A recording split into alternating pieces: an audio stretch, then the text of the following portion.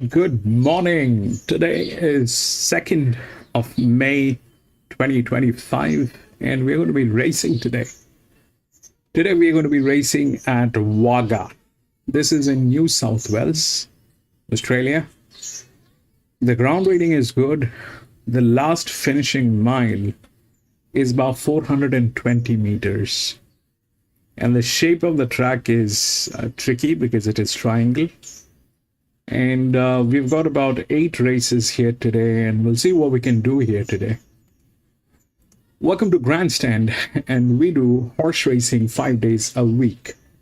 And we do that in 2 steps. First, we try and identify the best horses through physics, mathematics, a little bit of understanding of horse racing. And once we have identified the best horses, that's when we take a look at the horses at the paddock when we get the live stream from the paddock or the gates. If we find that all the horses that we have chosen are looking good and good to go with, we stick to our picks and place our bets.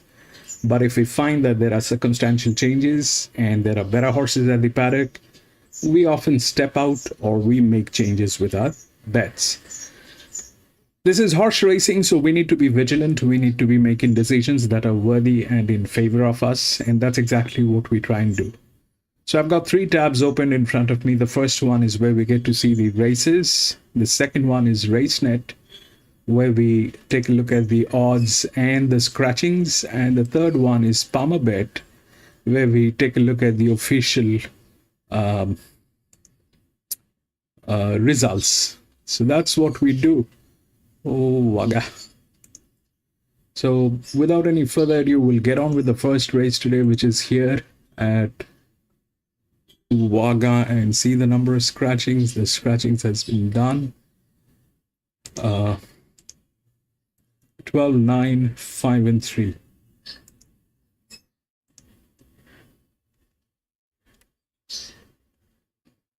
Twelve, 9, 5, and 3. Mitch Bell aboard for Brett Kavanagh. He's had the 5 starts yet to break through, but I thought his last effort was pretty encouraging at Scone, and that was off the back of a good first up run here as well. It was. Both runs back have been really encouraging, and the big tick for him is we know he'll get through the ground. His one placing did come on a heavy track last preparation. He parades as a horse that always holds a bit of condition, but he's about as good as Cav will get him. You can see the dapple shining through his coat, and this looks really winnable for him here today. Tarrant County's the 4th, first up from a break today. Hasn't had a recent trial. It's had the 5 starts for the 1 placing. That did come here on a heavy track.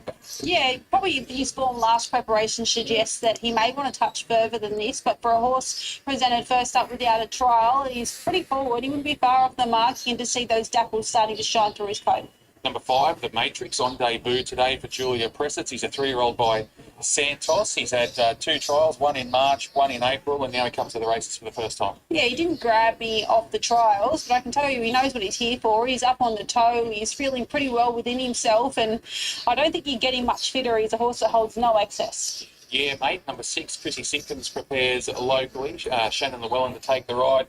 Was well beaten at Bathurst there on Anzac Day behind Royalify. Yeah, recent form wouldn't be good enough, but the crossover noseband goes on for the first time. He's a little warm around the edges. I got a few above him, to be honest, but he gets a home track advantage. And the last one we look at is the 7. That's Attenta for Lou Mary. She's a 3-year-old filly by Lonro. She's on debut here today. She's had 3 trials in total, 2 last preparation, 1 this time in, and she won that trial on a soft set. Yeah, Lou Mary's an excellent conditioner of gallopers, and this girl's turned out to no exception. She looks sensational in the yard here. She's a beautiful bodied filly by Lonro. I was really encouraged by her trial. I thought if there was one that could trouble the favourite, it would be her.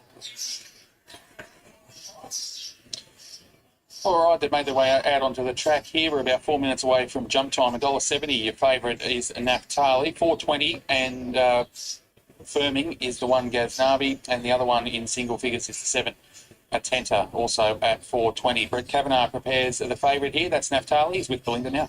He's had 2 runs back. I thought he was good last start. Are you happy with how he's going? Yeah, he's probably been looking for the trip.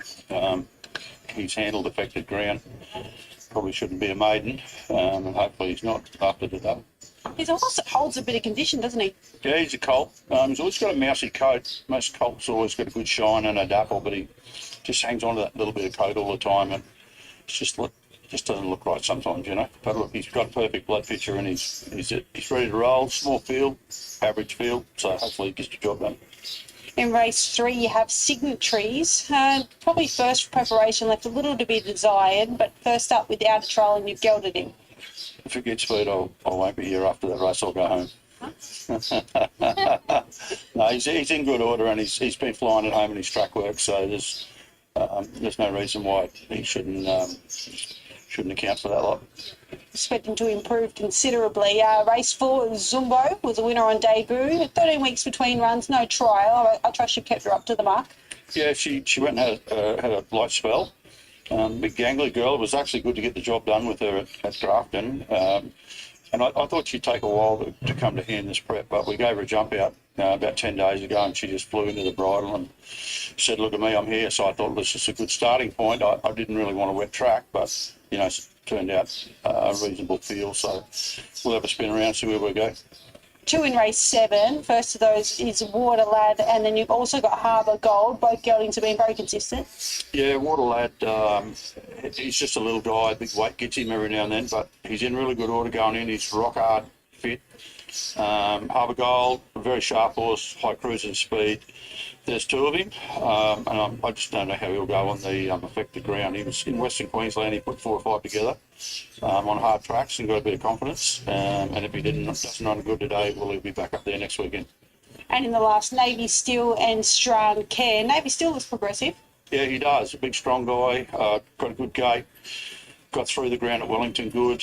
Strand Care is a bit of a question mark. He's got to put his hand up. Otherwise, he'll probably have to find new ownership and trainer. So what's your best of the day? Are we going with Signatories? Yeah, absolutely we are. Why not? Have a peanut each way. Good luck. Thank you. There he is, Brett Kavanagh. I remember the last time he made a claim like that was at Mudgee. He said if, I think it was Torn, the horse, if it gets beat today, I'll hand my licence in. And it bolted in by about 5 lengths. So I've gone 1, 3, 7 and 2 here. I've just gone with Ghaznavi at the value. Now into $3.70, so it's a good late support. The first up run was good. He's always showed good ability. I've got Naphtali in for second. We know he likes the wet conditions. He's by deep field. He gets a good draw. For third to 7, Atenta, the daughter of Streamer. Wasn't she a wonderful filly and mad Streamer? Looked well in the yard, and I've put the 2 in for 4th, which is Monty Hazel, 1, 3, 7 and 2. 1, 3, 7, 1 and 4. Thinking Naphtali. He's a logical choice on a heavy track. He's gotten through it before, so I think he only has to do what he's done first and second up to be hard to beat. Wary of Atenta. I really like the way she paraded. Ghaznavi, another one that paraded in tip-top order, and the 4 Tarrant County will be better for whatever he does today. 3, 7, 1 and 4. Just out to $1.80 now, $1.85 for this favourite Naphtali as the support comes in for Ghaznavi now, $3.60, Atenta $4.60. The rest of them in double figures. Belinda's with the favourite. I'm with the second favourite. Let's head up to the callers box now. For the first time today, here he is, the Bushranger, Ben Hall. Showcase Country Boosted Maiden is our first race on the program over the 1280. And they're moving up well. We're on a heavy 10 here. The rail is out 3 metres from the 1,000 to the 300. It's the true position for the remainder.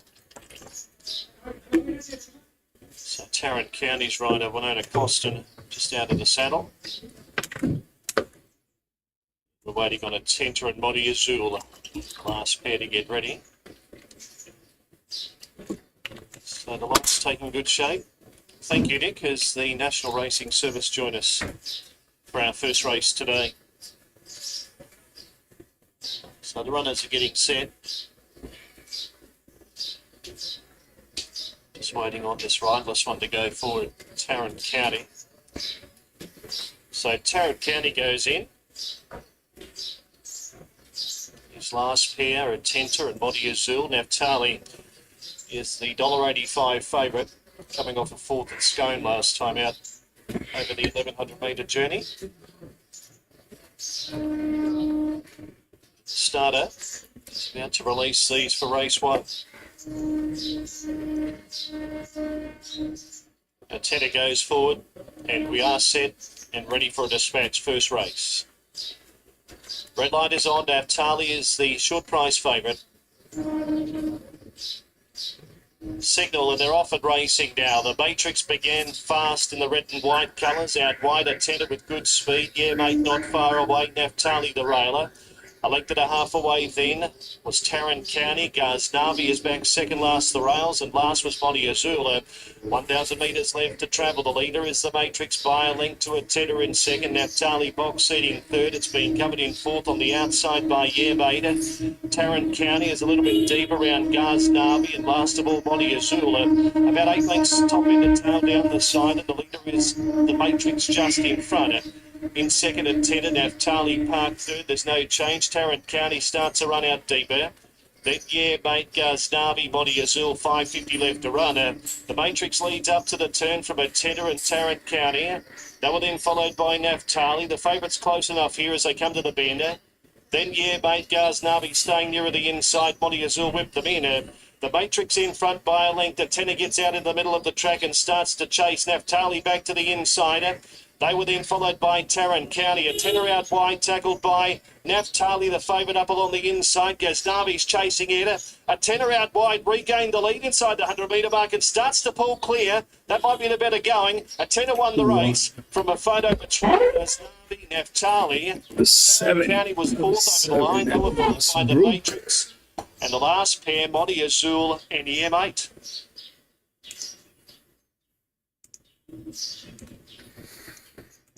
All right, this is the first one. It's a maiden race here at Wagga, the first one. If we look through the odds, it's 12, 9, 5 and 3.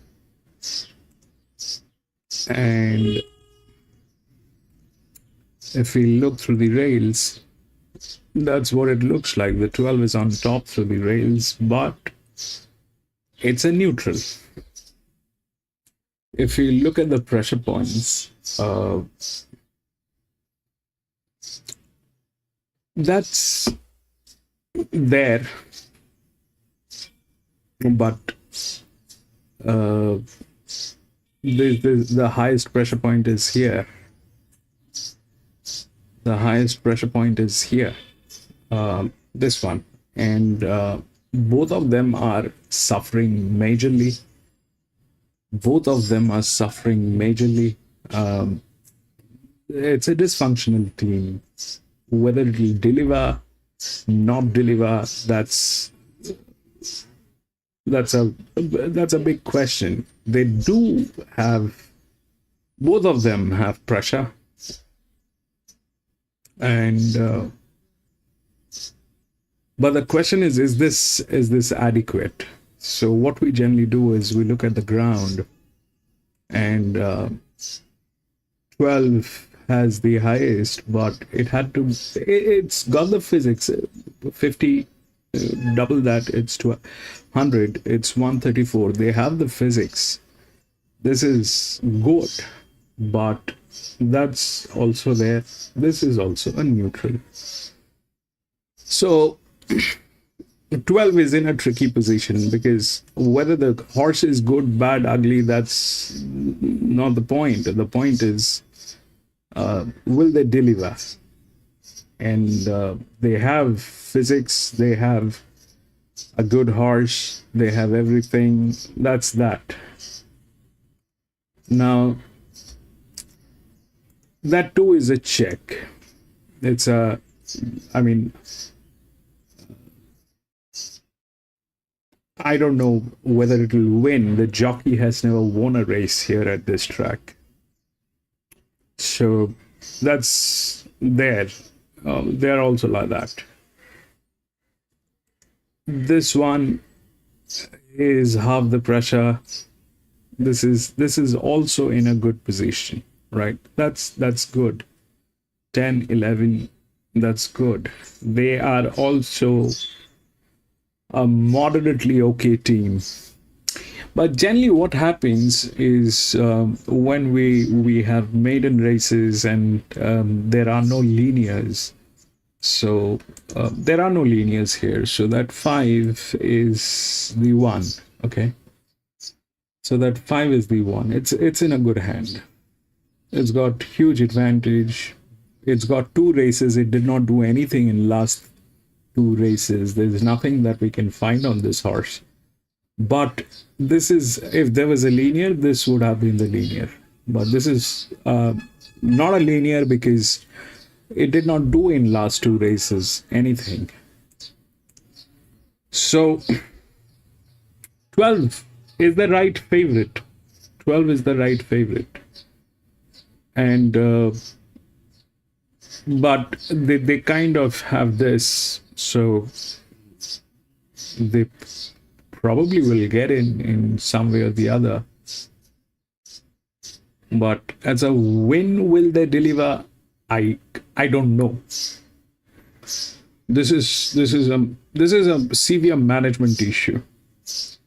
53% downdrift on finances is something. Either they're going to be very desperate, or they're going to do exactly what they've been doing. They still haven't identified their problem. The 9 is in moderately good hands. It's one of the largest drifts. The largest drift is here, the 13. Okay, that's gate number 1. That is there. That's gate number 1, 13. That's the largest drift. And this is the second largest drift. So I am not going to get into this. I mean, I step out of the first one anyways to see what exactly is happening. And then we'll figure things out. Because it's a good ground today. It's not soft. The straight is about 420 meters. We should be able to do some good races here today, but the first one needs to be observed. We'll see how this is working. This one is good, but that's the only problem. The 12, that's the only problem. That 2 is a very, very if this had a jockey that had some races that it had won, then this is a very strong one. But this jockey, it never won a race here. They're tailing. These two are tailing, and that's the kind of the situation right now. So I'm going to step out of the first one. We'll see how it works, and then we'll probably take a decision.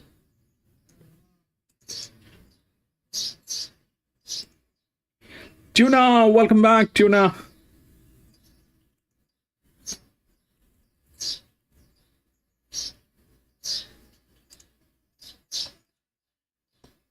Yeah, horse number 4, rather. They're Mr. Blast for Maddie Crop. She loves it here. Very rarely she hasn't missed a place. Just the one. 350, 130. II Boom is a challenger, and Bold Ransom up the fence. Couldn't go on with it. And then we've got the one there for 4th. So all honours with Mr. Blast. First home, their scores in the 3rd.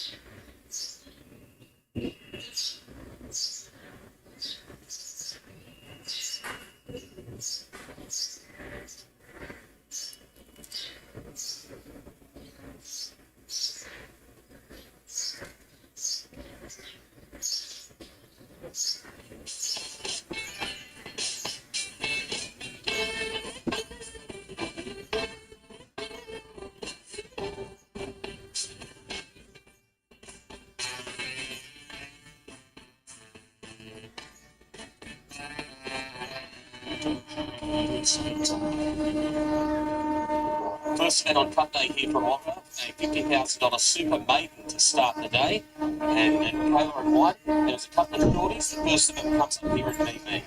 Yeah, it looks very hard to beat too. It's the first of what I think will be 4 or 5. A good day for the favourites as opposed to yesterday, but we'll see if we can get this horse away from the price stable. It was really good last start, so I'm with it. Yeah, I agree. As we saw yesterday, stranger things have happened, but I do think she finds the right race to strike him. Okay, let's have a look at them. We start with number 1, and that is Danae. Russell Steiner and pick up right for Jet Set. Yeah, draws wide on debut. This horse by Denman, the Steiner family, well known in racing circles. They've had horses for many, many years. I just would prefer to see it go around today. I thought the trial was okay on the Riverside track. Look, he was out the back. He did everything right. And I thought he let down quite well under riding late. So I'd say he'll get back from his wide draw and be running on. On to number 2, Courage on for Paul Murray at Ashmorgan. Yeah, nice enough horse. Got a bit of upside. Another one by Price, the Icon, raced by the owners, of course, of the bred this horse. Just a little bit disappointing last start in a very moderate race, it must be said there at Maria, but the debut was pretty good there behind One Smart Cookie. I've got him in my numbers. Yeah, I like the look of him from a yard perspective. I thought he did enough in his 3 runs last prep to be winning a race quickly this time around. I thought his trial was okay without blinkers, so I think the addition of the blinkers sits at a real positive. Number 3, Smart Asset, Craig Weeding, Nick Haywood. Yeah, on debut, this horse by Smart Missile, strong stable, trials and jump outs have been good. It's trained up for this race, very astute stable. They know what they're doing, obviously looking to get the job done here in this first race, $50,000. So they've gone for the big apple. Yeah, I think if one knocks off the favourite, it'll be this horse. He's right up on his toes. He looks very bright in the yard. I thought his trials and jump outs have been quite sharp. He's shown early speed and let down well in his most recent jump out. Number 4, also on debut, Super Nick for Gary Colvin and Blake McDougall. Yeah, this horse trialled really well by Super One. Another one for Gary Colvin. They had a good day out yesterday with a couple of winners. Scratched from the race on Thursday, and this is probably a little bit stronger. Right jockey, good draw, home track. I believe he's a half brother to Gary's other runner in Nick's Hero. He's a lovely looking animal to, from his parade here. I thought he's found the line well in both trials. I expect that he'll get out over a bit further though. On to the Nephilim, number 5 for Adrian Corboy and Nick Suke. Yeah, very astute trainer, and just comes back to a very suitable race after a couple of runs in Victoria. Got that race experience behind him. Strong stable, he knows what he's doing, and if there's support for it, just keep an eye on it for sure. Yeah, I haven't minded both of his runs. Last start was at Sandown where he led the field up and just tired late. This is certainly easier. Broken Image is the 6 for Darryl Burnett and Sean Geimer. Yeah, the local trainer with a runner here was second at his second career start, and a fairly good race there at Albury. Had a couple of runs since, one run back from a spell. That was behind Sheridan Street. Now, the winner won quite comfortably there, but she'll take benefit out of that. Sheridan Street goes around in his fancy later. Yeah, and she ran 5th in that race, and I thought she should have finished closer. It was at Gundagai, and she got put into a very awkward spot on heels at the home turn, and obviously it's hard to pick yourself up after that, but I thought she found the line well once clear.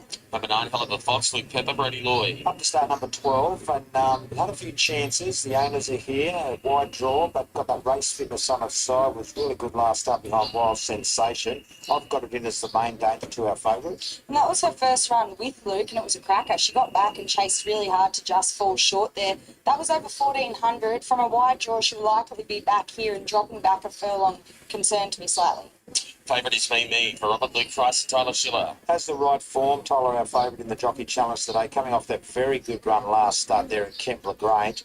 Got to the line quite well. Only lightly raced, has a bit of upside, been close up. The Urafiki form's good for Mike Callan. Yeah, I agree. I think she's run into some handy horses right throughout her career. She's walking around with a real pep in her step, and I think she's the class horse here. Sandalini, number 13, Mick Travers, Rebecca Bronnet Prague. Yeah, not out of it, this horse. This last start effort behind Sergeant Stan was okay. It was not too far away. That was its best run for some time. It's been placed a few times. That run behind Under the Hood back here, back in January, was excellent for a race like this. So, yeah, not without some hope. Yeah, I agree. Start 16, but as you mentioned, certainly some good runs in there. I thought if her last start third over the 11.75, she may be looking for a touch further. On to Sundrop, number 14, Shane Bloomfield, John Kissick. Not without some hope. This horse went around in that big Super Maiden here, a fairly strong race. It was beaten about 9 lengths or so, but some of its other runs have been quite good. Just draws out terribly, but Shane gets a few winners up at big odds, and this horse wouldn't surprise me if it ran top 4. Yeah, she was nice and relaxed and fit alongside the pony first start. I thought all of her runs last prep had merit, even that last start, which was her worst run. And as you mentioned, a very tough race. She has the speed to roll forward here and give a good sight. Dantane's Prize, Doug Gorrell, Molly Burke. Yeah, just been struggling in recent starts. Only had the 4 so far. The latest was safely held here at Wagga. Hasn't really set the world on fire for mine, but nice and fit now and might improve. Previous preparation, she always got back and found the line, I thought okay. I thought her trial this time around was a bit sharper, so she may have come back a bit more forward. And Miss Papia, the last of them, for Mick Travers and Amy O'Driscoll. Yeah, having a second start for the stable since coming up from Victoria. Form is only moderate, but the last one was quite good behind Winning Emotion. We saw it go around at Golden the other day and it finished off quite well, so not the worst. No, that's right. And I thought she was entitled to tire there. She led the field up and found a bit of pressure and battled away the last 100, but was entitled to tire quicker than what she did. Okay, they're off to the gates for the first on Cup Day. It's $50,000 Super Maiden to start proceedings over 1,200 metres. And Currajong comes here first up from a break from a very good stable, as we know, with Paul Murray, who is now over there with what? Been some great memories over the years of this carnival for the Murray stable with your father and yourself. What can Currajong do today? We're not hope, Grant. Keep it rolling, but no, I think he should run very well. Yeah, first up from a spell, everything's gone pretty good in the preparation. Yeah, Johnny come down and trialled him at Kembla the other day, and a couple of weeks ago now, and he just said, I think you can get a better horse with blinkers on. He can pull a bit, that's the only problem. I just said Dash, hope he can get a bit of cover, and he should be too strong, I think. Work's been good, everything's solid. Yeah, no, very happy with him. Great memories. We just said, wouldn't be a carnival without winning a race here. Yeah, well, we nearly didn't get here, but Stuart's helped me out a bit, and we're here. Yeah, well, it's always been great for the Murray stable to be represented here. We wish you well with Currajong. Yeah, thanks, Grant. There's Paul Murray with the Currajong, comes here first up from a break. But Me all the range into 155 now. Hell of a Fox. He's 4 out to 420 and then $14 and along with the others. At the $14 quote, Smart Asset is one of those, the first starter, and the other one is the Nephelium. Nick Suke riding from a bit of a sticky gate. Anyway, Graham, late mail time, they're at the start. Race 1, bit over 3 out. Yeah, I like Me, I should say. Tyler Schiller looks very hard to beat off that first up run, so I do like it. The 9 goes in, Hell of a Fox. Never too far away from the action. This last run was probably the best for some time. The 2 Currajong, we just heard from Paul. He expects it to run well. And the 3 Smart Asset. Just a bit of a watch on this first starter. And Super Nick was a good trial recently, so it's not as clear-cut as what you'd think for a horse that's very short in the market. Yeah, she looks the one to beat though, doesn't she? I mean, that's pretty evident, but you're right, outside of that, yeah, a pretty even bunch. I liked what she did first up there. She draws sticky, but she was posted wide at Kembla first up in what was obviously a much tougher race, and she looked the winner right up until the line there. So I think she can overcome the wide barrier here and be too strong. From the 3 Smart Asset, I like this horse's trial at Benalla, and then I thought his recent jump out at Wodonga, he let down even better to be able to win that. I thought he looked sharp enough for this. In for third, I put the 5, the Nephelium. I thought both of his runs have had merit, and as I mentioned last up was at Sandown, so right back to country grade here. He looks like he should be very competitive. And in for fourth, I've put the 14 Sundrop, who I probably would have had him for second had she drawn a bit softer first up here. I thought she did absolutely nothing wrong last preparation. I think she should have returned a bit stronger this time around. Our favourite looks particularly well there as it circles around behind the barriers with Tyler Schiller aboard. It come down this morning. There was a fairly strong contingent come down on the same truck this morning, including Flying Bandit, our favourite for the big one later on in the day. So I thought you were about to say that Tyler came down off the truck. No, he flies better than that. Yes, I think these days he turns left when he gets on the plane. He's on in 17D. Exactly right. About to come up for the first. Jockey Challenge, Mark Tyler is favourite 260. Blake McDougall 360. Brody Lawyer 460 chance. Any other at $6. 17 about Jet Stanley, 18K Ford. 26 Alicia Collett. Ash Morgan at $31. So $1.50 shot. Big shorties throughout the day, and punters will be looking to claw a bit back after the bookies had a field day, which might well be the understatement of the year yesterday. Well, it started yesterday with the favourite winning, and then it just went long price. So they'll be looking to strike with this very short price favourite for sure. Yeah, you couldn't even find them in hindsight after. Sometimes when they win at a big price, you go, oh, yeah, I don't know how I missed that, but not one of them you could have found with hindsight. So I think today there's certainly a few more standout runners, but hopefully we can at least find one winner. You're right about yesterday. If you followed Leeton form, you'd have plenty of Nick here. Who Exactly knew? right, yeah. Who would have thought? Yeah, exactly right. All right, this is the first on Cup Day. Super Maiden over 1,200 metres. We head upstairs and say good afternoon to Anthony Matt.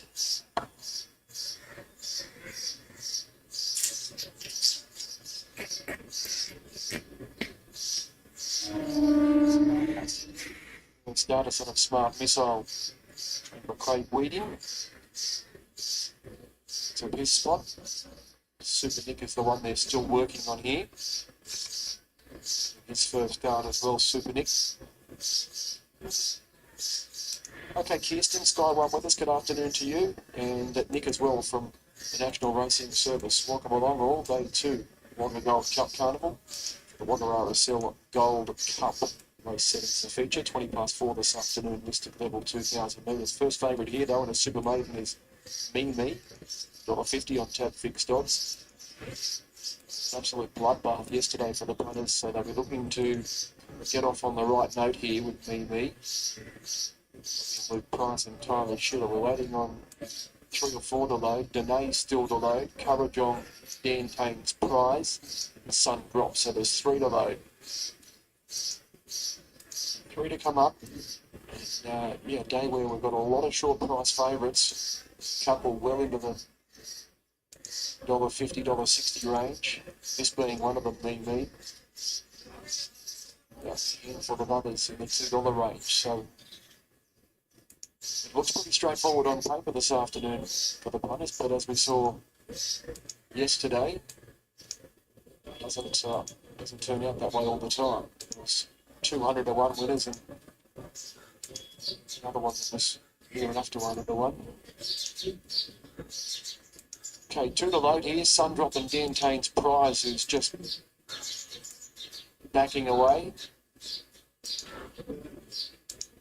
Waiting on these 2 to come forward. Sundrop the next one. Dan Tane's Prize will complete the line. First on Cup Day, Wagga RSL Showcase Super Maiden. First favourite is Me. Light blue jacket. Tyler Schiller riding for Robin Luke Price. Goes off at $1.50 at the death. That's as short as she's been. Starter's got them in his hands. Ready. They're off. Sundrop went down on its nose at the start. Didn't lose too much ground, however. Me began about midfield. Miss Behar and the Nephilim, they were the first 2 to begin. Smart Assets in 3rd position.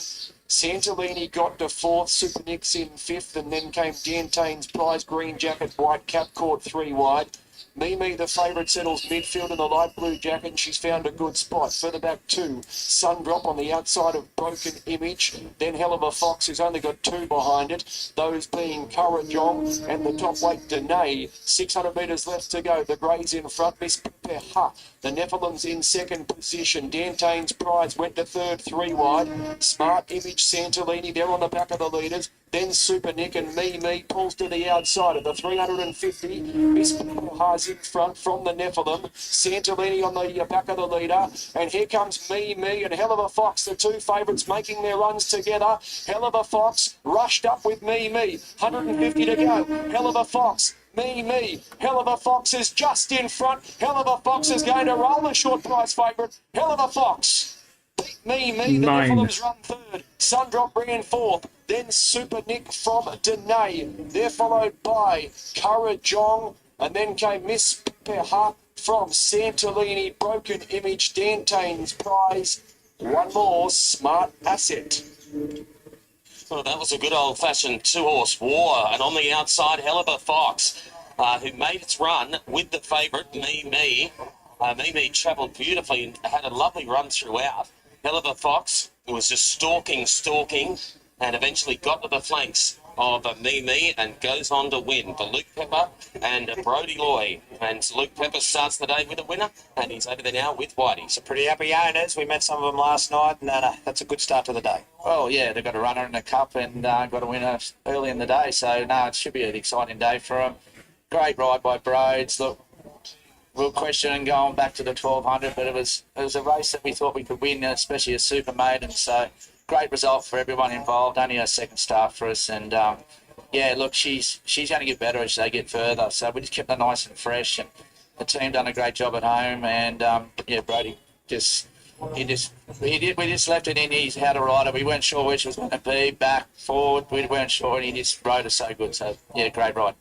Fantastic memories this carnival for you. I remember a young Luke Pepper over here many years ago. You can tell the story with one of Australia's best. Yeah, we got the right takeover target here a few years ago now. I was young, and I definitely don't pull up as good as I used to, that's for sure. So a bit rusty today, but it's a great carnival. We love getting here. I missed coming to Wagga when I went away, and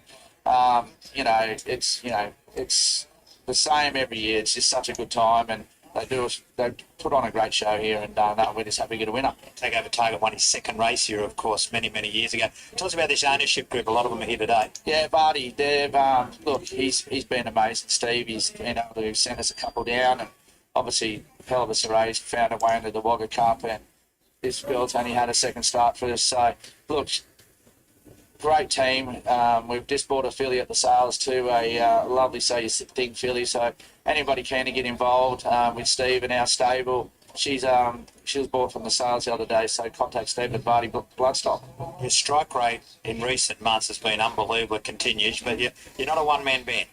Nah, look, as I say all the time, mate, my name's on the door, but, my staff are doing the hard work. So, look, it's just worked so well. The facilities we've got, the stables we've got, Brody's just been working so hard. He's actually going on We'll go to the holiday next. today. Not a suspension. I know, it's a holiday. He needs to freshen up, and he's done a great job with his weight. Had to get down light to ride her today, so... No, all It's so wonderful. What about Helibasara later on? We've talked a few times. You bought this horse to money go around on the synthetic tracks at Canberra, but look at her. Here she is in the World Cup. Yeah, unbelievable. We've gone from 2200 back to 1800 to 2000. Like, she's so adaptable. She's drawn a good gate. Look, we know it's a tough ass of her today, but look, she's just a trier. So look, she'll give some cheek. She won't be beaten far if she gets beat. But look, we know we're there in the best order we can possibly be, and just excited to have a run on the cup. That's a great start to what could be a very big day. All the best, Luke. Thanks, mate. And the man that did the steering, Brody Loy, on a nice filly, new addition to Luke's yard. You got the timing spot on. It looked good. Yeah, look, massive credit to Luke. He struck a horse back 200 metres. Can't believe what she wanted further after her last start. So just an excellent training performance. Credit to him. Horse just had that fast speed. Was able just to really run over the top of them. That's the yesterday. How's it today? Yeah, magnificent. Much better riding a winner on it, but this track's always great down here. They've done a terrific job, like always. Good man, well done. Thank you. There's Brody Loy taking out the first event in a time of 1:10.4 a length by 2. Last 600 metres, 34.51 numbers here. 9, 12, 5, 14, and we're underway here at Wagga.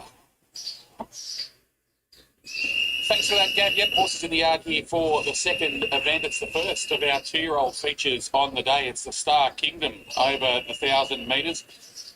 We've got a field of 4 to do battle here. Obviously, a few scratchings, given that we are on the heavy surface. And just before we get into these horses, obviously that first race, we did see the winner come down the centre part of the track.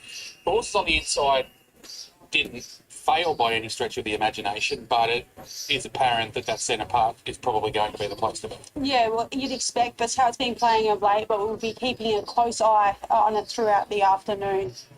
All right, let's take a look at these runners. Number 1's out. So the first one we look at is number 2. That's Spazfara, a colt by Farnan. Chris Lees trains over at Newcastle. Gibbo takes the ride. As well educated, it's had the 4 trials dating back to November of last year. 3 trials this time in work, culminating in a trial win at Wyong on the 24th of April. That was on a heavy 9 surface. All 3 trials this time in have been on heavy. Yeah, encouraging that he's gotten through the ground. Physically, though, looking at him and off his trials, he indicates that further and a bit of time is going to do him the world of good. Number 3 is a gemologist for Mark Minavini. We saw Mark earlier. He's gelding by Graff, trialled up on the Beaumont on the 16th of April. That was his second trial this time in, and it was also on a heavy track where he finished right alongside Pontius. Really nice type to look at. There's plenty of him. He's really well put together. He's a lovely type. The trials have been okay without being sensational, but small field. He's a definite place chance here. All right, let's have a look at Jet, who it appears is very excited to be at the races today. They only just got excited. The Colt it's by Zoostar. Let's get this back on track. He's a colt by Zoostar. He races in the James Harron colours. Winona Costin to take the ride, and he's won his 2 trials this time in. He's very healthy in the coat. He's a lovely type. Clearly, he knows he's a colt, but the trials have been really encouraging. So as long as this doesn't deteriorate and he keeps his mind on the job, this race looks well and truly within his keeping. He's got a bit of the linebackers about him. 5, 6, 7 are out. The last one we look at is Hinto, the colt by Redonte.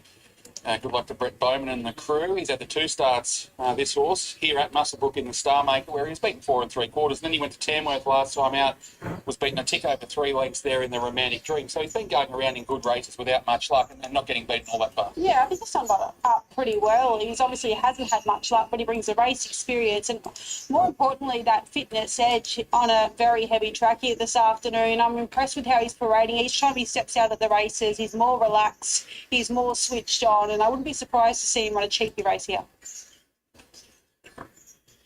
Well, they haven't missed him either, Hinto. He's been $51 into $6.50 since scratching time this morning. Jet's your favourite, $1.75 for Gay Waterhouse and Adrian Bott, and Dave Mayer from the stables with Belinda now. Well, he's obviously well bred. He's trialled up nicely, Dave, and probably the little negative is he was a bit of a lad in the yard, but he wasn't going over the top with things. No, he was manageable. His horse got a bit of spirit. First time out, he was okay. Yeah, and once he bowled off to the barriers, was he well within himself? Yeah, he just switched straight on, a little professional. As soon as he got the track, he's all business. How did he travel across? Yeah, good as gold. No, he's a little professional. He was good as gold coming. He shouldn't bother him at all. Yeah, and I did see you had the double handles in the mounting yard. Was that just as a precaution? Yeah, better to be safe than sorry. He's a high-spirited sort of horse, so we just sort of thought, rather than sort of create a problem, we can just sort of get straight on top of him. Did the stable come here with plenty of confidence here this afternoon? Yeah, plenty of confidence in his ability. He's a lovely horse. He's shown us a fair bit in his track gallop homes, trialled up well. So yeah, there's confidence, plenty of confidence in his ability. Yeah, well, good luck with him. I hope he lives up to his price tag. Thanks so much. Cheers. All right, he's $1.80 now. Jet, yeah, just having a look. He was $1 million yearling at last year's Gold Coast Magic Millions yearling sale. Fazvara, what Fazvara do? $160,000 as a weanling was passed in at the Premier sale. Hinto's a homebred for Brett Bowman, and the other runner that's here, Gemologist, never went to a sale. So you've got $1 million yearling, one that was passed in as a yearling, a homebred, and one that never went to the sale, so probably a homebred as well, potentially, or a private sale. So yeah, Gemologist is beautiful. By graph out of an Acosta del Lago mare. The trials have been okay from Gemologist. He'd been a little bit slow away in the first couple, but Aaron got him away well in the most recent, so that was encouraging. On 4, 2, 8 and 3, I'm with Jet. He's obviously trolled up very nicely down in town. He's enjoying his race day experience out here at Muswellbrook today. He's on the drift a little bit for $1.90. I've got the 2 in for second, which is Fazvara, just out to $5.50. What about this move for Hinto? $4.60 second favourite. I think when we were doing the preview earlier, it was still around $34 or something like that. $4.60 second favourite. I put him in for third. He's done nothing wrong in his 2 starts to date, and I've put Gemologist in for fourth. Four runners, and it really wouldn't surprise you off the yard, off form, off trials. You couldn't discount any possibility here. No, in saying that, Jet really took my eye. He's a beautiful colt by Zoo Star. The breeding suggests he'll get through the track. Good to see that he's on his best behaviour behind the gates now. He's walking around nice and quietly. That's positive. So obviously once he bowled off, they've kept him away from other horses, and that's positive signs. We know we're on board.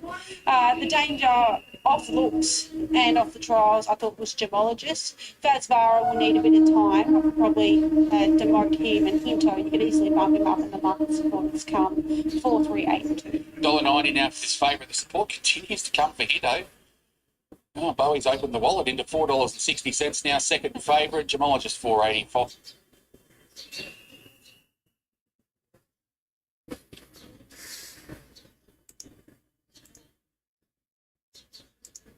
To come forward, and Fazvara will be one of the last ones to move in. This is the Star Kingdom for the 2-year-old colts and geldings. Fazvara will be the last one to complete the line. Hinto coming forward now. The favourite is Jet at $1.80. Gemologist a $4.80 chance. Same with number 8 Hinto. So the starter comes around to the platform to release them here. Dark Kingdom for the 2-year-old colts and geldings about to get underway over the 1,000 metres. We are set to jump. Red light is on. Stand by, 4 runners. They're off and racing now. They began as one. Jet began fast with Hinto and Gemologist on the inside, retaining the rail, and Fazvara is out deep in the early stages with 800 metres left to go. So Jet led from Fazvara pushing forward, Hinto in between them, and Gemologist is last of the 4. Down the side, Fazvara gets in now on the outside of Jet. Hinto back to third at the 600, and Gemologist is last over on the inside. They'll start to quicken here shortly as they come up towards the turn. It's Jet in front narrowly from Fazvara. Hinto gets going out wider. And getting to the outside also, there is Gemologist at the 300 metre mark. Jet in front, it had plenty left in the locker. Jet by a length, Fazvara who's chasing harder. Hinto's down the outside with Gemologist as they get to the 150. It's Jet in front. Gemologist on the outside is trying hard. Gemologist on the outside moved up to Jet and grabbed the front. Gemologist just in front and won. Gemologist won from Jet. Hinto will be third. And Fazvara last of the quartet.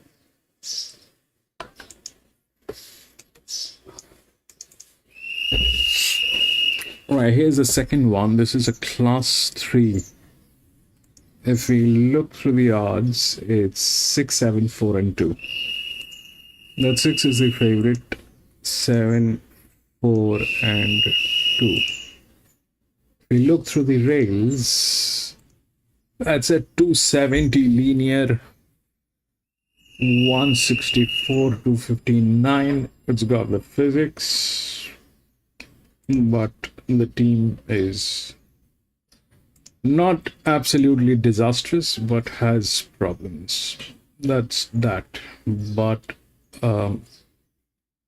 it's a 270 with beautiful management. It should not go wrong. On top of that, it is a 4-year-old mare. Everything is right on this. It's 1,000 meters, so we'll need some pressure. So that 2 is there, 7 is there, 7 is less than this. 5 is a check. This basically is the second horse pool. That's the largest inner drift. The outer drift are lesser than this. This is 4,500, and these are 3.8 and all that. So the 5 is there. If that's the second horse pool, this is like that, and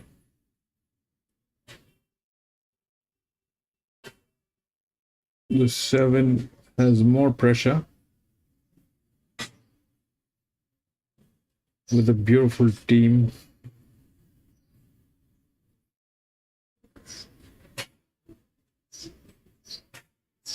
But that's a drift. That's just what is the check. So how this will work, I don't know. But 6 looks good. I'm gonna go with 6. Despite the fact that this one is having issues with the management. The 2 is okay, but the 2 is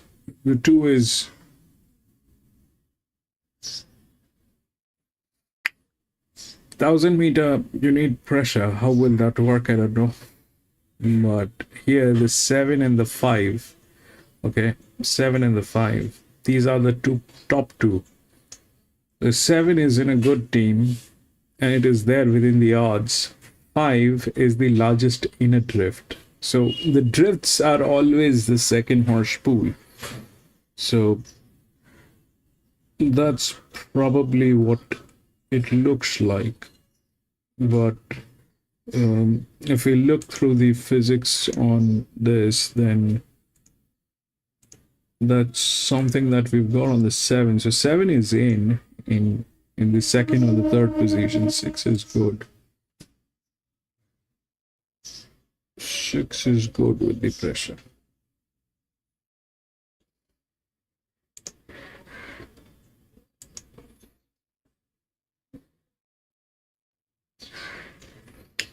143. This is 2738 1.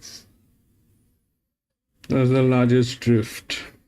Outer. This is gate number 1. This is gate number 5. 7, 6, 3, 9.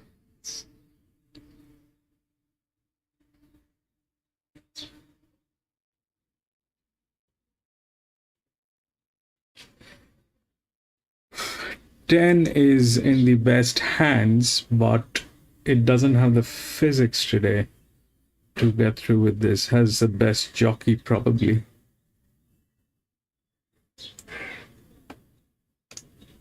I'm gonna go with 6 if that thing doesn't get tailed, and we'll see if we can get a club on this.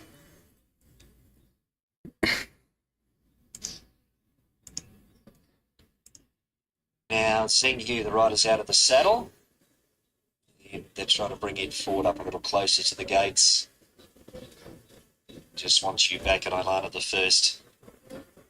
Still out with it. 230 Esprit de Jour, $6 the one Blanton's Run, and $6.50 the 4, which is Lightning Strikes.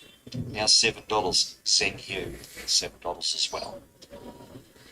Speaking of Zeng Yu, it's coming up a little closer to the machine this time, and now walks forward. Last 2. Esprit de Jour, our favourite way. Just draw nice and close to the fence as well. So last 2, Alana the first, and it just wants you back. Coming up now.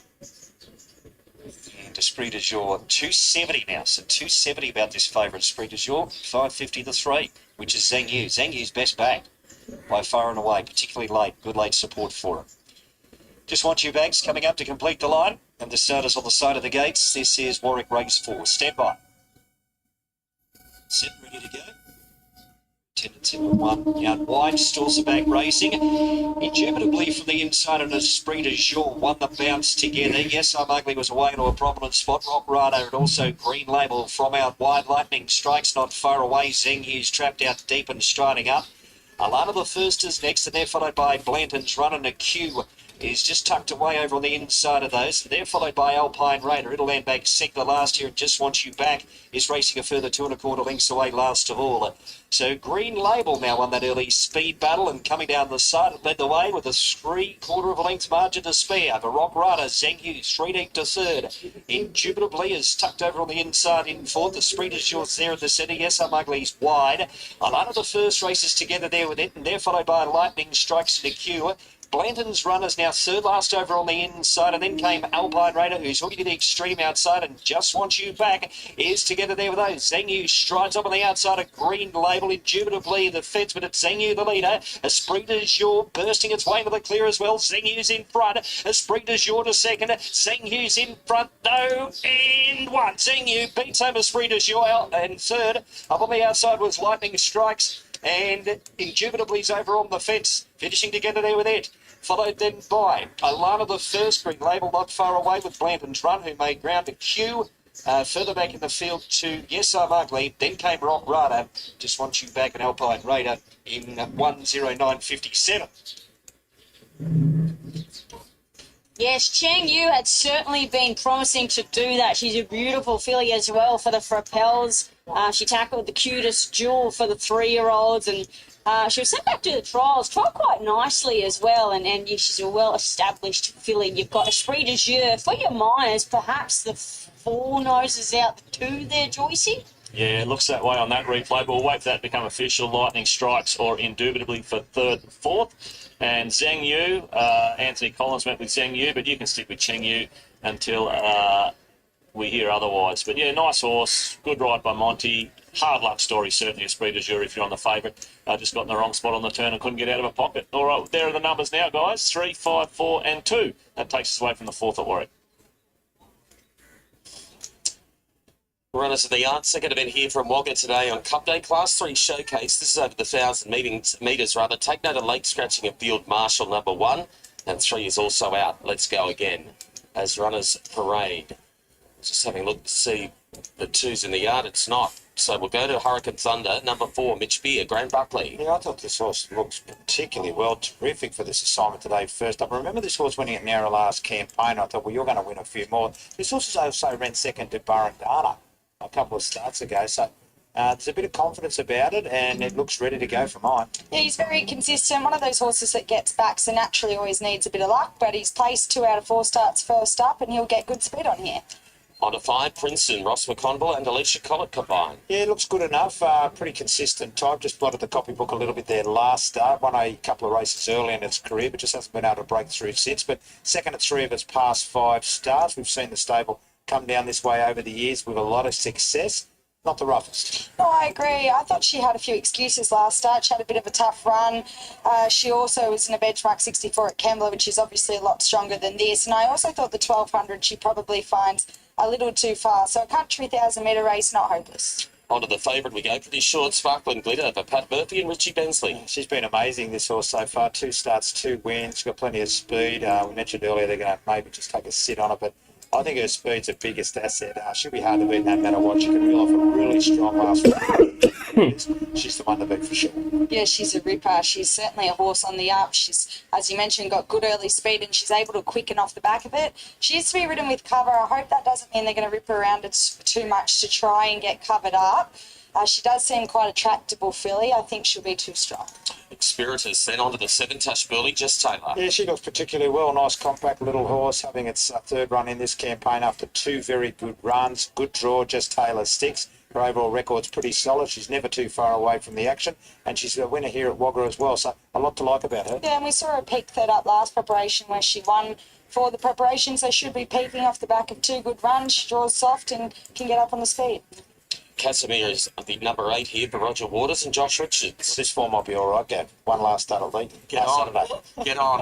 Leeton form's pretty good. And we're sort of working up to that performance. Got to step it up a little bit again. So this is a harder assignment, but winning form's good form. It is, and although he's only 2 from 20, he's another one that always seems to find the line well, so he'll get back likely and be running on.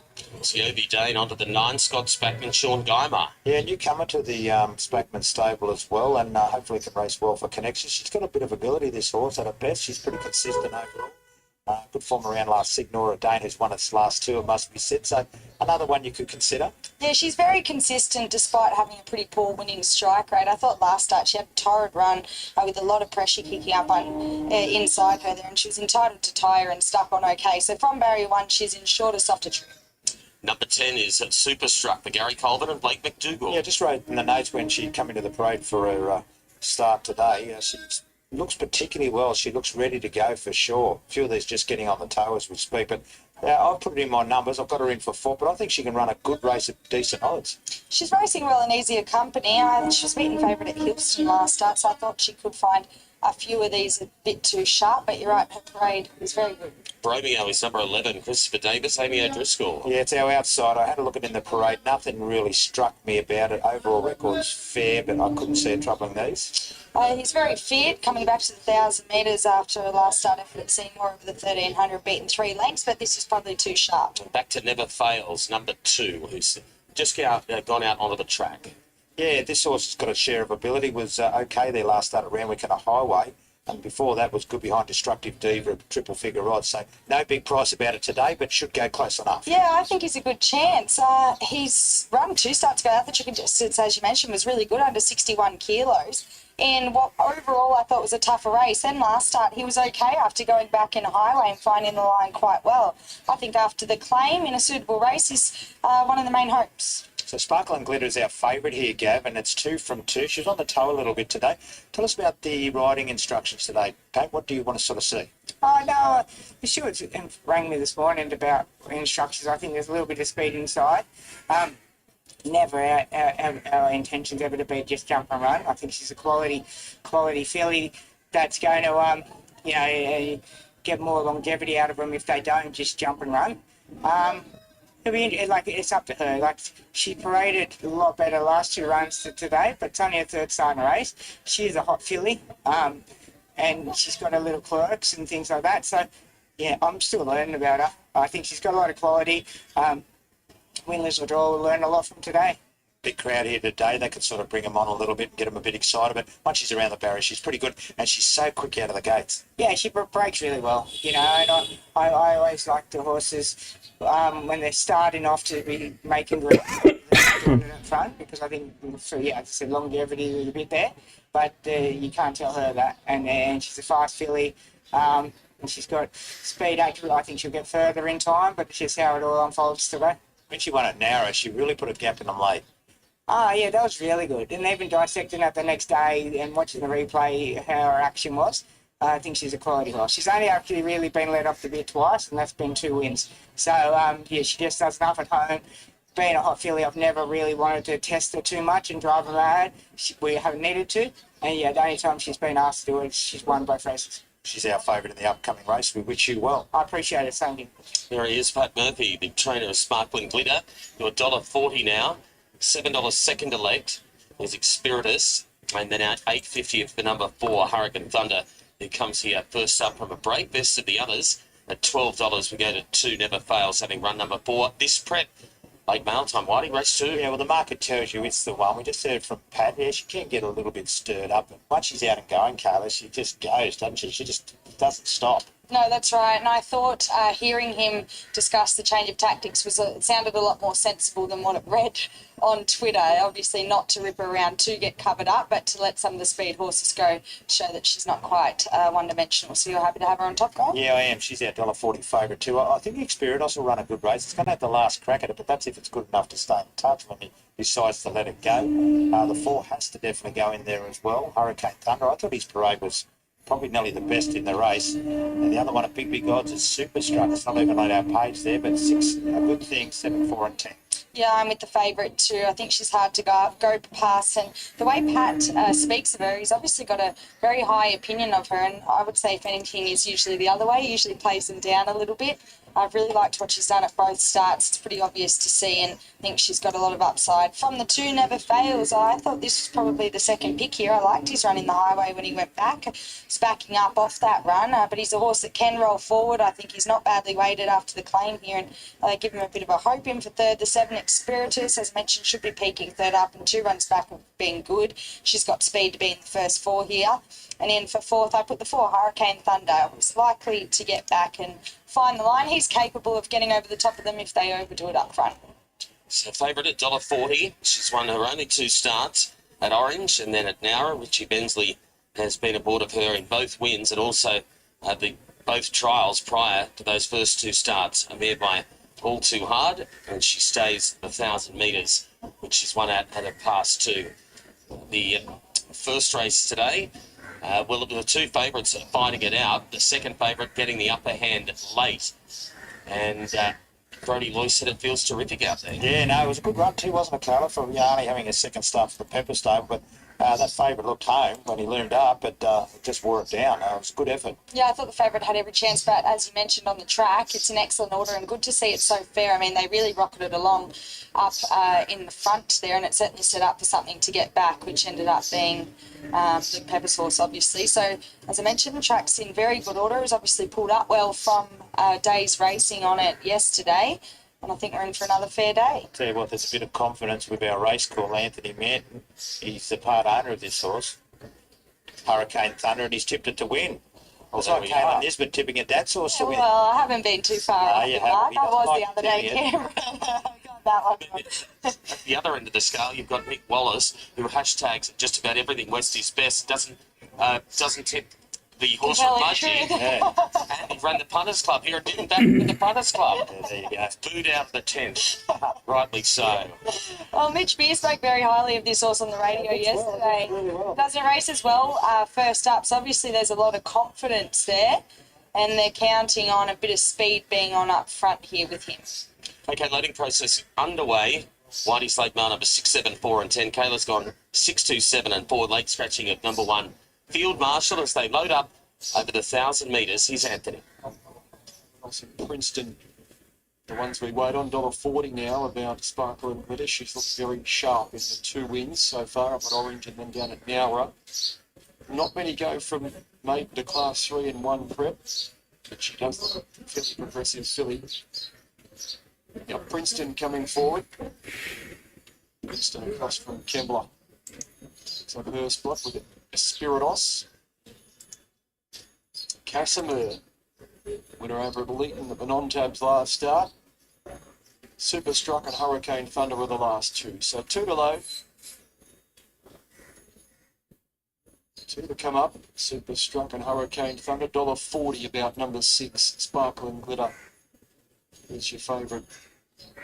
Hurricane Thunder comes forward, and the last one will be Super Struck for the second here. The Toyota Forklifts Class 3. Super Struck we're just waiting on. Walks up. Field set now.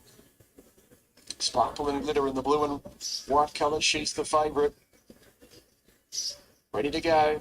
Set. They're off. Oh, she flew out of the gates. Sparkle and Glitter straight to the front. She leads by 3 after 50 metres. Gee, she's quick. Super Struck got to second. Espiritos is up in third.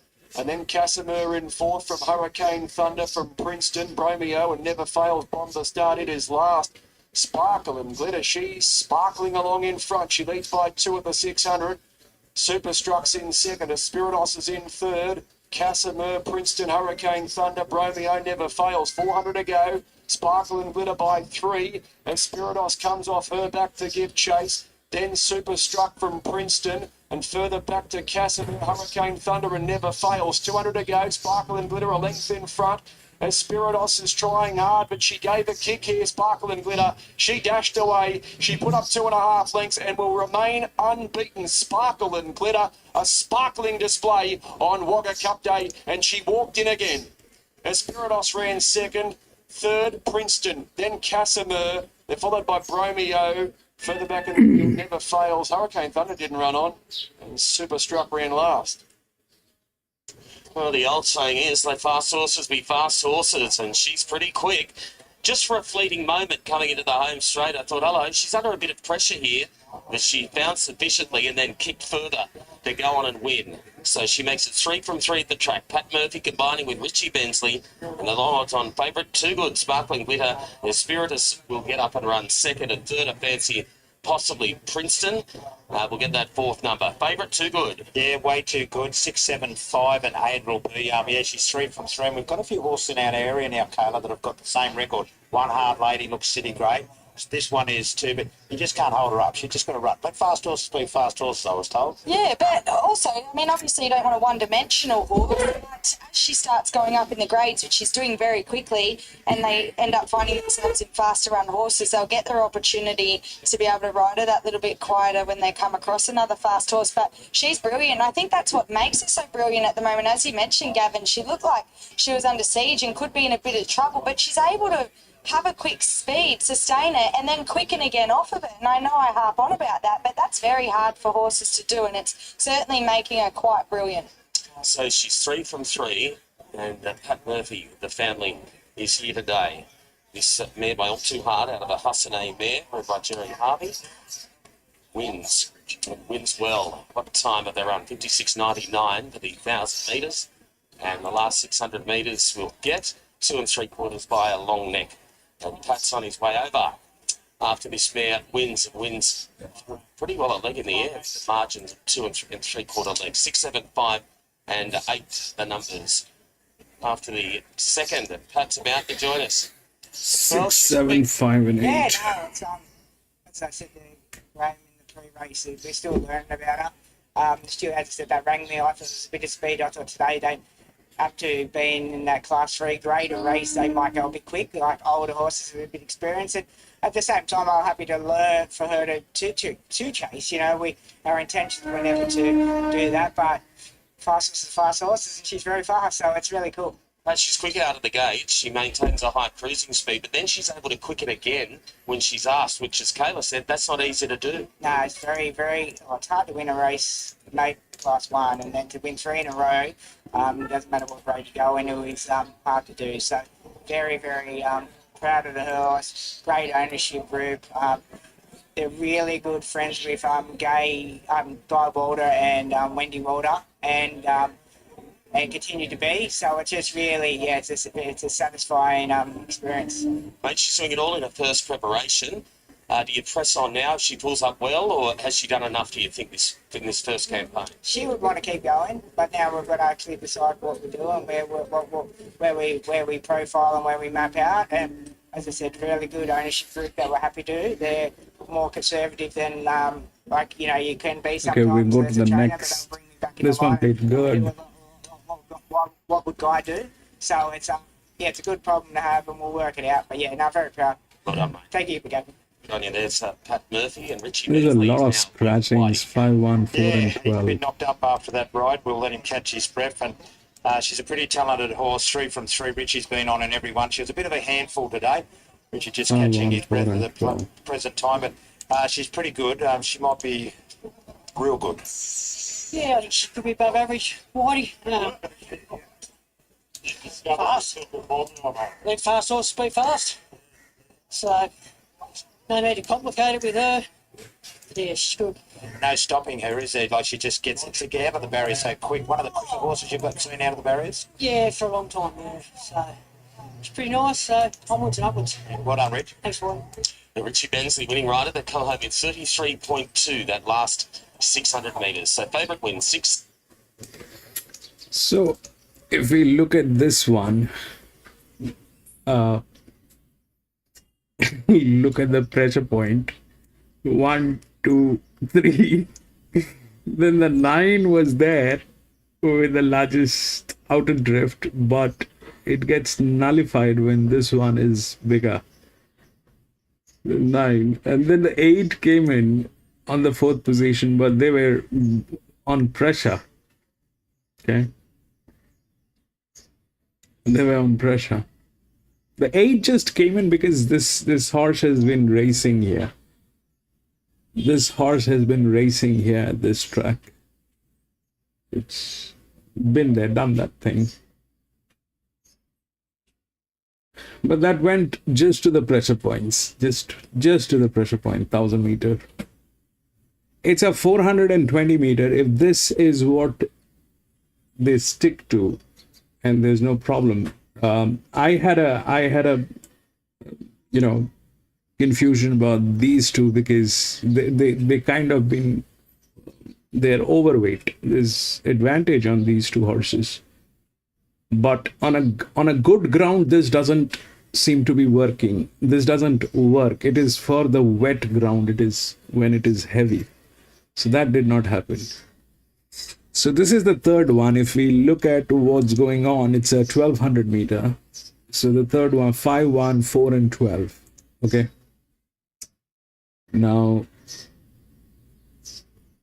5, 1, 4, and 12 is what the pressure points are. If we look at the pressures, then that's the highest. Then this is 1. This is the 1. Right? The linear is this one. But here, that's okay. 5, 12, and 1. That's probably what we are looking at. And this happens to be this one happens to be the larger outer drift. This one 2. Okay, so 2 happens to be the largest outer drift. The problem in this one is everybody is suffering. The teams are absolutely disastrous in what they've been doing, out of which one looks like is in the best team, the best stuff going on.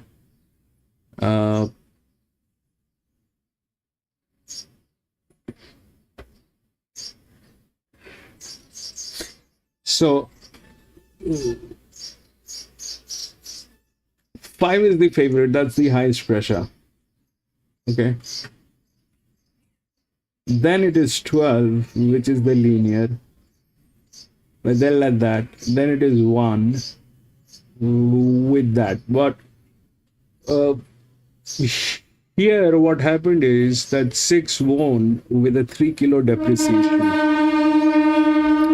With a 3 kilo depreciation. Then the 7 was also a 3 kilo depreciation. This was 1.5 kilo depreciation. Here, this one is a neutral. Then it is 2.5 kilo. This is 1, which is an appreciation of 1.5 kilograms. Here, the appreciations did not work. So what are the possibilities that will happen? Because 5 looks like that's that, but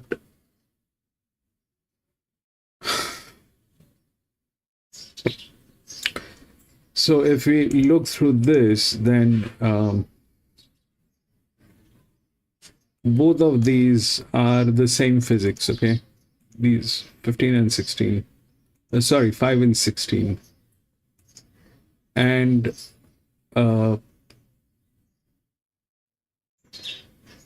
that's just physics. If the pressure works,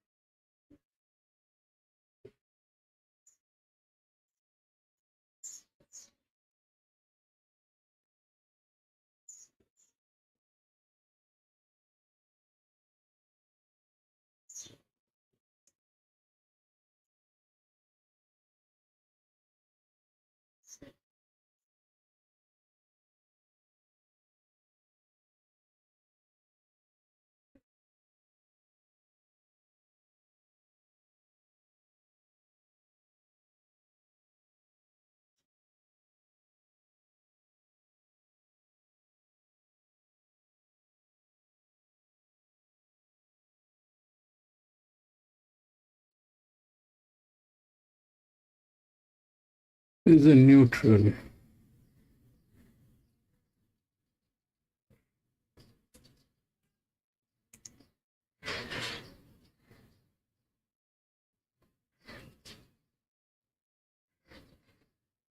Anyway, we'll go with 5.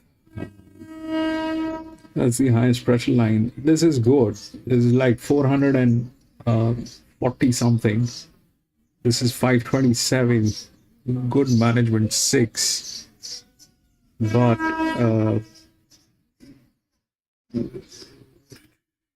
the 193. This should work. It's a 313, but the gate is 14.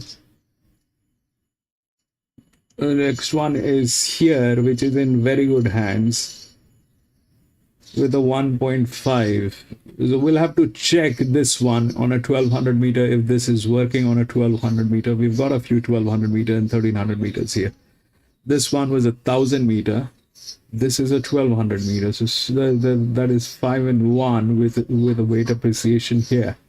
This has just one race. Okay, this one just has one race, the 12, and from a very wide gate. This is okay, but this is not adequate.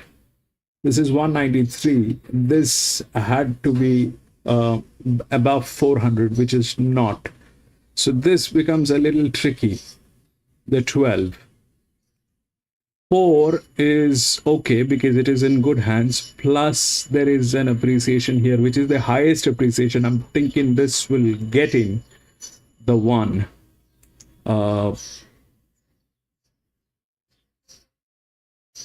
and then the 16 is there. So this is 14.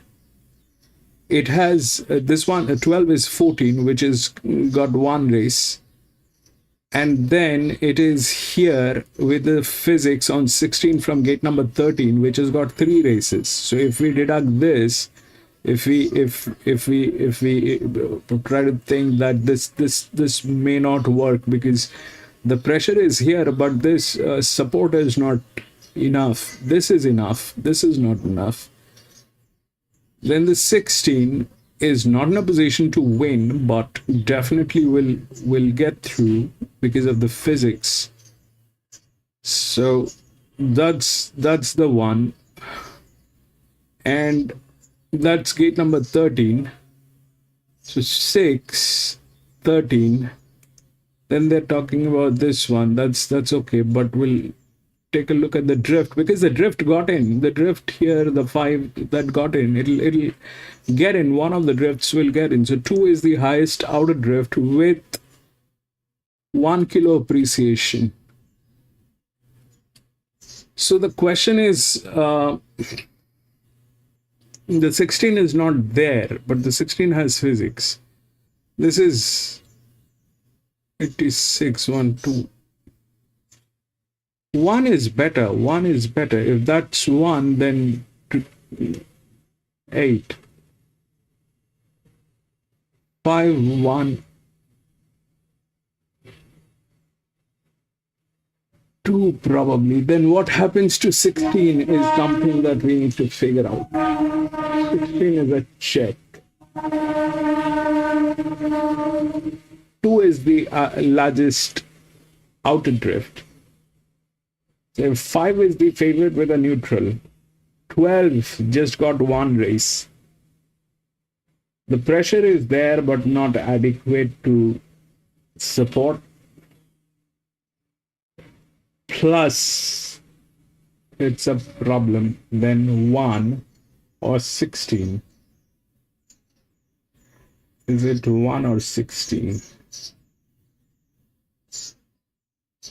Because 16 is like 65% downdrift. So 16 is out of question. 16 is like they have serious problem. But that is there with everybody. That is there with everybody.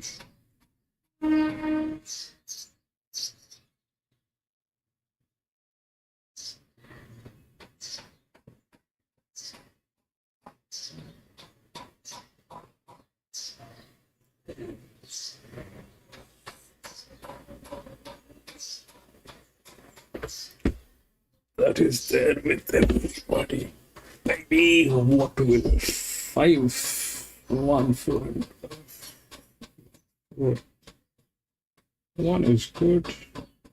12 partners. 4, 29.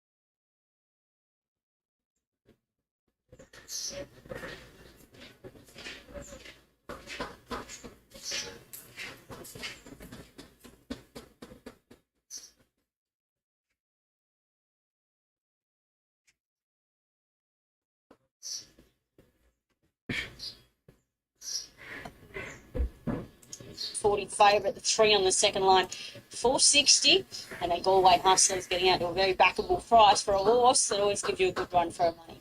Here's Anthony. Julius.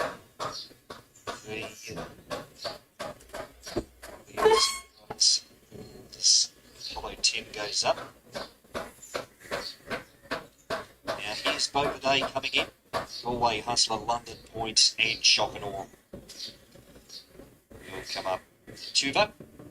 340. 440 to 3. Connemara. And the 650 to 6. 850 to 13. 950 to 19. Okay, Shock and Awe will be the last to come up, and we'll be right to go here in just a moment. Count from the inside as the red light goes on. Set and ready to go. A pretty good line over there. Stalls are back racing. Night-capped Mashani, Gangster, Apollo 10, Bold, Julius, Galway, Hustler, all go forward fast out of the gates. June and Dustin not far away with Atomic Selfie. Out deep was Bovaday, followed by Connor Warriors about centre field, one off the fence. Then came Latuvas, and this favourite is about 9 to 10 lengths back off the speed, settling down 3 deep. Affinity Flyer, Miss Money, Pennywell back with Shock and Awe. London Point is last of all. Mashani Gangster wants to roll, coming down the side of the track. In front by 2 lengths over Apollo 10. Bold Julius is third. Galway Hustler is fourth. The fence, followed by June and Dustin. Atomic Selfie. Nightcap the inside. Connor Warren next. Bovaday out wide. The two for this favourite, a lot of work to do still. Must be probably 6 to 7 lengths back off the speed. And Miss Money Penny is over on the inside. Homeward bound down to the 300. Mashani Gangster in front led. Galway Hustlers into the clear. Followed then by on the outside there, making up a good amount of ground, was Bold Julius. And scorching through in the centre was Apollo 10. But Galway Hustlers in front. 50 metres to go. Affinity Flyer's late. But Galway Hustler just over Affinity Flyer. Connor Warren not far away. Bold Julius was there as well. They're followed by Nightcaps. Further back in the field, Apollo 10 from Mashani Gangster, Miss Money Penny. London Point made ground. Followed then by further back in the field there when they hit the line to this favourite Latuva. Only been a few to the peg here. They included June and Dustin with Bovaday and Shock and Awe in about 109.22.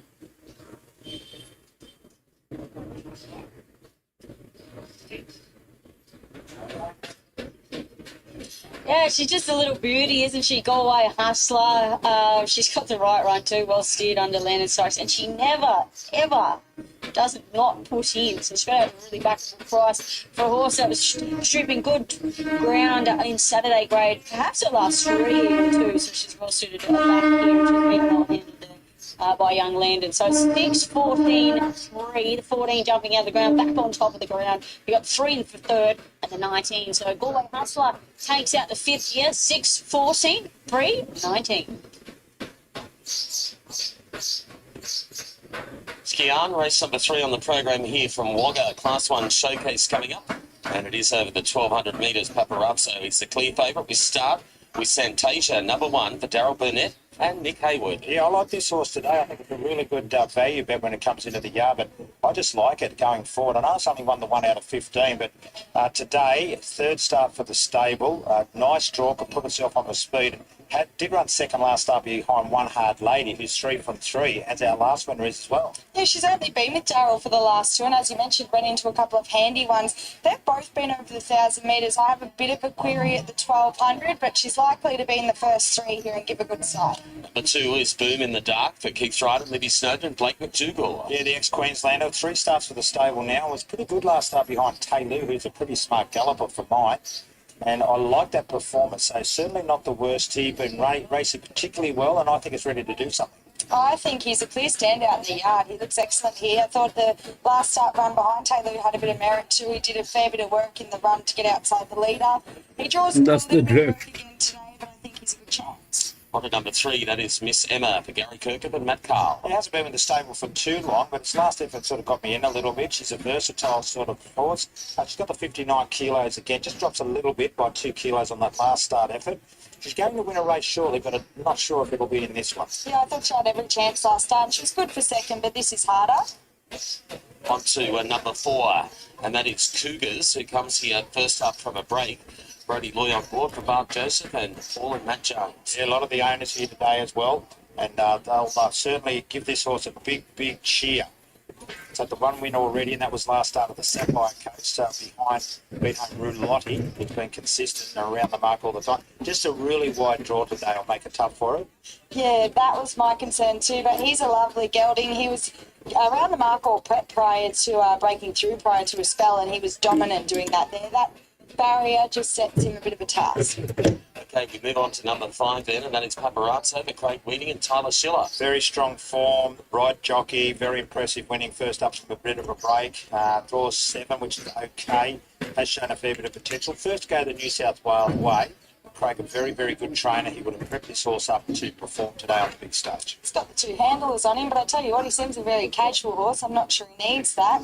I thought there's a lot to like about his first up effort winning at Benalla there. I thought he was great. He let down really well, and he could certainly go on with it here. Number 6 is Robert Rudy for Wayne Carroll and John Kissick. Yeah, there was a good tip around for this horse on debut. Was able to prevail there when it was heavily backed, and then it's had a couple of starts since. Had that one run back from a spell, comes out of the same race behind One Hard Lady there, Gav. I think he's going to take a lot of benefit out of that. Just a bit of a wide draw again, but he's a bit of a talent for mine. Yeah, they missed the kick there at Gundagai first up, and it saw him get back, but as you mentioned, he found the line really well. He's had a recent trial since where he did everything right and was really good running second to the Prodigal Son, who was good at the town plate yesterday. So, look, I'd like to see him jump on par, but if he does miss it, they might have to go back, and I think he can run on. Schimmelbusch, number 7, Ben Brisbane, Holly Dernan. Another one who's got his share of ability. He was the early favourite that last start at Aubrey, which surprised me, and then he got out in the market a little bit. Just has to do a little bit more from mine. Holly Dernan rides his horse for the Brisbane stable. I'm not selling it short. No, I think the race really didn't go to plan for him last start, I should say. He'd probably need the right run here to go better. Commodoro, number 10, Michael Gaddy, Olivia Chambers. All the way up from Maria, Mike's brought this horse today, and after an unplaced effort there at Nara, I've been around the mark, but this is a pretty hard assignment, especially from a wide draw. A few of these horses that are sort of borderline chances of drawn wide. Yeah, he's one that will get back though. I mean, last time he was beaten only 5 lengths to Sparkle and Glitter, and she's franked that form again in the previous race, I think out to the 1200. This stage of his prep looks ideal, and the addition of a tongue control for the first time may help. Number 11 at the CD for Scott Spackman and Sean Geimer. They finally got their last start at its 7th career start, then obviously put away with this carnival in mind. So it's first up off a little bit of a break. Geimer sticks to it. Home track has to be given some hope. Yeah, I think we can count on him having returned a bit stronger this time around, but I thought this might be a bit above him first up. Number 12 is Sheridan Street for Doug Gorrell and Molly Berg. One start for a win, got plenty of speed, but has drawn near enough right to the outside. This horse was pretty good there winning last start. It didn't stop all the way to the finish. Molly Burke goes on today. The white draw a little bit of a concern, but I'll spear it out and hope for the best. Yeah, I've got her on top. I loved her debut win at Gundagai. Look, she drew wide there. They used her right up. She found the front. She still rolled along, and I thought she was certainly entitled to tire, but she just was able to quicken again to win quite comfortably. The second horse, Asaguru's, come out and won again since. They ran a quicker time than the Class 1 on the day, who was won by One Hard Lady. So I think she's the one to beat. Okay, we move on to Jessie Doll, number 16, trained by Kerry Weir. Alicia Collett, the new rider. Yeah, I thought she was very... Oh, sorry, Greg. You're right. You go. You're right, you're all good, you're all good. She's a bit of a talent, this horse, as well. She won a fairly ordinary race there at Schumann, and then backed that up with a solid display behind Pussyfoot, and then comes out of the same race behind One Hard Lady. So that race sort of tested it out. Another way to those horses, borderline chances that have drawn out. And Kayla, you can go right now. Thank you, Luke. The Kayla show. I thought she was very plain last start. She needs to do a lot more. You know your place, Whitey. Down to... Oh, it took it 12 months. Box to the day. Box of crackers, Kerry Weir, Jess Taylor. Yeah, another one from the Weir stable. Overall record not overly strong, and this will really test it. Yeah, look, she jumped from the 1,000 to the 1,300 last start, and she was very fast into gear, sat outside the lead, and I thought she battled okay. I think with that run under her belt, she was stripped fitter, and from the soft draw, I didn't think she was hopeless. Gary Colvin has number 21 here after the 1.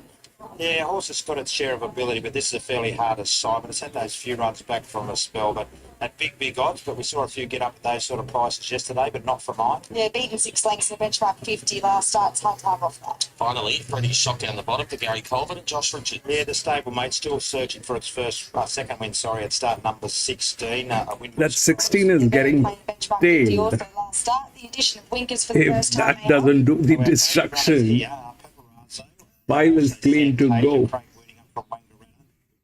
So he loves his Carnival Tyler Schittle to right. You tell me, very good winning first up from the spell. If this 16 doesn't destroy this race, then Excuses and returned from a spell with a win, and 5 is kind of clean to go. Won by the horse that second about 10 minutes. I don't know, we'll 3 starts try in Victoria. 5. You've done a bit of work with him the other way, or you think he's right to go? He's acting the other way, but it is always a query when you bring him the first time over here whether he can get around the corner. Because he is a bit of a thinker, that it probably is some worry, but I'm sure Tyler will work it out. What's his normal racing back, Craig? Well, he did go back from his first 2 starts just from wide gates and things, and last start he was just off the pace and good to the outside ball down. It's very hard to beat. We wish you well here. Hope you're right. Straight leading, speaking about Paparazzo as they head off to the gates. So you're right there, Whitey. 12 months in, and she's now hijacking mounting guard. Unbelievable, stopping this girl. Unbelievable, Gabby. Well, she know my place, so I apologise. I'll let you speak. So Gavin, he does have the favourite here, Paparazzo, Craig Whiting. He'll have Santasia as well. So I think they're the main 2. I think very good value about Santasia. Maybe on an each-way basis in, but I've made the numbers here in race number 3. I like the 5, 1, 12 and 6. I went for the 12 here, Sheridan Street. I think there's a fair bit to like about her. I know this barrier looks ugly, but as I mentioned, she proved that she could be used up at Gundagai on debut and still quicken and find a little bit off that. I think she can only be better for race experience, gets Molly Burke aboard, and she could be a little bit sharper at start too. From the 5, Paparazzo, a lot to like, and certainly Craig's comments there were positive. In for 3rd, I put the 6, Rocket Rudy. Another one that needs to overcome a bit of a sticky draw, but if they do ride him quiet, I think he can run on well here. And in for 4th, I put the 2, Boom in the Dark. I thought it was a real standout in the yard. He looked excellent, especially being based down in Canberra, obviously, where the weather's starting to turn. You can tell in a lot of their coats that their coats are starting to turn, but he looked terrific, and I thought there was a bit of merit in his last start run. Just swinging around a little bit. Everything what Craig had to say about, first start New South Wales way of going, you just never know. The other horse on the screen there, Rocket Rudy, who was very good at his debut on this track. The 16 is getting tailed, so there's no. I just hope that it doesn't bounce back and destroy.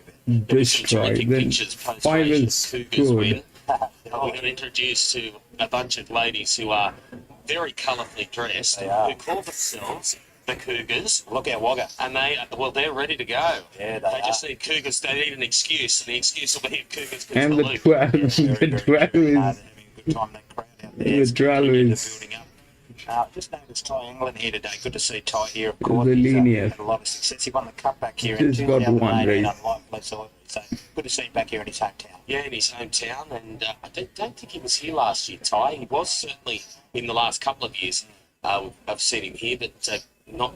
Yeah, probably another 2 or 3 years ago. But great to see him back on home territory. Yeah, really good to see him here. All right, so they're getting set now. Into 2.15 goes this favourite Paparazzo. Second to leg, Tater stays rock solid at 6.50. Cougars with the Girls of Unleashed now into 7.50.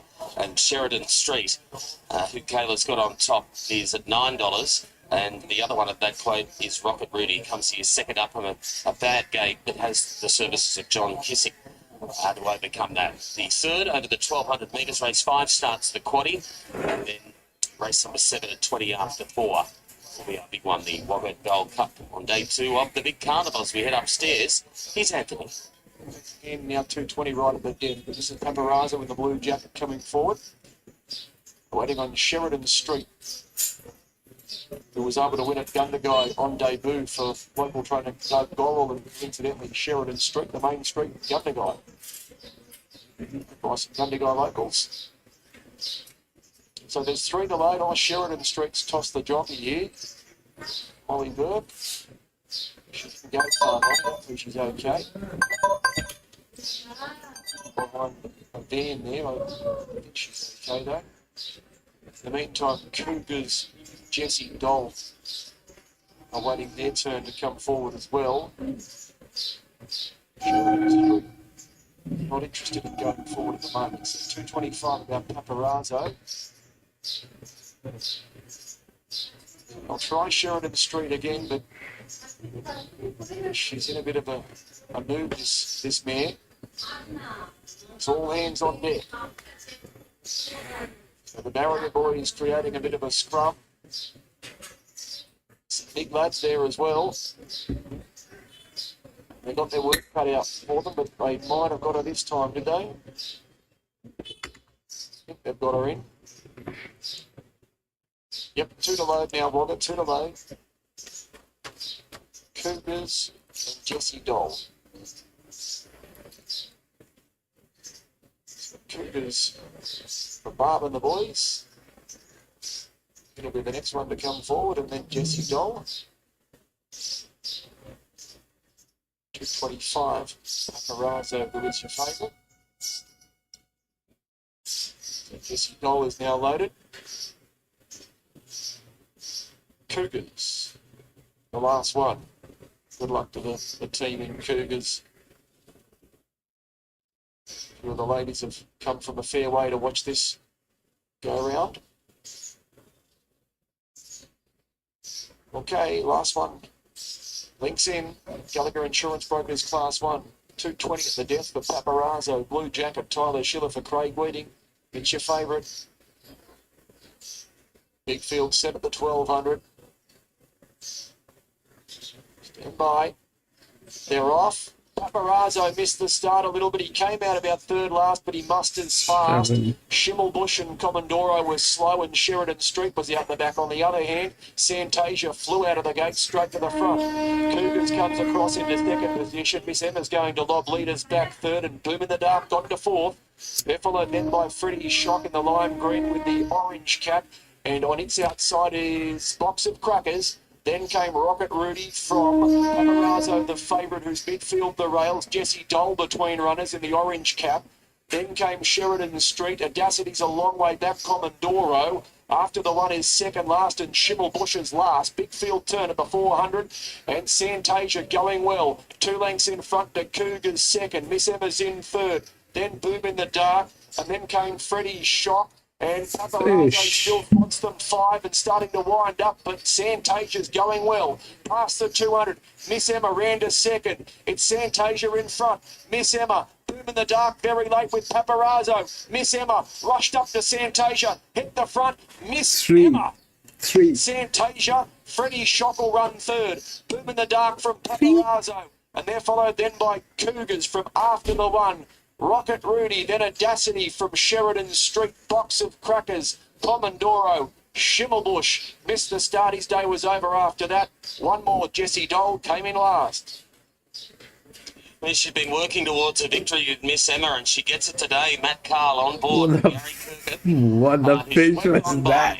and goes on to win over Santasia, who's in that photo for second, who looked to have the race shot to pieces when Santasia shook off Cougars. But it wasn't to be. He's won at 12.90 and 3.40. Miss Emma takes out race 3. Yeah, good to see for the owners. I know some of them quite well. Kate Harrison and a partner over there, and a nice little mare. She's done a good job so far. She's been working up to that for some time, and it wouldn't be a Wagga Cup carnival without Matthew Carl. 3, 1, 22, and 2. Well, given its recent form. So Gary Kirkup and Matthew Carl and Michael Carl, they go right back, especially Michael and Gary from their days at Transmedia Park there over at Cootamundra.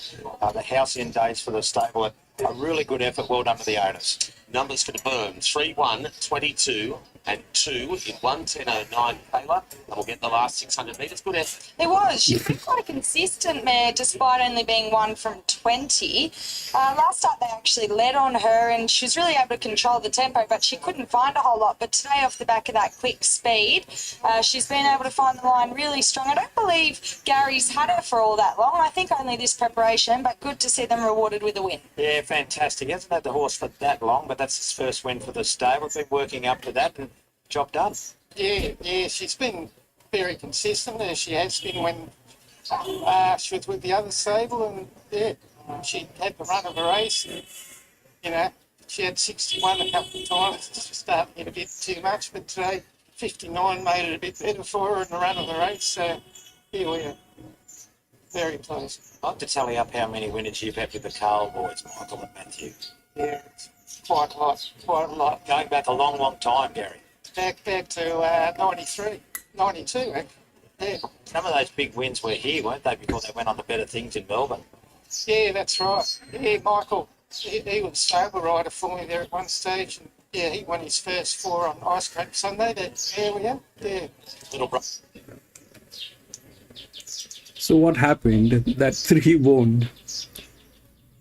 All the appreciations got through. So 3, 1 kilo, then 1.5 kilo, then it dropped to 22 here,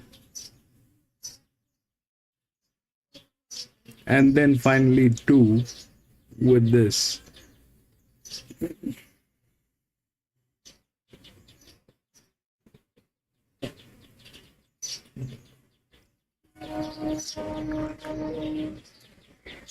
That's what happened.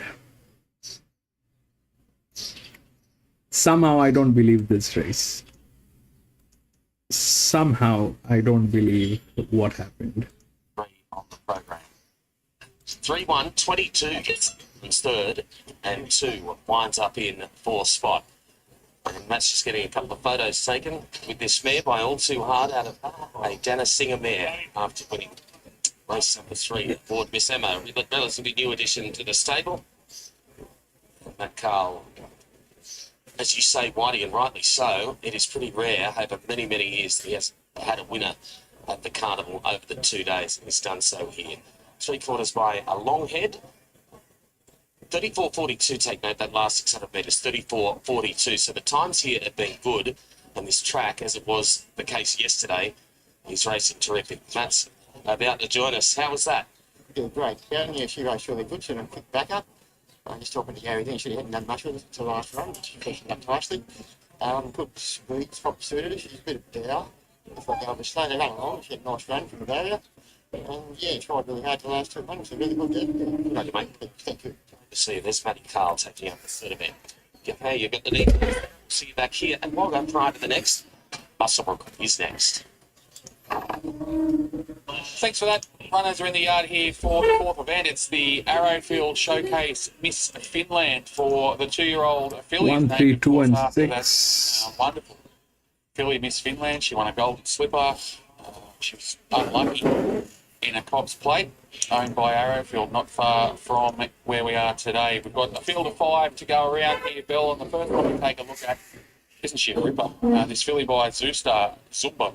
Yeah, she's very athletic, isn't she? And she's already a winner. She's had the race experience where she settled in behind the speed, saved all the ground back to the fence, and was aided by a beautiful ride to win there at Grafton. That was back on the 27th of January. So we're here 13 weeks later. She certainly looks forward enough. Being by Zoostar, the track shouldn't be any issue. I'm not sure what she beat on debut, but there's no reason why she can't come on from it. 2, 3, 4, all out. The next one we look at is a backhander, a filly by Graf. We saw Graf sire the winner of the Star Kingdom earlier today. This one's for Annabelle and Robert Archibald. Christian, read the board. Yeah, I thought the trial was quite nice from Backhander. It was a cheap purchase on English Digital, and the one trial was on a heavy track. We finished around a length behind the rookie, where she closed off nicely under minimal pressure. Really well put together. She knows what she's here for. She's up on the toe. I'm expecting her to give some cheek here. Number 6, Catch a Vibe, a filly by Pariah. Wayne Austin prepares Emily in the saddle. She's only had the one trial. That was at Hawkesbury back on the 25th of March, and she was well beaten in it. She's going to take furnishing, and she may need a little bit of time, but she's, as you said, had the one trial. She was well beaten. She's a sweet little girl. There's plenty to like about her, but I found it hard to chime into her today over a few others. The 7 and the 8 are both out. The 9 is St Faith's, another one for Annabelle and Robert Archibald. Winona Costin takes the ride. showed good improvement from the first trial into the second. They were both at Warwick Farm. Yeah, well, breeding and confirmation says stay her all day, but I thought the trials have been quite good. She's been quite sharp for a horse that's going to get out over a trip. There's plenty of her. She's probably one of the bigger built fillies in the yard, and being by Churchill, whatever she does today, she'll improve on. The 10 is Vitozzi. We heard from Nathan Doyle earlier. Likes this filly. She's by a trapeze artist. He's given her the 2 trials, one just prior to Christmas down at Rose Hill, where she just rolled around, was beaten almost 6 lengths, and then there was a bit more intent this time in when she won a trial at the Beaumont over the 780, and importantly, that was on a heavy track. Beautiful parade from her. She looks in tip-top order. She has a double handlers with her. Nathan's keeping a close eye, but speaking to Nathan earlier, he's pretty keen on her here today. He has an opinion of her. The trial suggests she's a ready-made racehorse, and with the scratchings, although she's drawn the outside, I don't think it's going to matter. She looks very hard to beat. The live horses getting around to the gates for the 4th, the Miss Finland, of course, named after that wonderful filly. Went around in the Arrowfield colours, and they sponsor this race. Zumbo's your favourite, $2.25, overtaking the 10, which is Vitozzi. $5 for number 5, which is Backhander, trained by Annabelle and Rob Archibald, and Emily Kelly from the stable is with Belinda. Well, on debut, she was a cheap purchase, but nice little type. Yeah, she is. She's been a lovely horse to have in the stable. We had her from the start of her education, and to get here now today is very exciting for us all. You had a few exciting owners on course? Yes, there's a lot of owners in her that are all locals, so they're all here today to watch her debut. What do you made of the trials? The trial last week at Wyong on the heavy track, she handled herself well, which is why we thought, I mean, it's always unknown coming on a heavy track to debut, but with how confident she was in that trial at Wyong, we thought, give it a go today. And also St. Faith's, obviously bred to get out over a trip, but I thought the trials have been pretty sharp considering. Yeah, she's going to be a little bit unknown too on this heavy ground, but she's a nice, robust, strong filly, so yeah, look, it would be a little unknown, but she's working well at home, and we definitely thought this was the right place to kick off her prep. And in race 5, Tulipwood goes around hard in the market. Yeah, she's a filly that's on form. Again, the heavy track might be a little unknown, but she did run well at Newcastle 2 starts back in a heavy 8. But she's a filly on form. She's going well. We'll be happy with her at home. So definitely going into the race today as good as we can be. Slight step up in trip, no negative? No, we wanted the step up. We thought she was ready for a bit further, 15 of the mile. So the trip was perfect for her today. Good luck. Thank you. Thanks. There is Emily Kelly. Well, this market's completely been turned upside down, Belinda. $1.95 now for Zumbo. It's your favourite, ahead of Vitozzi. I've gone 110, 5 and 9. I've gone with Zumbo. She's raced, she's won. She turns up in good order. Break knock aboard for Cav. From the draw, shouldn't be a problem. Gets to the right part of the track, and this is another one that hasn't had a recent trial. We saw Signatories earlier do exactly the same thing and come out and win. The 10, Vitozzi in for second, gets JBO aboard. We know that from Nathan earlier that he's got an opinion of her.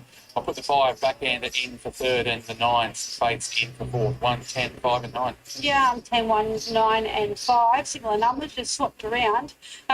With the parade of Vitozzi, beautiful type, very well put together, very well balanced filly, and the one and only trial this preparation was encouraging. The reports from Nathan are encouraging, so I think she only has to run up to the trials to be very hard to beat.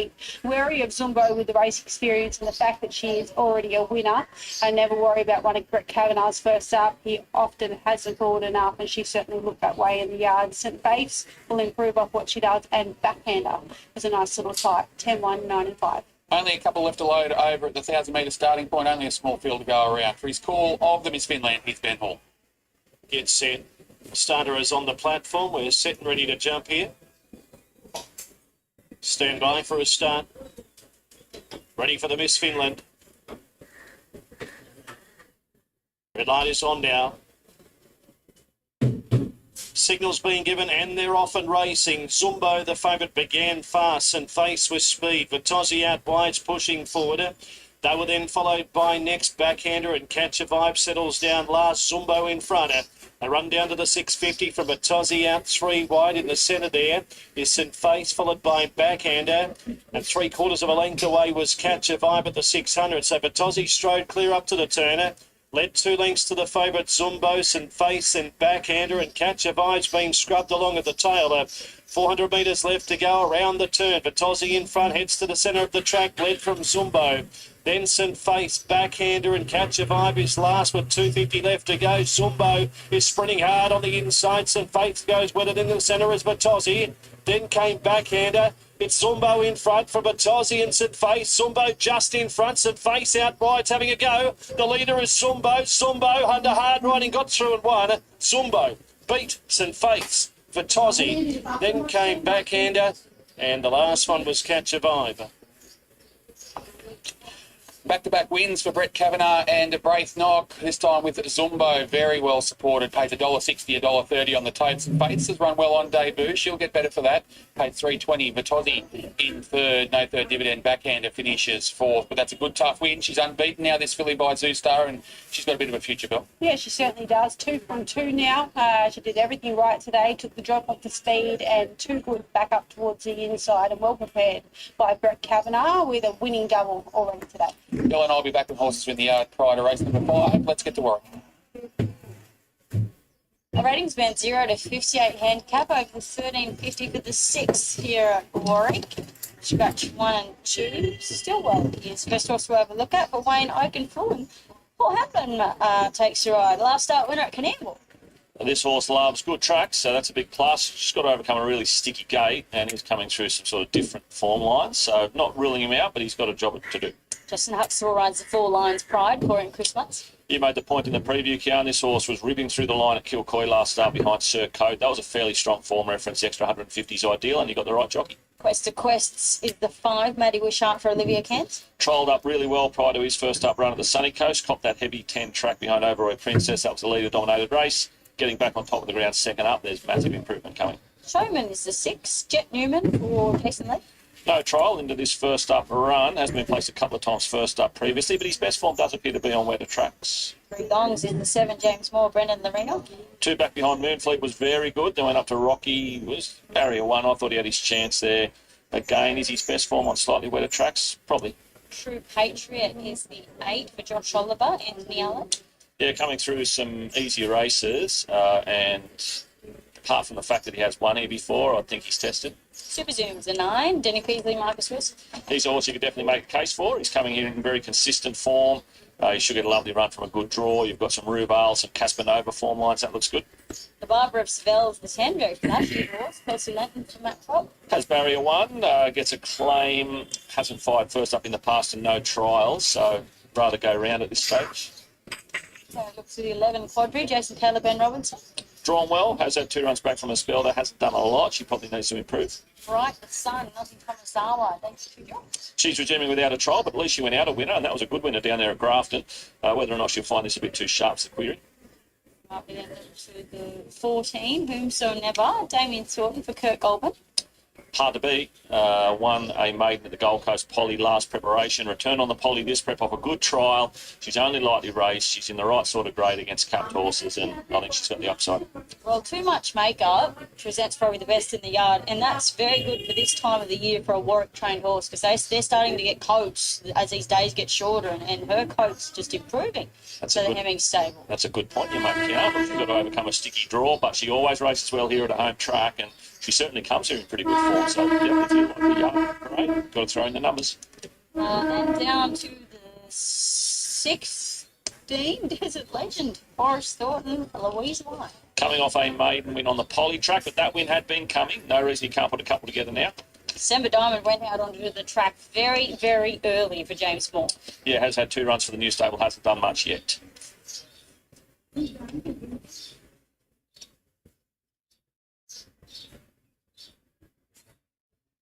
And back here at Warwick for race number 6, the runners are behind the gates, about to load up. It's a really even bunch, and trying to decipher a winner isn't easy, but I've come up with 14, 5, 9 and 4. Whomso Never, a lightly raced horse from the astute stable of Kurt Goldman. Damien Thornton aboard. You've got a fair few things in your favour, and she is only lightly raced, so she does have some upside. She's in a 0 to 58 capped race, so some of these who have been around a while, they probably won't be getting out of this grade. Hopefully she will. We'll put her on top. Quest of Quest, certainly a danger in the Quinella 10 of 26. The 9 Super Zoom racing really well, being the Quinella 6 of 15. And the 4 Lions Pride, a fairly light race horse for the Munsters, coming through a night-catching last start run at Kilcoy. 14 on top for me from 5, 9 and 4, yeah? I just think it looks a good setup for Lions Pride to get back out in trip. A bit stiff last start there at Kilcoy, had 2 subsequent winners come out. I think probably should have won that race. It's just about the booking of Justin Huxley. There's a few things that I think Super Zoom's a danger, super consistent. The 15 in too much makeup couldn't have presented any better. It's really hard to have horses coats like that this time of year, particularly up here, as those days do start to get shorter. And then I had the 14, the danger, whomsoever, also for Kurt Goldman. All right, Kia, thank you very much for that. As they load up well too, there aren't too many to head in, so we better head up to Anthony to call them home. This is race 6 at Warwick. Right, the sun's about to come up. 3 gongs. Fitted December Diamond look very much alike in the colours. So you've got 3 gongs, red cap, December Diamond, they've changed the cap to maroon. Now True Patriot to load up. Desert Legend. And Still Well, too much makeup. There's only about 4 out here, 1,350. Barbara of Seville, it's from the inside gate. It's my favourite equal now, Super Zoom and the Barbara of Seville. Open market, last 2, Still Well to come forward. And too much makeup to get set. Just about 1 to go, just a moment. Too much makeup. Take the track, that's it.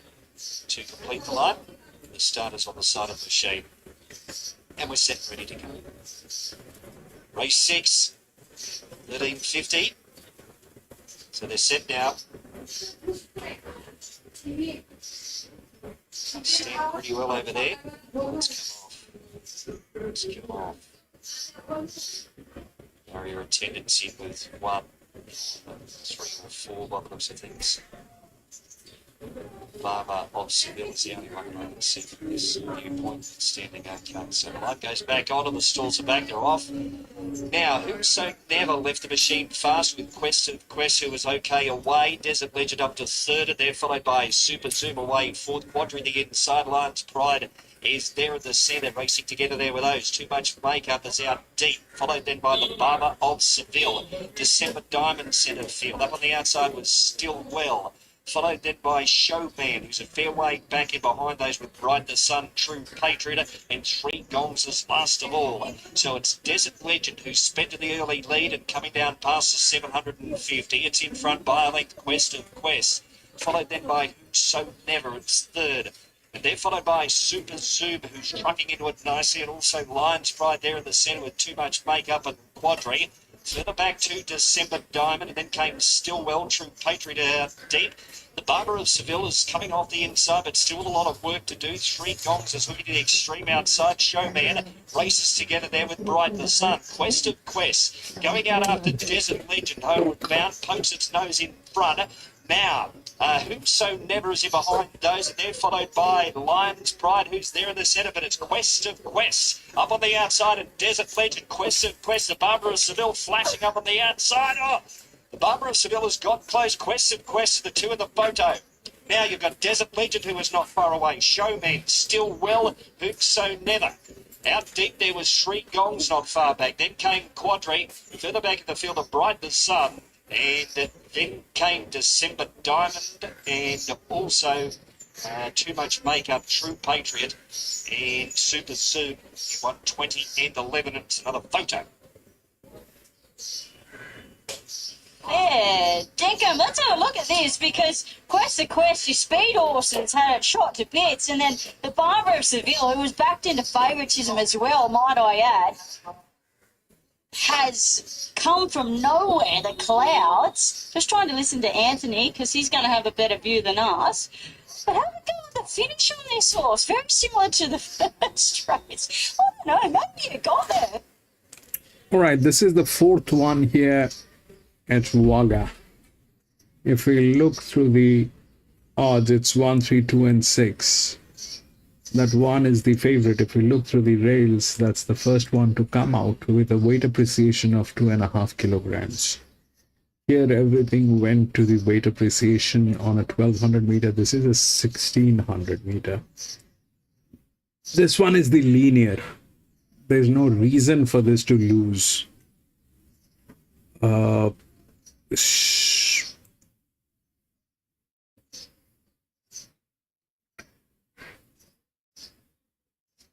8 is the this one is the largest drift, so it's in there somewhere, somehow, whether the second or the third position.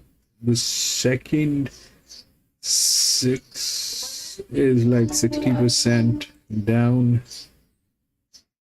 2 is good, but that I don't know, will bounce.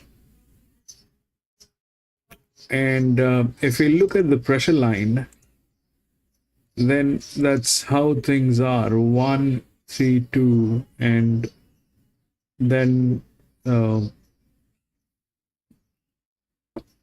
it is 7, right? So 1 has the highest pressure. Now this becomes a little tricky because all of them are way too above, way too high for, I mean, they're not optimized rightly. Either we'll see this one should win, but this one is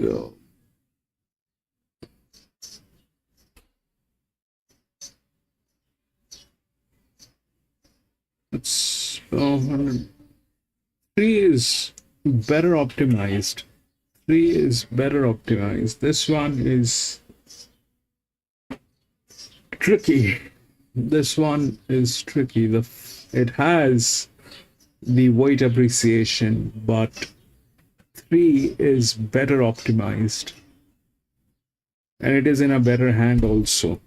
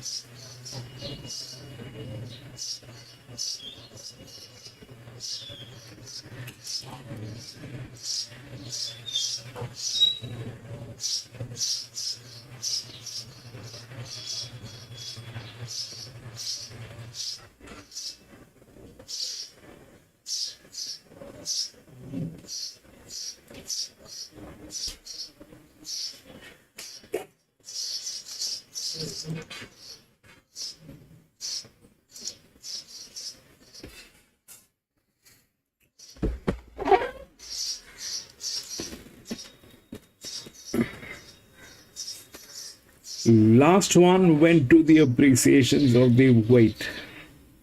This one is 2.5 kilos.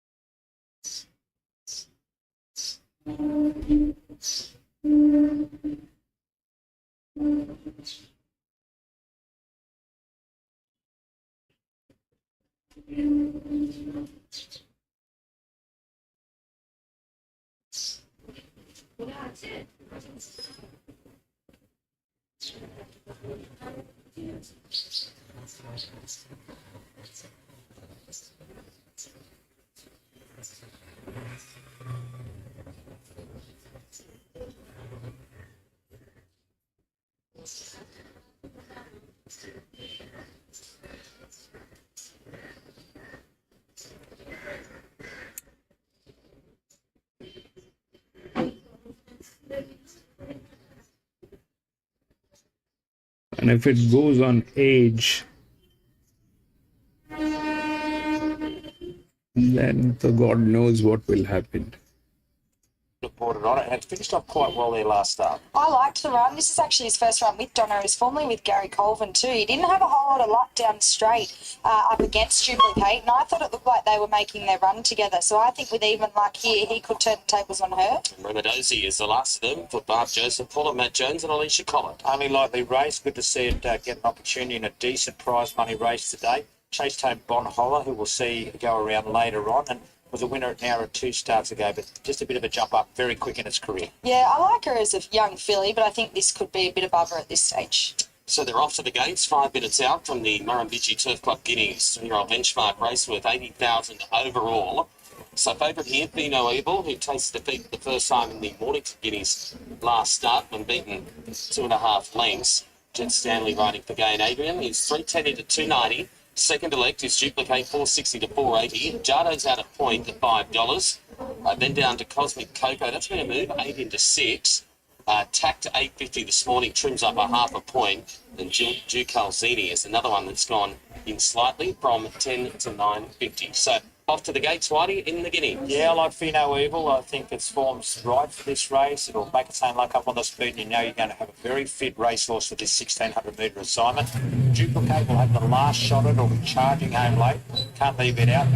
Jado's paraded particularly well. Looks a picture of Healthiest Galloper and tacked with the other one. So I've made it 1, 2, 3, and 7. Yeah, I'm with the favourite too. I think that he's good enough to carry this weight against an even sort of field here and be too good. I think really has put the riding on the wall, in all 3 runs. I like him. From the 7 tacked, I'm really surprised at the price of the sources. Form really stood up from his good win last start at Kembla of the 1400. I think he's got the speed to roll forward and sit outside the leader here, and that'll take him a long way. In third, I put the 10 War Painted, as I just mentioned. I thought it was a little bit luckless last start. I'm not quite sure whether he would have run over the top of Duplicate, but they looked like they were making their run together, and he could have. I think from his soft draw, he's a progressive gelding that we know runs the mile out, and he's got to be a bit of a chance here. And in for fourth, I've put the 3 here, Jardo, very progressive filly, and for a really highly strung filly, she was on her best behaviour. So half a dozen of them into single figures, and then we get out to this filly of Nick Travers. It's been a little bit of money for now, a $16 chance, Kayla. Yes, Pussyfoot. Well, she was beaten only a length and a half. I quite like her. She's a horse that's always shown a fair bit, and I thought her first up win over an unsuitable trip was actually a really good effort. And then last start, as mentioned, she had a chance to beat Duplicate, and she couldn't. Out to a mile for the first time, which quite a few of these runners are, could help her. That's a very expensive horse, number 10. Sure if she'd be able to.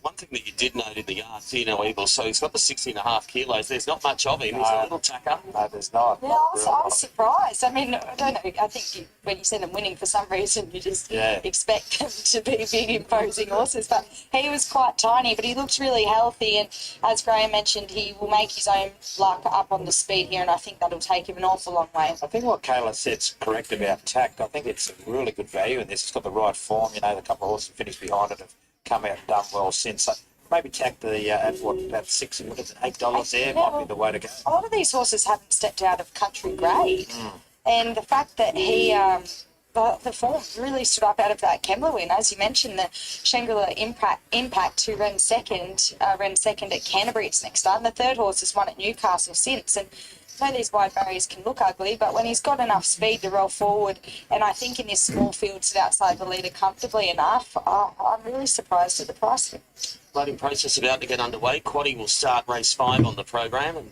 at 20 after 4. $200,000 Wagga Gold Cup. Whitey, just between races, I went for a walk, almost to my peril, through the crowd. It was a nightmare trying to get back. There are people everywhere. Yeah, why wouldn't they come out? You know, bloody perfect day here, isn't it? You know, perfect, and the crowd continues to build, and there'll be more on track by the time the Cup comes around. But sort of not going to go for a walk now. I might get back for the next race. I'd leave early and allow plenty of time. Would be the key. I might avoid that. I'm quite happy sitting here out of the crowd, but it's good to see a lot of people out and about. And I know we've made a comment about it quite a few times, but this weather has just been unbelievable for what's typically a pretty cold couple of days here at Wagga this time of year. Usually the overcoats are at the ready. Not this year. Not needed. So under a minute out from race number 4 on the program. And I can tell you, over in the 2s marquee, they're a lot more tame than they were yesterday.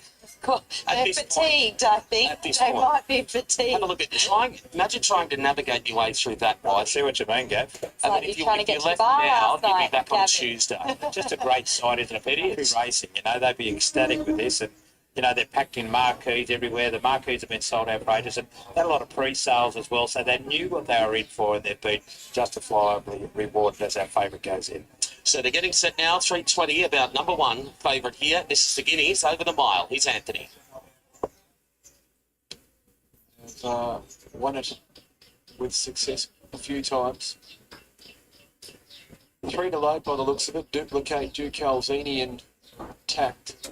So 3 to come forward. Fino Eagle back into 3:10 at the death. Up to 3:30.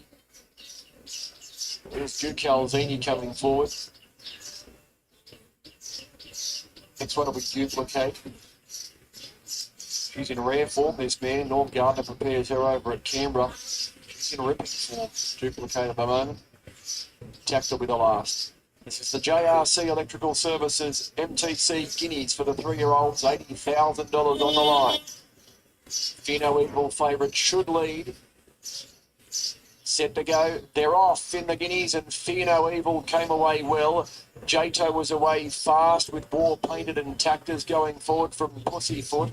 And then came Remadosi, who's between runners with Duplicate on its outside, now third last. Duke Calzini second last, and Cosmic Coco is the last one. 1,300 metres left to go as they leave the back, and it's Fino Evil in front. Tact got the second, and then Jado on the back of the leader third.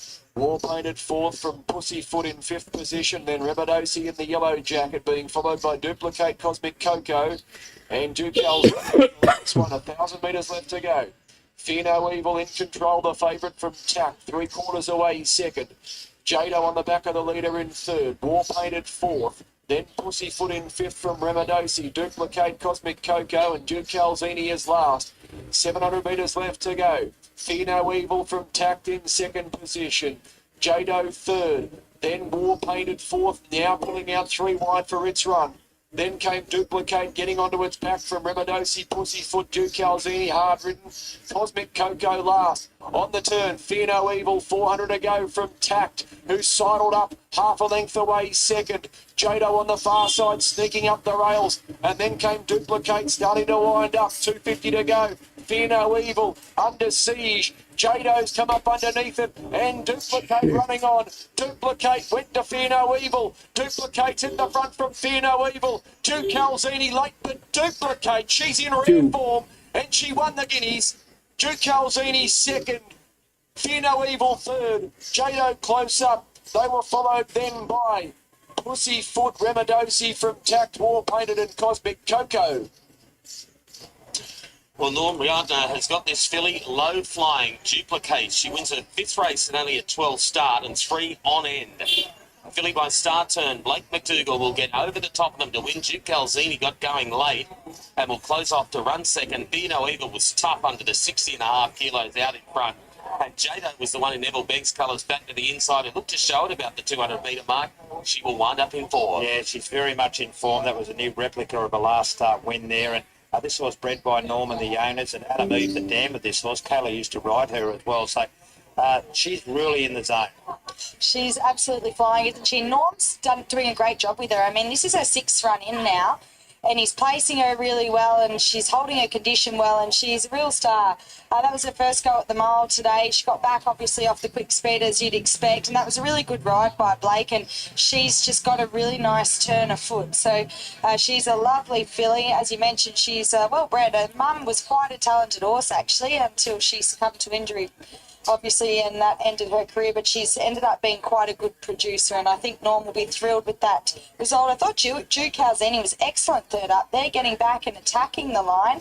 The way the winners come from back, it maybe suggested that they were going a little bit quicker than what I thought it appeared up front there. Fino Evil had his chance, just wasn't good enough under the big weight to sustain it into third. And the 3, Jado, she was good, progressive filly, but you'll be thrilled. Well, I'll have a chat to Norm.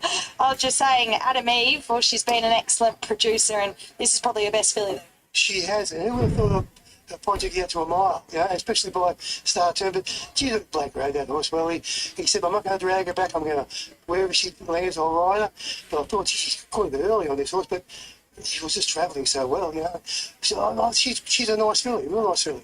You've always been tempted to try and have her a bit closer in the run, but she just has to go back, doesn't she? Well, I got my way, though. She was a bit closer. She wasn't last. No, but I'm so thrilled these owners have all come down here.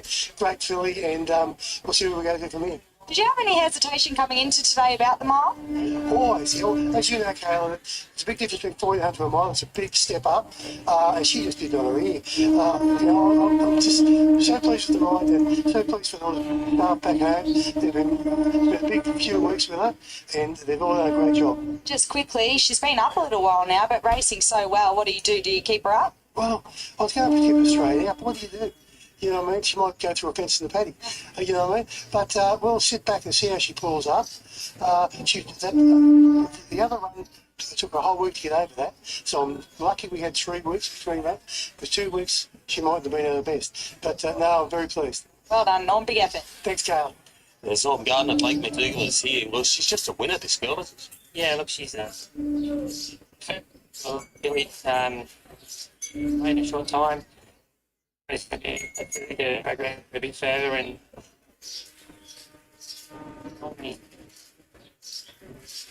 today, right? She's a lovely ride and makes my job very easy. Yeah, she looked good too when she was working through her gears there. Yeah, she's got a good turn of foot, so I just allow her to get into her rhythm early and back late. She hasn't let me down yet. Well done. Thank you. Good job. There's Blake McDougall taking out the guineas. 1:35.88 and 34.67 the last set of metres. A half a length in it with a long head between second and third. Numbers here, 2, 9, 1 and 3.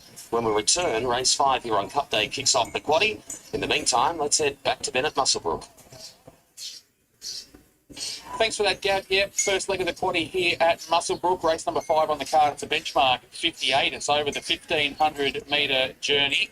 The top weight's out. That's Mazita. So the first one we'll take a look at, Belinda, is number 2, Bertie. He goes past us right now. This 5-year-old by Churchill. He's had 3 wins from his 22 starts overall. All of them have come on rain-affected surfaces, and he's 1 from 1 here at the track. Yeah, I know his probably win record doesn't jump out at you, but I just think you don't see the best of him till he's on a wet track. He's been doing a good job of late. The past 3 have been very good, one of them being a win a few lengths ahead of Chilwood, who's high in the market. He's holding his condition beautifully, and he gets on a soft track here today. 3's out, number 4, Trajectile for Chris Lees. This mare by Pariah. She's had the 1 run back. That was on the home track at Newcastle over the 1,500 metres behind Bella Kathleen, and that was off the back of a couple of nice trotts. Yeah, she just condition looked to give out at around the furlong on that occasion. So her 1 win did come on a heavy track and was second up into the preparation. She's parading nicely. She looks forward enough to be running well here today, and I'm expecting her to improve significantly. 5's out, number 6 is Style Bender. He's a 7-year-old these days. He's won 2 from 37.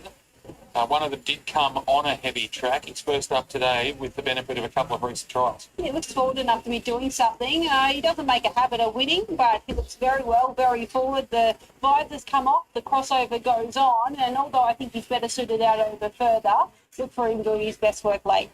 The 7 is Chilwood, the filly by Russian Revolution. She's only had 4 starts throughout her career for Annabelle and Rob Archibald. She was a winner at Dubbo in a Super Maiden 3 starts back. She went to the Beaumont and placed, and then last time out she was good again behind Famazu. Yeah, and she's a standout in the mounting yard. You wouldn't get a mare or a filly any healthier. She's up on the toes. She's feeling well within herself. I know that she runs into Bertie again, but she does look as though she's only going to appreciate the step from the 14 to the 1,500 here this afternoon. She'll be right in the mix late in the piece.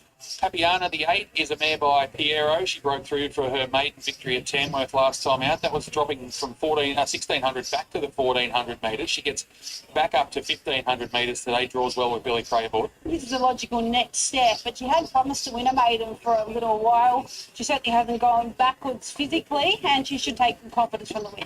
Chelsea Hillier rides number 9, Mighty Zoo, for a Boss Rod Northam. Finished 5th at Scone last time out behind New Pharaoh. And That was off the back of a run beat 5.5 by Arctic Legend, who of course went and won the feature sprint at Tamworth there on Cup Day. Yeah, so coming through some pretty good form lines, albeit being around 5 lengths on both occasions.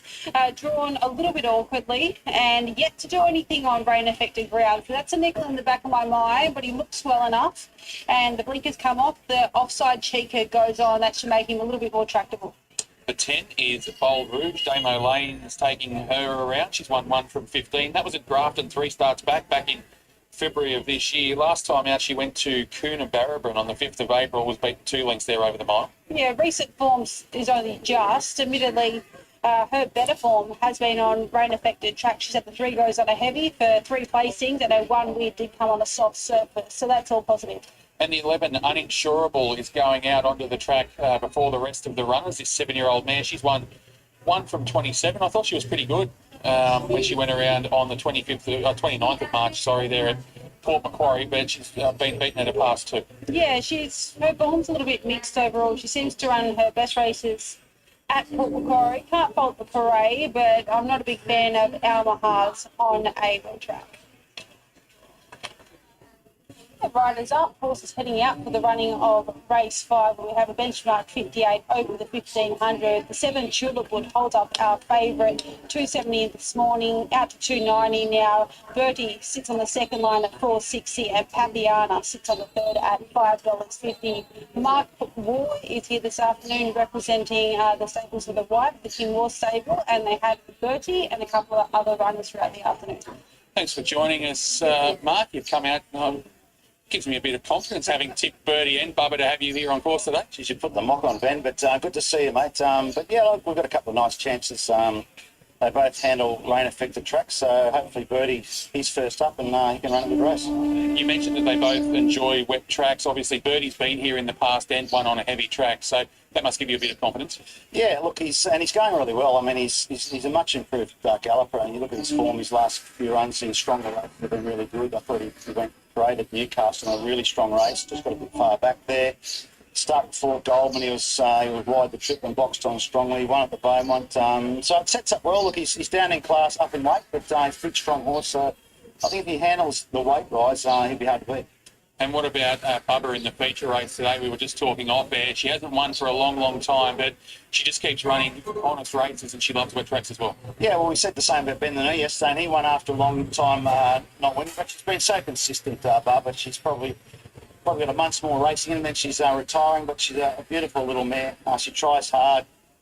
She finds, I think, a pretty strong sort of race for Muswellbrook, but she'll be honest and she'll whack away and be right to finish. Obviously, you've got Cody Nestor aboard Birdie here. What were your instructions for him? Straight to the front and improve his position. No, I just said, give him a dig out, and you don't want to be back last. I think, sort of the 1-1 would be a nice spot in trotting terms. If you can lob that spot and be close enough, I'm sure he'll be strong to the line. Best of luck. I'll let you go and get on. Thanks, Ben. And what about Camaguay tomorrow? Didn't ask you about that. What about Northern Eyes tomorrow? Hopefully we get the Cronulla Hawkesbury. Best of luck. Thanks. Yep, Mark War there with the King War stable, and Birdie is both mine and Ben's best bet this afternoon, so let's give it strength. We are only around a minute 18 out from start time, but Mighty Blue will just come back to the run to get tinkered with, but he's off and on his way to the barriers, so I wouldn't be surprised if we had a slight delay. Yeah, no, I did see Mighty Zoo. Chelsea just brought him back in. I've gone 2, 7, 9 and 8 here, Bill. I've gone the way of he just enjoys wet tracks. All 3 of his wins have come on either soft or heavy tracks. He's 1 from 1 here. He gets Cody Nestor aboard, who is a heavyweight rider, so he's not going to have a lot of dead weight in the saddle. He seems like he'll get into a nice spot from the gate, and one thing that you won't have to worry about from where he is drawn is getting to that right part of the track. He's been very strong through the line in his past 3 starts.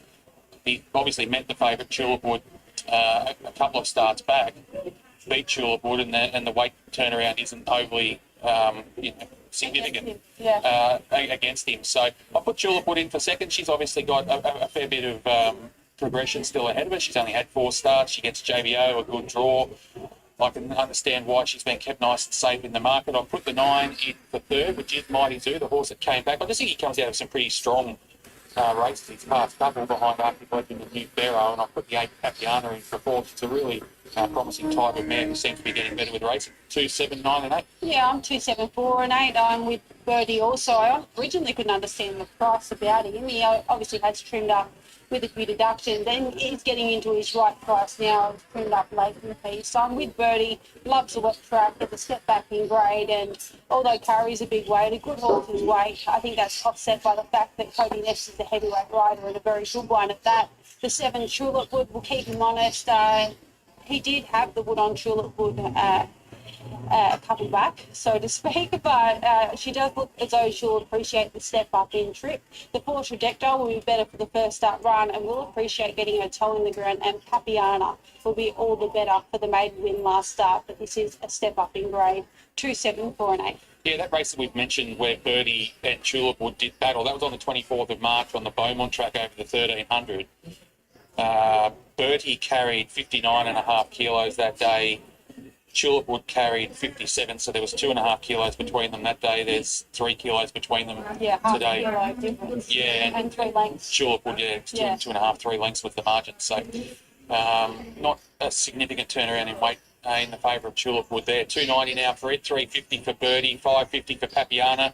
Little late nibble there for the 9 Mighty Zoo into $7.50, and the only other one in single figures is Style Bender. This, of course, is the first leg of today's quadrella, so good luck with your investments. If you are having a quaddie so far, it's been Brett Kavanagh's day. He's had 2 winners, as has Braith Knock. They combined in race 3 and race 4. For his call of the 5th event on the card, here's Ben Hall.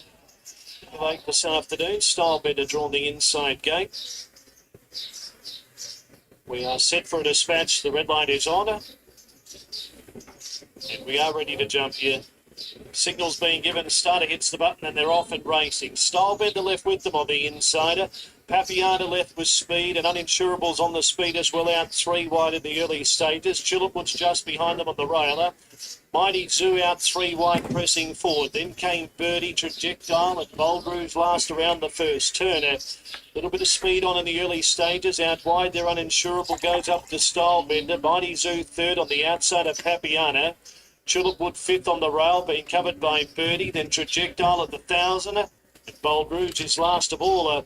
They put the anchor out here mid-race where the leader on the inside, Stylebender, just leads from Uninsurable, and Mighty Zoo just pops up 3 deep. They were then followed by Papiana and Tulipwood still on the fence at Birdie. A length and a half away, second last Trajectile, and 3/4 away was Bold Rouge. 650 metres left to run. It's Stylebender from an Uninsurable in second spot, at Mighty Zoo wider. Papiana's just behind him. Tulipwood gets a great runner. Just needs some luck from there. Then Birdie being scrubbed along out deeper, but he's making ground. Trajectile and last Bold Rouge around the turner. Into the straight, Stylebender in front. Led from Uninsurable. Now Tulipwood goes back to the inside. Then Papiana. And Birdie's right down the outside. Tulipwood got through underneath them. Got to the front. Stylebender tries to go with it. Then Papiana. Birdie sailing home out wide. Tulipwood just from Stylebender. Papiana. Tulipwood and Stylebender. Stylebender kept fighting and Stylebender won. Stylebender fought off the canvas and won. It's a photo for the miners, Papiana or Tulipwood. I'd say it wasn't on the best part. Okay, so what happened in this one, the previous one, is the 2 went through.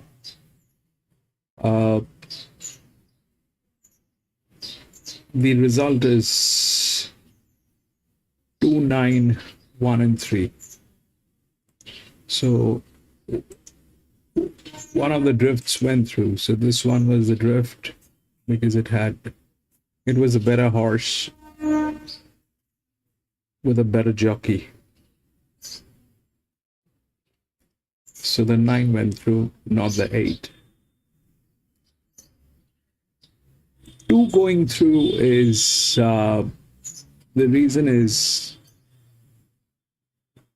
quite frankly, I don't understand.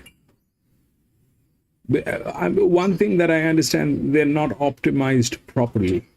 These horses were not optimized properly. This is a lot of relaxation here, and this is also relaxation here.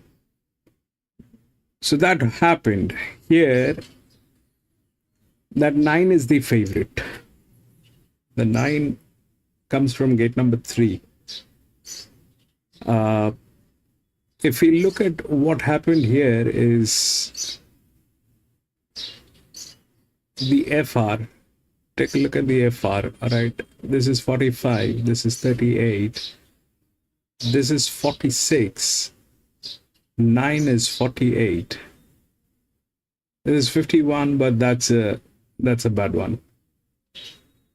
Here these are 29, 29, 9 is 31 with a lot of pressure. That 9 is the one with a lot of pressure, but the highest pressure is on 10. 10 is in good hands.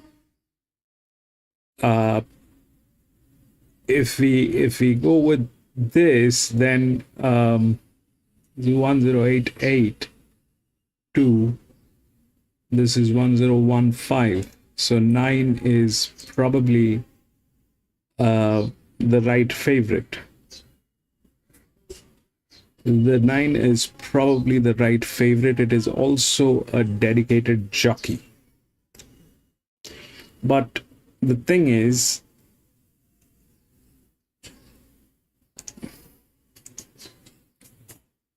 that 13 is there in the game. That 13 is there in the game. This is pressure. This is relaxation. And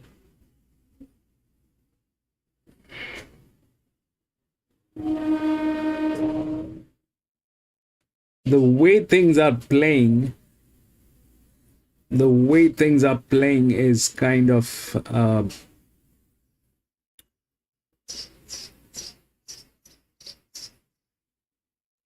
this one is again like 89%, the same thing here as this one, so this is out.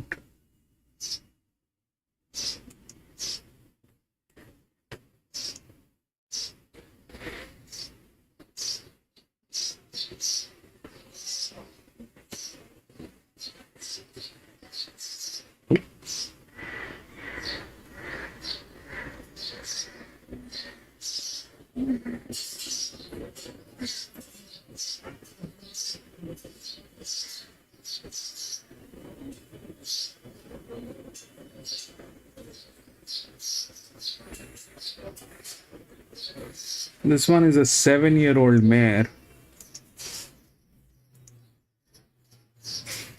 and has the rails.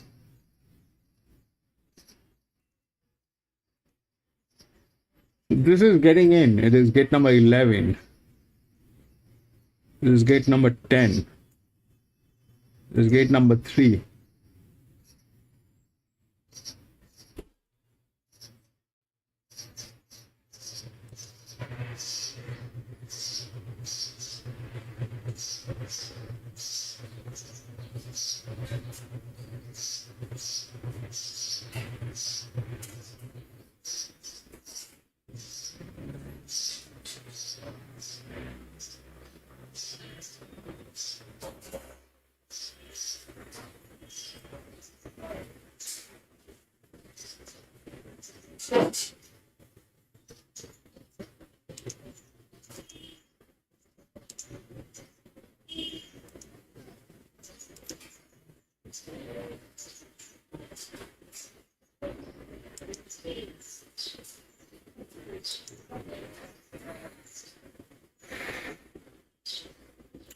That is the largest outer drift. 9.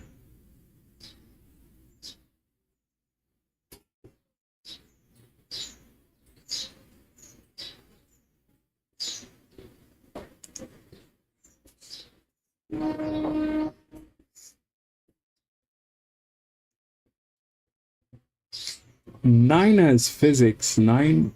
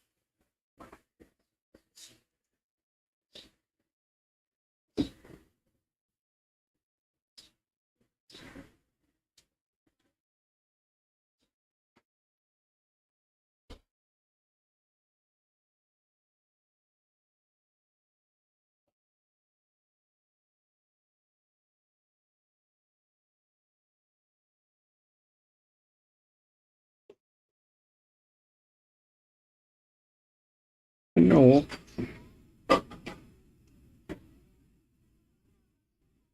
Nine.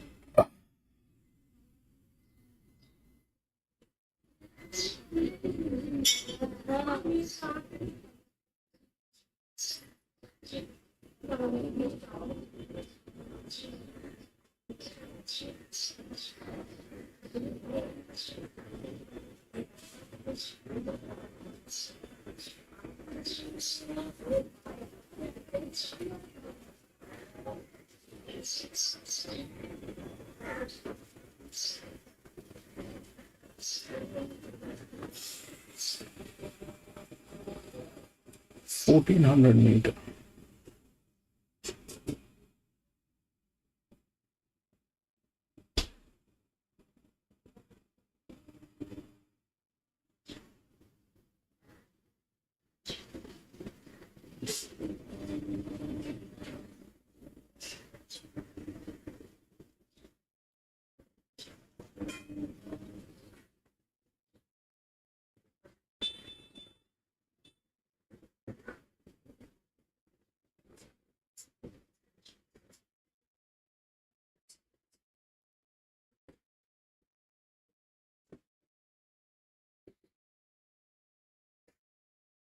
Over $10,000.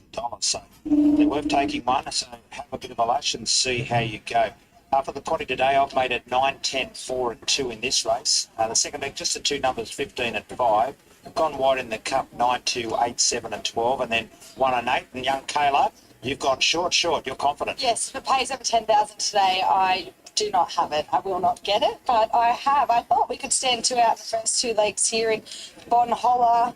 Let me get my numbers up. Bonhola, and then in the next leg, sorry, just the 15 in So You Pence. The cup, I've gone wide, 2, 9, 12, 13, 8, 10 in the last leg, 15, 1, 8.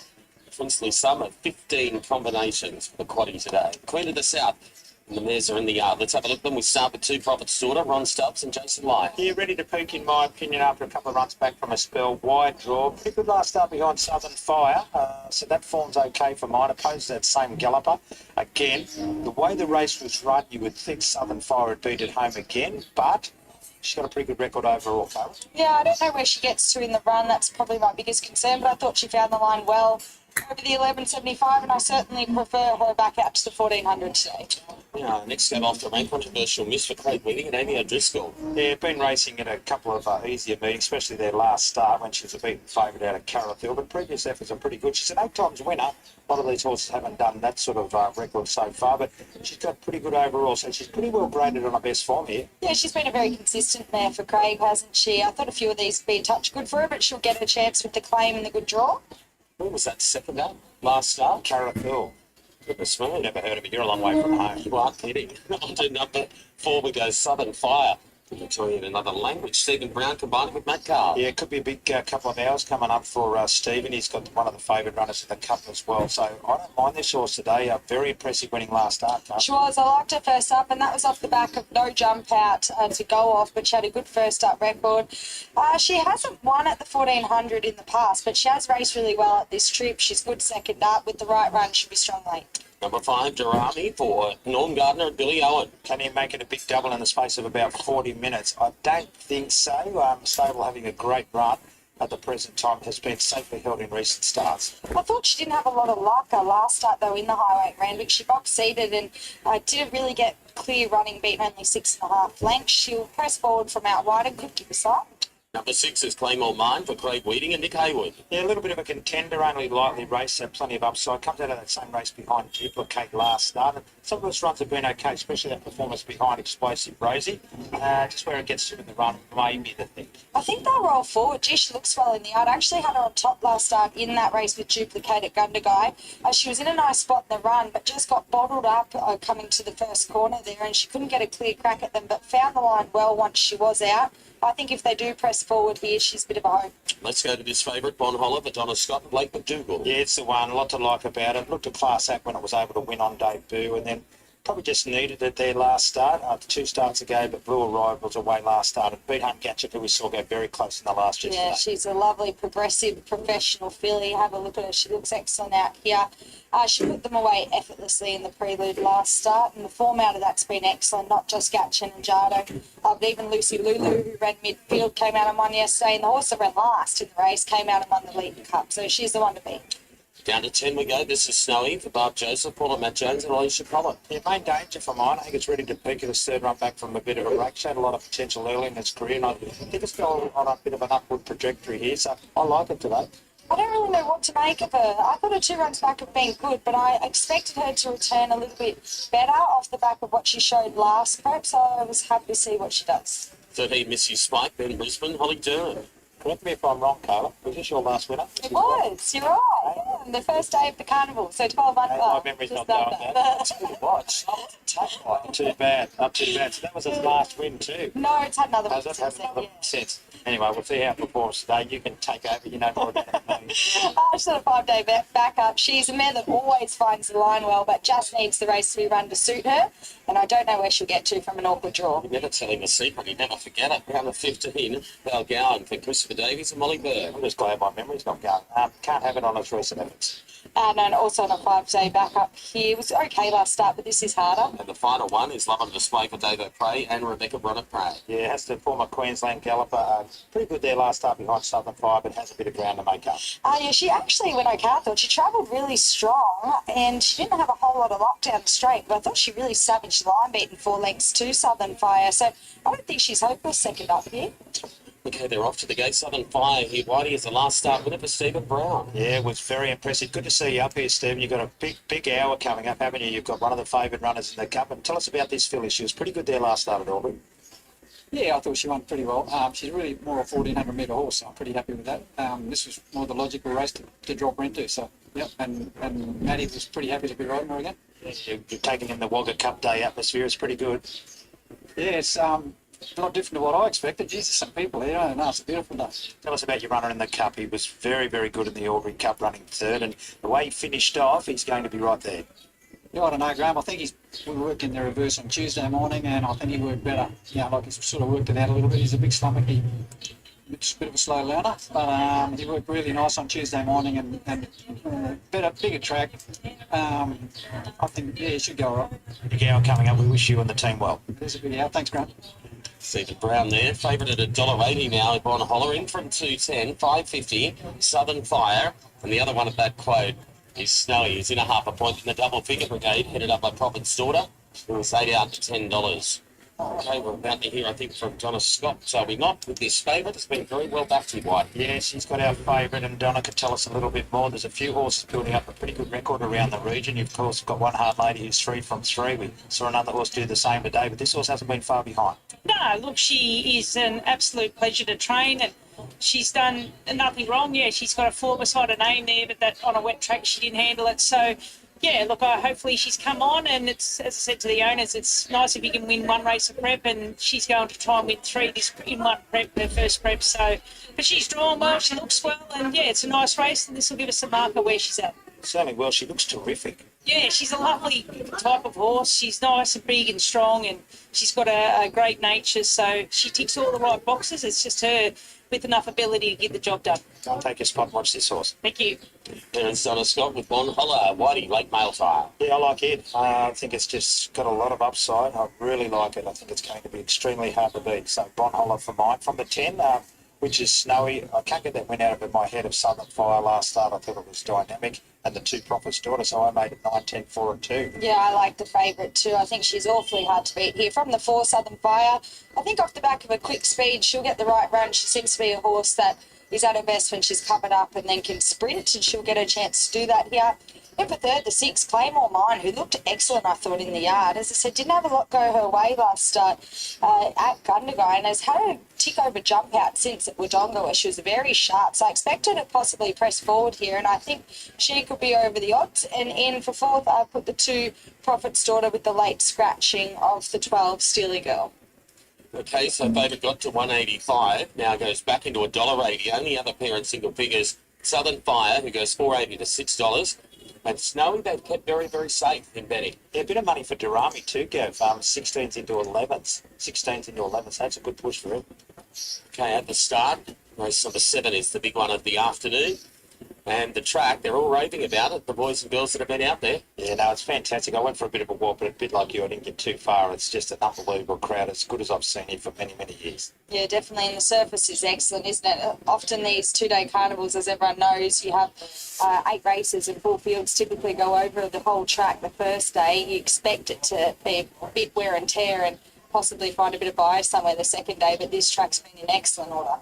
In the first preparation, Bon Hollow tightens into $1.75. So Donna said the only time that she copied or plotted the copy book was on a soft 7. She gets onto a preferred firmer surface today, filly by Holler and Blake McDougall, who had a winner earlier for Gary Kerger.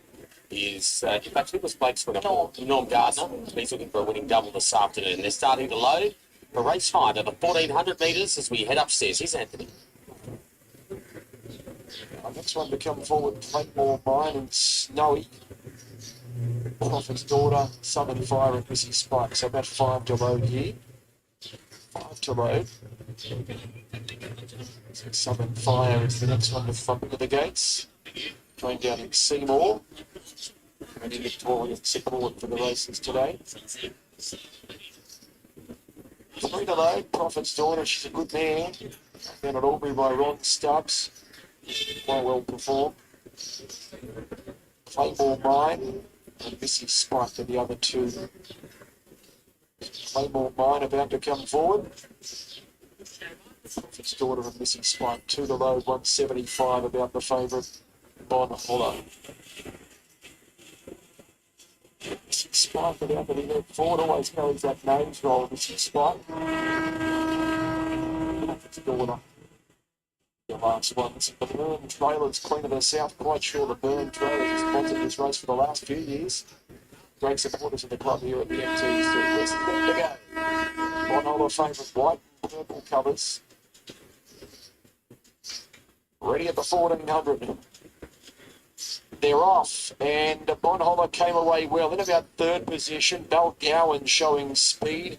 And Controversial miss down to the inside going forward. And Bon Hollow's going to land in 3rd position early from Snowy 4th. Then Love on Display, it's the grey, lands in 5th position from Southern Fire 6th. The Door Army 7th. Then came Claymore Mine, Missy Spike, and Prophet's Daughter's the last one. 1,000 to go. Good speed here. Balgowan trying to cross Controversial miss. And then cutting at each other. And this sets it up perfectly for Bon Hollow, the favourite, who lobs right behind them in 3rd. Love on Display's in 4th and Snowy's in 5th on the back of the favourite. Then came Door Army on the 3 wide line from Southern Fire, Missy Spike. Prophet's Daughter getting onto the 3 wide line to go forward, and Claymore Mine is the last one. The speed really slowed there mid-stages. Controversial miss. Balgowan. And now Bon Hollow, the favourite, flushed out on the home turn, comes up 3 wide. Love on Display, the grey behind those. Door Army and Prophet's Daughter sprinting very fast. She's coming to the race quickly. Bon Hollow hit the front with Prophet's Daughter, who's going with her. It's Bon Hollow, Prophet's Daughter, past the 200. Bon Hollow in front just, but Prophet's Daughter, she's really making a race of it. They knuckle down to fight it out, the 2 horses from Albury. Prophet's Daughter doing best, and she won it. Prophet's Daughter just won from Bon Hollow in an epic Queen of the South. 3rd across the line went to Missy Spike, Love on Display, and then came Claymore Mine. They're followed then by Southern Fire, Balgowan, Controversial miss, Door Army and Snowy. On the outside, Prophet's Daughter, she just kept on coming, and Jason Lyon will prevail over the filly Bon Hollow. Well, she was nothing if not brave in her first preparation. It wasn't that a good old ding-dong go right to the line. They paired off to fight it out. I thought the inside horse Bon Hollow was going to do enough, but she just kept coming. The 7-year-old mare, Prophet's Daughter, to win her 4th race at start number 19. Yeah, the 2 horses from Albury, they're not trained too far apart. The complexes as well. Ronnie Stubbs, the winning trainer, Jason Lyon, of course, who won last year's Wagga Town Plate, takes out one of our feature races, the Queen of the South. Very, very good run by the 2nd horse. Great finish. Yeah, it certainly was. Gee, she's a tough mare. She loves big weights every time she goes around. Today she had 61 kilos, and obviously our favourite there, carried only 58.5, and I thought that weight difference late might just see our favourite get the better of her, but she's so tough, Prophet's Daughter, and she just kept fighting the whole way to the line. I thought that was a really good ride by Jason Lyon. The speed was on early, but then they backed it right off coming to the corner, and it sort of forced all of their hands to pop off and start making their runs, and he knew, obviously, under that big weight, that he had to put her into the race, and getting back out to the 1400, she's been far too strong. Ronnie, a winner on Wagga Cup, though. It's pretty good. Oh, that's right. You love that, don't you? Yeah. A great finish between those two horses. They never gave in. I was just saying to the team, not trained too far apart, and Aubrey Cornella in every sense of the word. Yeah, no, that's right. Sort of, we're only neck away from each other at home and neck away today. What can she go on to, do you think? She's sort of picked up a pretty decent race today. What can you plan ahead with her? Yeah, she's not the soundest horse and had to nurse her whole career.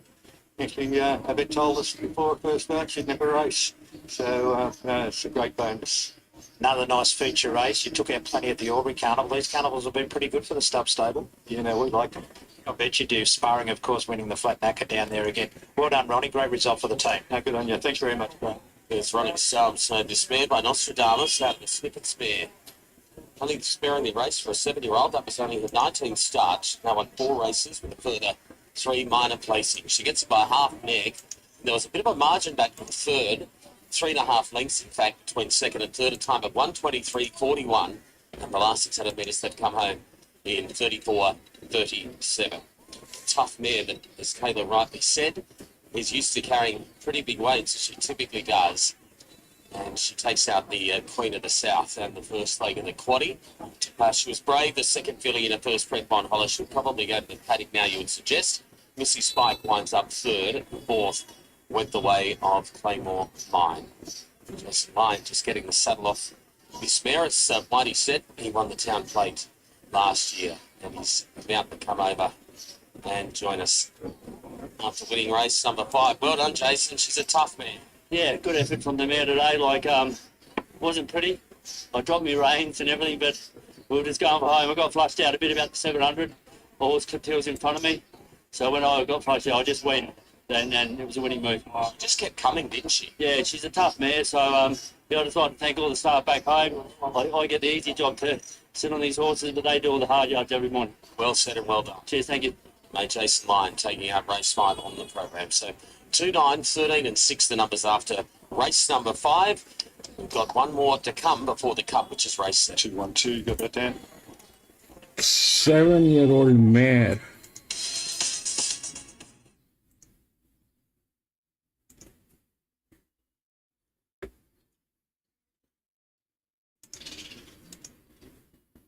Fifteen, 5, 13 and 8.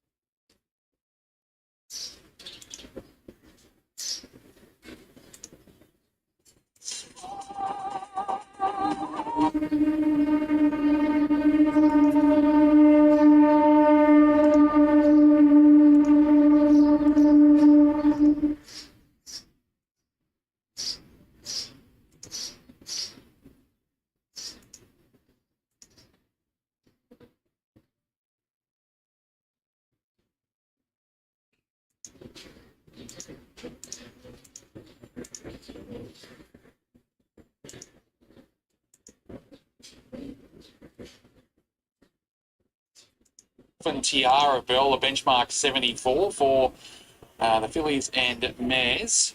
And we've got a field of 8 to do battle here. The first one we take a look at is Gentileschi, 4-year-old mare by Dundee, trained by Paul Massara, Leah Gavranich. She's first up from a break today. You look last preparation.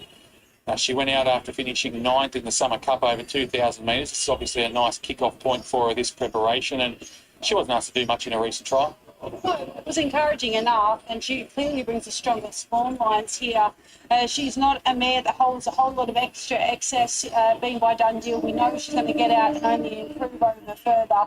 I'm wary of her here simply on class, but no doubt what she does today, she'll only improve on. The 2 is Ballandary Sal, the 5-year-old by Dissident, brought Northern trained. She's won 4 of her 13 starts including the last two on the bounce. The first of them was at Scone on a heavy track, and last time out she was victorious in a highway on a soft 6. Yeah, she'd been looking for a soft track or preparation, and as soon as she found it, she went bang, bang. I thought the win in the highway was really encouraging last start.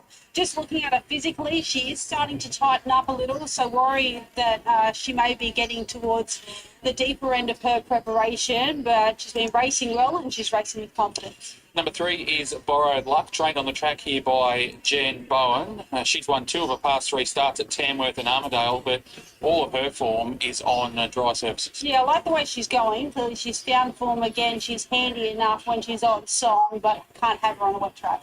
The 4, Bubba, an 8-year-old mare by Adelaide. She's won 5 of her 63 starts, and she's one that loves wet surfaces. All 5 of her wins have come on soft and heavy, and she gets JVO from a good draw. Yeah, she loves it. She hasn't been all that far away of late.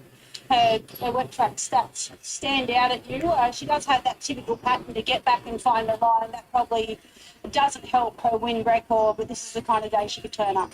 5 is out. The 6 is Syrian Star. Rod Northern prepares this one as well. He's got 3 in the race. Mitch Bell aboard. She's had the 2 runs back this preparation. She wasn't far behind Ballandary Sal last time out in that highway, and she's won 2 from 6 on heavy. Yeah, and she's just a genuine mudlark, and to be honest, she looks really well. She seems to be improving each time she steps out. She's up on the toes. She's feeling well.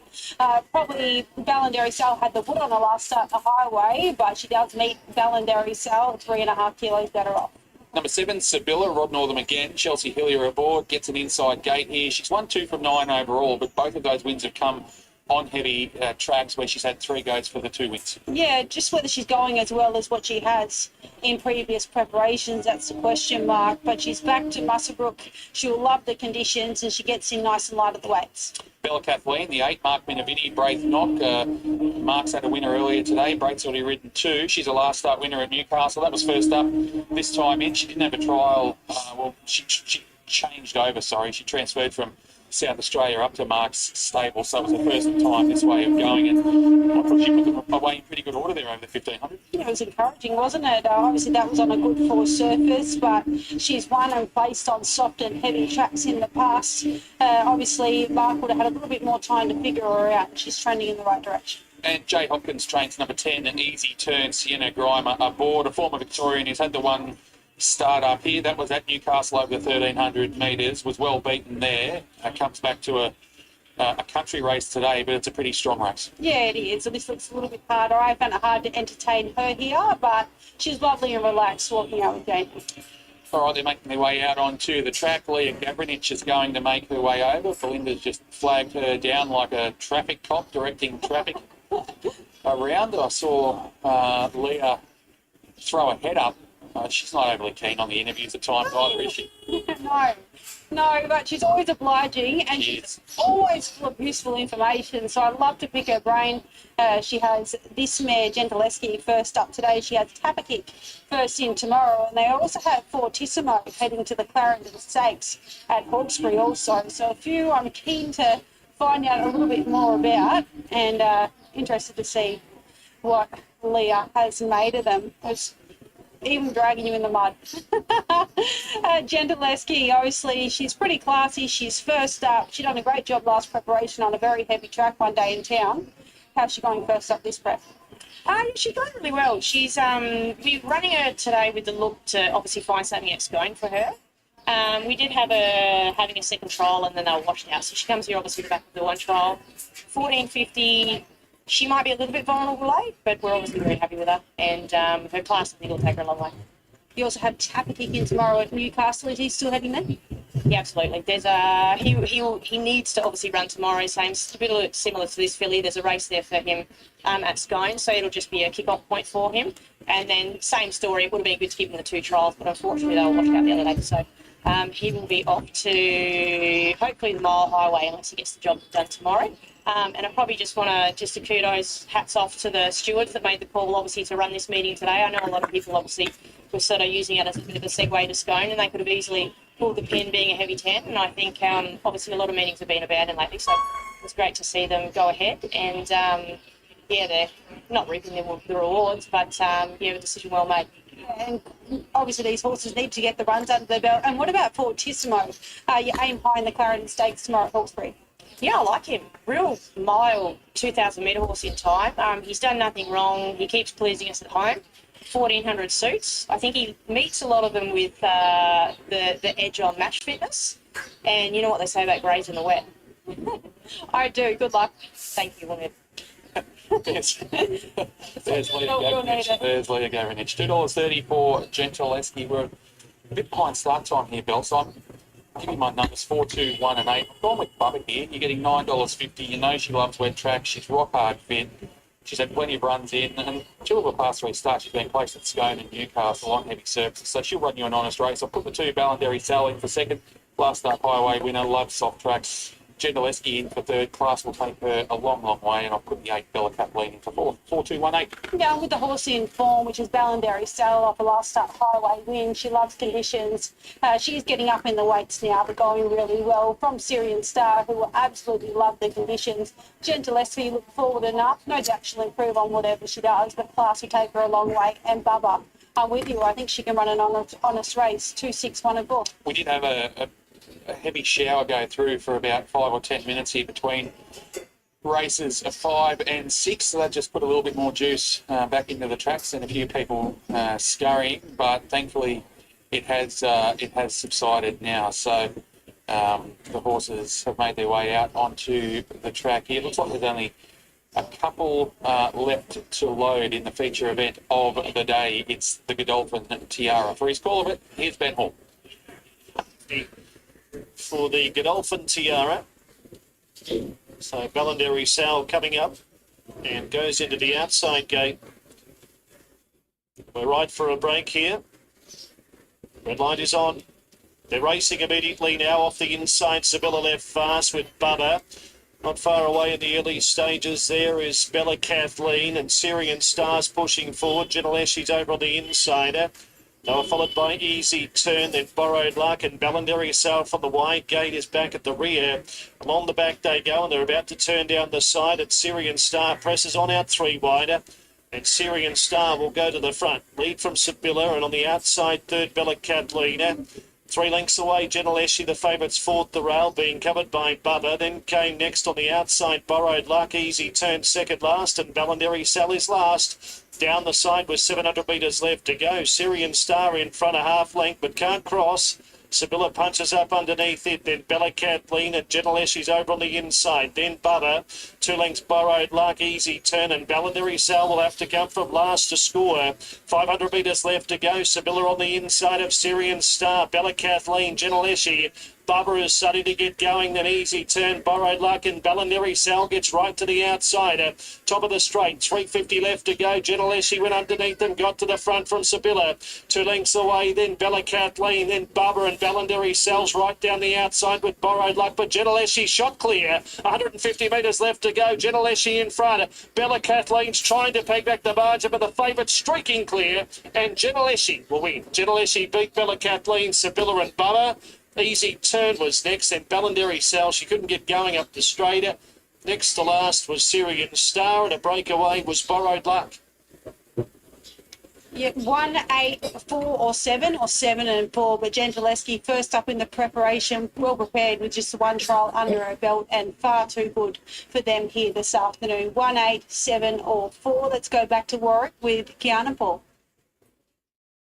Race 8 here at Warwick. It's benchmark 58 handicap. 1,500 metres is the trip. Harlequin Field is the first horse we have a look at. Wayne O'Connell is the rider for Paddy Richardson. The blinkers are off and the tuck-tuck. Thank you, Kia. 2 runs back from a spell should have been fitter. He's going to get a lovely run, and he's dropping back slightly in grade, but he still needs to step it up. Rocky Rich has already gone onto the track. Juddo Stanley for Paddy Webster. Coming through a $100,000 race at Rocky when runner-up behind Track Tail. I think you've got to respect that form. He's never raced here at Warwick, but he has a lot of good track form. I say it's the 5, very steely grey. Dylan Turner for Paul Shaler with the Norton bit on today. Looks terrific in the yard, the 3-year-old. He's only lightly raced, so there's upside to come. He's tackled some much stronger races than this, including his most recent 6th behind Depth of Character at Eagle Farm on a Saturday. So he looks beautifully graded. Cicada is the 6, and Olivia Kendall rides for Big Head. beaten at 100 to 1, first up in a benchmark 58 at Toowoomba. I think we're happy to go around him. Radagast is the 8. Justin Hopes rides. Looks like Landon Sykes straps after riding a winner and in Killtones. Is there anything you can't do, Landon? First up from a spell. Never won first up. Justin Bieber. 7 attempts. Just Us was the right jockey, but you are first up from a wide gate. Charisse was good last start. Had a bit of crowding there. Shania Wills for Naomi Harris. Yeah, he is a good horse. He's trained here. He's never won here, but he's had plenty of racing. He likes good tracks. If he gets the breaks at the right time, hard to beat. Security advisors 10, Maddie Wishart for Lane Charrow. Yeah, probably not going well enough off recent efforts, and I'll go around him today. Bowie's girl is 13. She ran onto the track BC very early. The only Sandcork Maddie hoisted. Led all the way to the Gold Coast to break their maiden at big odds. The track suited leaders that night, so she was probably flattered a touch. But still, she's still like the race from a good stable. Maddie Crop has the 14 shouts all day. Bubba Chili with the tongue tie off. Nice, big, strong grey mare, isn't she? She's had 2 runs back from the spell and probably has done enough. She can blow the start as well, which makes things tricky. Amnesia's looking well. Damien Thorpe to Kirk Colbert. She looks really well. She's 4th up now, so fitness is key. They last start 3rd behind Naughty Nurse and Warrior for Peace. I think that's really strong form, and that's the form I'm banking on being right here. Canadian Express was sharp at the trials. Brendan Lorena for Michael Morrison. Yep, certainly was sharp at the trials, Kian, and comes into the races off those. Was in the race somewhere else. He didn't turn up there, but he's here today, and I think Michael has found the easiest possible race he can to kick him off. Can get his horses over at Trip first up. And Robinson has Delroy, 17 James Taylor. Last 3 runs have been below best for her, and hard to get a guide off a poly track run, but she got beaten out of sight there. Old mate, Step on Fire. He's the 18 and will round out with George Stick. Yeah, he's only won 4 from 47. He hasn't won for over a year, so we'll leave him out, but you know he can bob up when least expected. 15, 9, 5 and 13 for me. Let's go with Amnesia. Kian? 5, 15, 4 and 7. I would have preferred this track to stay in the soft range, but we can't have it all. 5, 15, 4, 7 is Anthony. And we just took out 7. They say 1500. Lights flash away. Set now. They stand ready and racing. 2 over to begin. Amnesia Flash, Cerise, second last and last. Abawi's Girl with a clean start. Canadies in Hot Pursuit here early on. Harlequin Field in Hot Pursuit to 3rd, and they're followed by Step on Fire. Rocky Bridge towards the outside going up. Cicada's about centre field. And they're followed by Security Advisor, Dolores, Canadian Express, Amnesia, Shouts All Day, Flash, Cerise, and Radagast is last of all. So probably a dozen lengths from the top end of the tail, and it's Tabawi's Girl, the pace setter, and clearly at that. Leading away at the 950, in front now by a length over Rocky Ridge, the outside of it. And they're followed by Cannabis. It's about 2 lengths away in 3rd. Dolores is poised. 4th, the outside is Step on Fire and Cicada next. Harlequin Field is over on the inside of Canadian Express. Shouts All Day well back with Security Advisor. Flash Cerise still racing in a rearward position with Radagast, and Amnesia will have to swoop from last at the 600 to score. They've been trucking along in saying that, probably still at least 14 lengths back off the speed. Debawi's Girl in front, giving plenty of cheek at the moment. With 400 metres from the judge, it's still the leader by about a length or so. But Rocky Ridge, and they're followed by Cannabis, is given its cue. Step on Fire is next over on the inside. Dolores is next. Canadian Express is down the outside. Shouts All Day is next below the 200. Debawi's Girl's in front. Rocky Ridge still there. Cannabis. Canadian Express. Shouts All Day down the outside. Canadian Express out wide. Swept upon them and won. Canadian Express beats Rocky Ridge 4. Shouts All Day. Debawi's Girl not far back. Flash Cerise got going late. Cannabis for next prize. Then came Amnesia. Step on Fire. Security Advisor. Cicada. Harlequin Field. Dolores and Radagast finished together there with those. And Debawi's Girl put in that early tempo for your back markers. Canadian Express off the back of that sharp trial. They can get them ready early for a trip. Michael Morrison scores very comfortably in the end. $10.23 for Brendan Lorena. No numbers in the semaphore board for your minor. Shouts All Day was finishing well after another steady start. Right, this is the 6th one here, a 1200 meter. The last 1200 meter that we had was the class 1 here, where the appreciations went through, right? If we look at number 3, 3, 1, 22, and 2. So 3, then 1, then came back to 22, and then finally 2. Here it is again a 1200 meter. So that 15 is the favorite. Now, if we look at the pressure on the 15 is the highest. We can't calculate the others, but here it is clear that it is not optimized. 13 is better optimized. 13 is better optimized.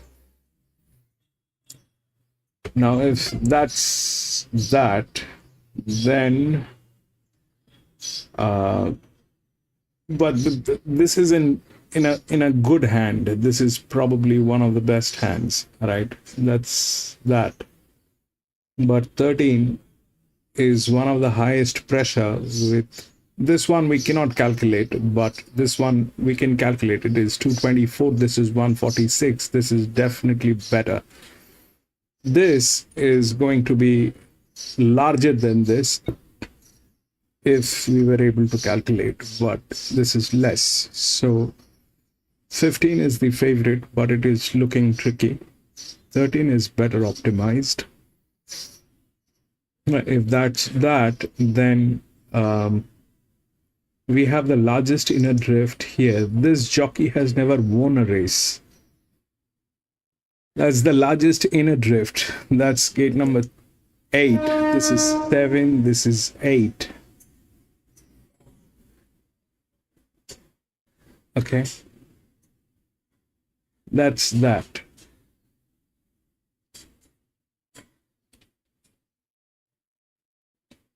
And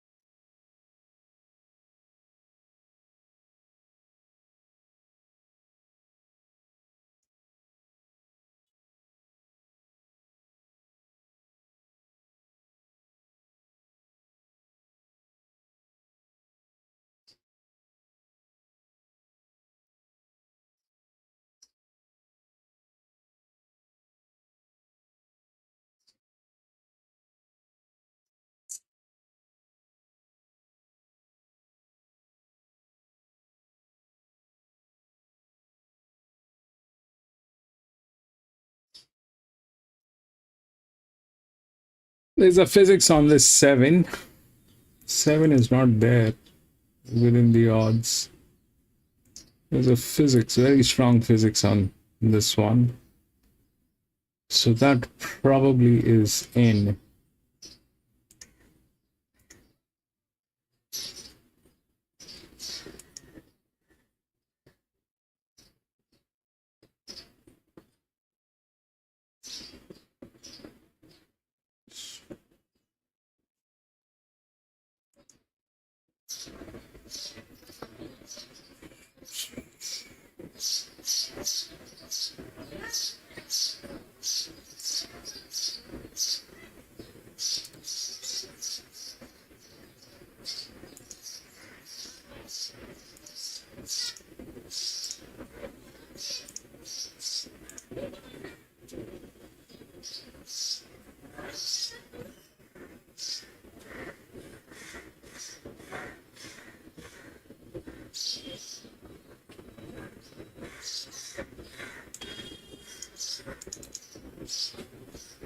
We'll take a look at the horses at the paddock. It's Monday, mate. Just live. Not sure. Found away. Chasing a quick Grats fella, J Ford. Yeah, one of the contenders for mine at a decent price today. Pretty effective there, winning last start at Gunny Guy, must be set over Kakayu. and his overall record's pretty strong, so I'll give him a definite chance. I agree. He's a big lump of a horse and he looks excellent alongside the pony. He was racing really well, I think, from barrier 3, J Ford aboard today. He's got a lot in his favour. Second of the Luke Pepper runners is 9 Cyclone Rupert, the rider Kerry McAvoy. Yeah, not out of it. Having his first run with the stable, form's pretty good. Overall record's strong as well. Well done to the owners. One of my mates, Cliff McGrath, in this horse, and should run a cheeky race. Look, there's not a lot of him, but I'd make him pick of the yard. I think he's quite a standout here. This is his first preparation with Luke, and his first up run I thought was excellent at Orange over the 1,000 metres there in an open race behind Extravagant Lab.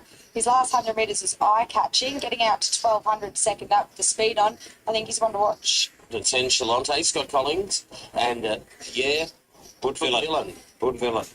Recent efforts have only been moderate. Would have to lift a fair bit and was a big favourite last start, so not for mine. Yeah, that was first up off the back of a long spell, but it was on a heavy track, and both of her runs on a heavy track, she's gone very bad. So perhaps getting onto a better surface, we can be a bit forgiving. One of the Brazilian bred owned them for Scott Collins and Matt Carl. I remember this horse winning first up for Scott, and he's first up today, so I wouldn't be completely discounting him. Good draw and a capable type as well. Yeah, exactly. He races well fresh. He isn't typically all that far away, and he'll get his chance from his soft draw. Number 12, Dancer for Wayne Carroll and Tyler Schiller. Has a share of ability, good overall record, second up from a bit of a spell, so second up is a winner in the past. So just sort of looking at a parade, I thought maybe just one more run, but we'll run a cheeky race. Yeah, I agree. I liked the first up run. I thought it was really good, and we saw it bolt in actually second up last preparation, so I expected to improve, but I agree with your comments about the up. Number 13 is Dolly Scott's backman, Sean Geimer. Bit underrated. Won at this carnival last year off memory, and she's a pretty effective mare as well. She's been racing in some decent form races. Comes out of a much stronger race in that behind I Am Lethal last start, and her run in the championships was okay, so a very suitable assignment. Yeah, and I think 1,200's her pet trip. I thought she struggled a bit in the championships at the 1,400, but as you said, followed it up with a good run over 1,200 last start.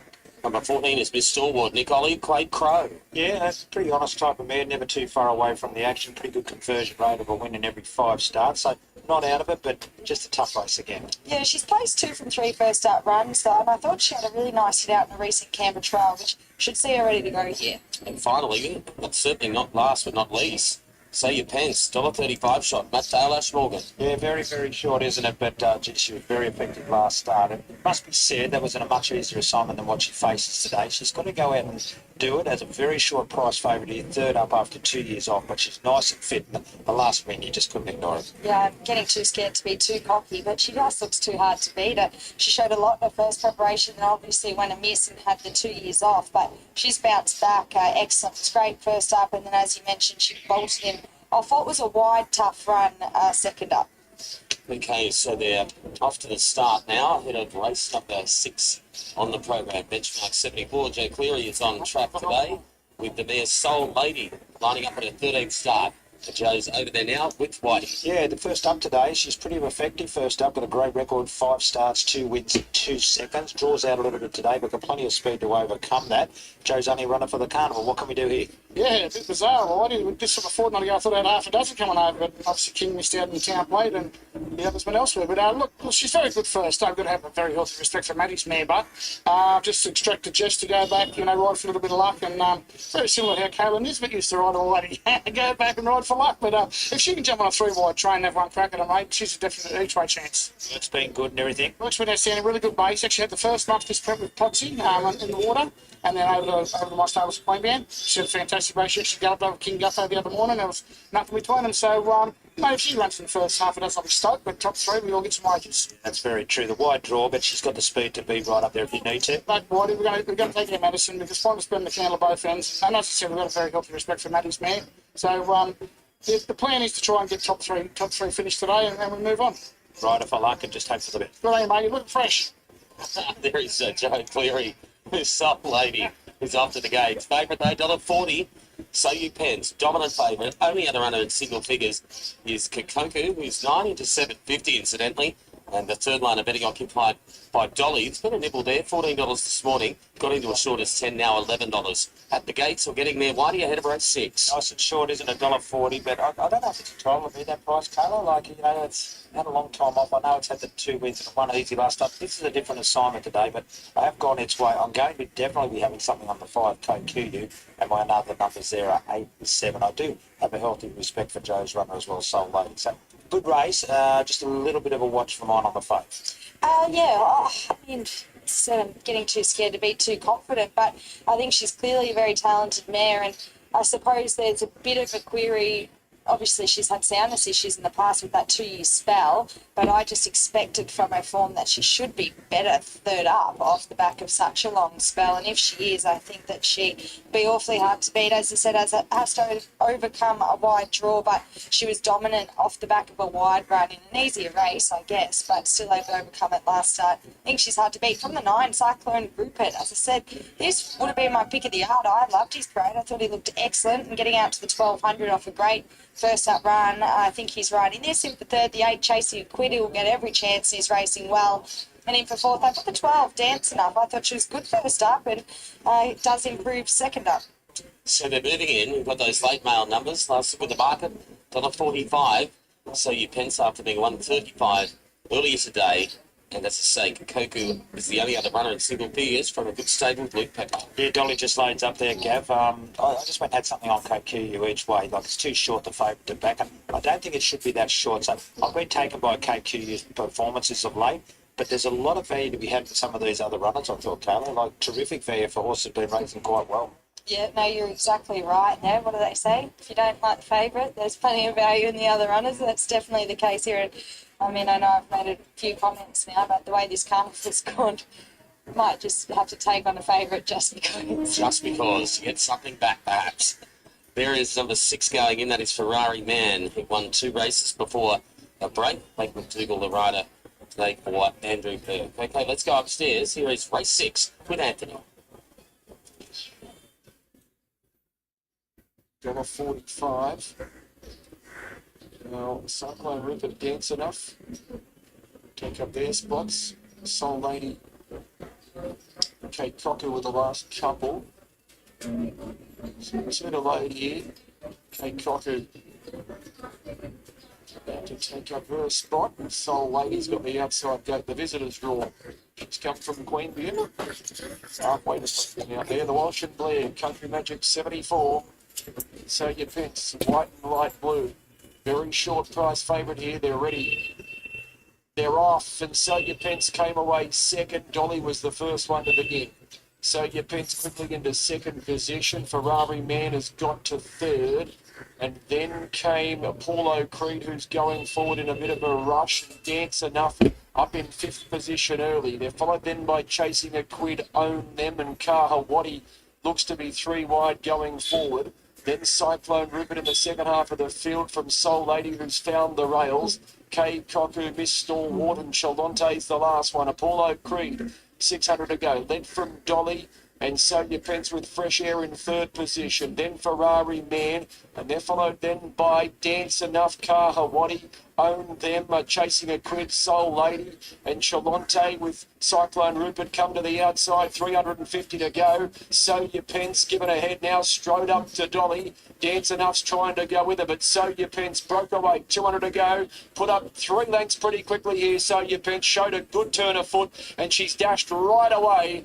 And this is a space job for So You Pence. Soul Lady charging home for second, Chalonte third, and then Kahawati from Cyclone Rupert, K. Koku from Dolly, and they were followed then by Dance Enough from Ferrari Man. Well back was Apollo Creed, Chasing a Quid, and Miss Stalwart. Well, everything worked out perfectly from the gate with Ash Morgan riding So You Pence to victory, who sat in the 1-1 virtually. And coming into the home straight, when we roll this replay, with 2 horses to the inside are off the bit. The horse in the yellow colours completely under the pump. Ash hadn't moved, and when he asked her to go, bang, she put him away. And race clear, she was in splendid isolation. She certainly was. And when she got up outside the lead, she was just able to dominate. It was just a matter of time until he pressed the button and said, away you go. And she's pretty similar to a previous win. Last time she won by further, but some good runs by the minors there. Soul Lady was sort of back and out wide, but she was really good. And Kokuyu, the one I liked a bit of, just got held up around about 6, but we'll pay to follow. Yeah, what I like about this mare, said she's obviously had an injury or something, has gone amiss in the past, the fact that she had that 2-year spell, but geez, they'd be happy to have got her back to the track. She's quite a talented mare, and obviously it was a different race to what she faced last start, but she had a pretty tough run and she overcame it to win. But today I thought she was more impressive in a harder race. As you mentioned, she got across and was quite tractable there, able to relax outside the leader, and I thought it was quite a confident ride by Ash. He held her together coming into the straight. She's shown a really nice turn of foot there to be able to win effortlessly. 2 3/4 actually by a short neck. So I'm sure Matt will be thrilled with that result. Gavin? Yeah, great to get her back to the races. She had so long off, Matt, but she is just going great. Yeah, she really is, Gavin. Excuse the voice, that was from cheering Ravina home. I didn't quite get there yesterday, but this girl didn't take as much cheering today. She's a high-energy horse for a 5-year-old mare. We thought the Triple A would actually calm her down, but she was still a handful to saddle up, and on speed, was able to come back, come into Ash's hands and let down like that. She'll go to a highway now in a few weeks. It'll be bloody hard to beat. Yeah, she just seems to do everything right. She relaxed beautifully, and the others all come off the bit. Ash, they hadn't moved. No, that's right. She just keeps improving, and a sign of a good horse and very patient owners. Full credit to Corinda, because a lot of people would have pulled the pin on a horse like her. She had a couple of issues that were 2 years off. A lot of people would have said, move her on, sell her or whatever, but patience has paid off here. It's an unusual setup. I can't remember the last one. It's a 5-year-old going through the grades like this. Amazing, well done. Yeah, thank you. The Sean Driver from the Bloodstock is here. Sean, what happened with it being off the scene for so long? Oh, look, she, yeah, it's been a couple of years, so it's a lot of the owners, they're being patient, and she's, this one's got me, mate, because, she's hard work and 27 months off, you know, so I know it's only August 74, I understand that, very respectfully, but what we went through and what our staff did at home, full credit to the staff. It obviously means a lot. You don't show a lot of emotion, but this has obviously meant something very special. Yeah, 27 months is a long time, and when your owners back you to get the job done, it means a lot. Maybe I'll get you into a happy mood. How's the good horse, Private Harry? Yeah, he's good. He goes into work on Monday on the 5th. He'll go to the Water Walker for 2 weeks. And so will Boston Rocks. He's on a Kosciuszko path, and Private Harry's obviously on the Everest path. So look, I'll sit down with Nathan, and Matthew's already planned out Bosto, and we'll sit down with Nathan. I think we'll probably go Premier to the shorts into the Everest third up. But look, he's bloody outstanding. He looks great. Good on you, mate. Good to see you. Thanks, mate. It's Sean Driver and Ash Morgan now with Kayla. Yeah, I'm sure of filly, or mare I should say, that you've got a lot of time for. Yeah, she's really nice. I rode her first up after a long break and gave me a beautiful feel. I think fitness has got her that day, and obviously she won well the other day, but I was really impressed with her today. She switched on a lot through the yard, a little bit calmer going down, and jumped really well. I think Wallen missed the kick and come rushing around us. If it didn't light her up, she got into a lovely rhythm, and it was always the case we're going to win. It was just sort of getting her to do it right again. She's only likely race, but it's a big step up in grade. So she's done a marvellous job, but I know Matt and Sean have always... Viewers, welcome back. With the injury, so she couldn't have been any more impressive then. She's been plagued with a couple of bad barriers too. Where do you think will be the best spot to have her in the run? I think where she is, she's a horse that's very forward going without overdoing it, but just likes getting that rhythm. I feel she sort of negates bad barriers with how much flight and how much good barrier speed she has. So yeah, if she draws a good gate, she'll be there a lot easier. But now she's got a really good future. Unbelievably, you don't have a ride in the cup, so I think that's you done for the day, but a nice way to end the carnival. Yeah, I reckon I've been seeing them well the last 2 days, you know, so I've really enjoyed the time here. I'll definitely be back next year, so it's been a good 2 days, and yeah, it's been great. Well done, Ash. There is Ash Morgan after taking out a race 6, 15, 7, 10 and 9. The numbers there. The cup is next here from Wagga. Welcome back to Muswellbrook. Runners are in the yard for the 7th. It's the Hunter Thoroughbred Breeders' Race. It's a benchmark 66 over 1,000 metres. Had 6 scratchings here, leaves us with a field of 7 to go around, Bell. And the first one we look at is Lord Bob, trained here by Nicole Hudson. Shannon Llewellyn takes the ride. Has a big weight, 60.5 kilos, but that's offset by a 1.5 kilo claim. Was well beaten last time out at Ascot. Yeah, he was. That was behind Topa. We have a few horses coming through that same form for him. So probably got very up on top of the ground, but he looks well and he gets a home track advantage. Number 2, Ranuncular, 7-year-old by Exosphere, trained at Scone by Philip Boyd. I thought he was really good last time out in that Topa race. He was beaten 4 lengths on that occasion. He gets a soft draw today, and the one thing you know is that he likes heavy tracks. Yeah, that's the positive. Obviously, had the work and face the breeze from barrier 12 last start. We've drawn 2. They'll have the option to be a little bit closer to the fence. So I'd love to see him coming down the middle of the track. He'll enjoy conditions, and although he hasn't won in a long time, this does look winnable. Brett Kavanagh's already had 2 winners today. Can he make it 3 here with Harbour Gold to be ridden by Mitch Bell? Well, the little niggle with him is also he's had 6 goes on the soft for a couple of placings, which are more towards the soft 5 side of the soft, and he's had to go on the heavy where he hasn't turned up. But he looks well. He was flying last preparation. If he gets through the ground, he'll put himself well. Cav's other chance here is the 5, Water Lad, a 4-year-old by Headwater. He's won 3 from 15 overall. He's only going a heavy, he didn't figure in the place. No, but he had won on a soft 5, so that's somewhat positive. But in saying that, I do prefer him up on top of the ground. He's decent to the preparation. He's lovely and healthy. He's had a couple of little freshen ups along the way, so still racing with plenty of zest at this stage. Glenn Milligan comes over from Taree with the 6 KU, 3-year-old filly by Super One. She's with Roxor Diamonds. 7 starts, 3 wins outside the placings in her other 4 runs. Yeah, she's been going really well overall. She's won 3 of the past 4, sorry. So going well, but that's all been up on top of the ground. She's had 1 go on a soft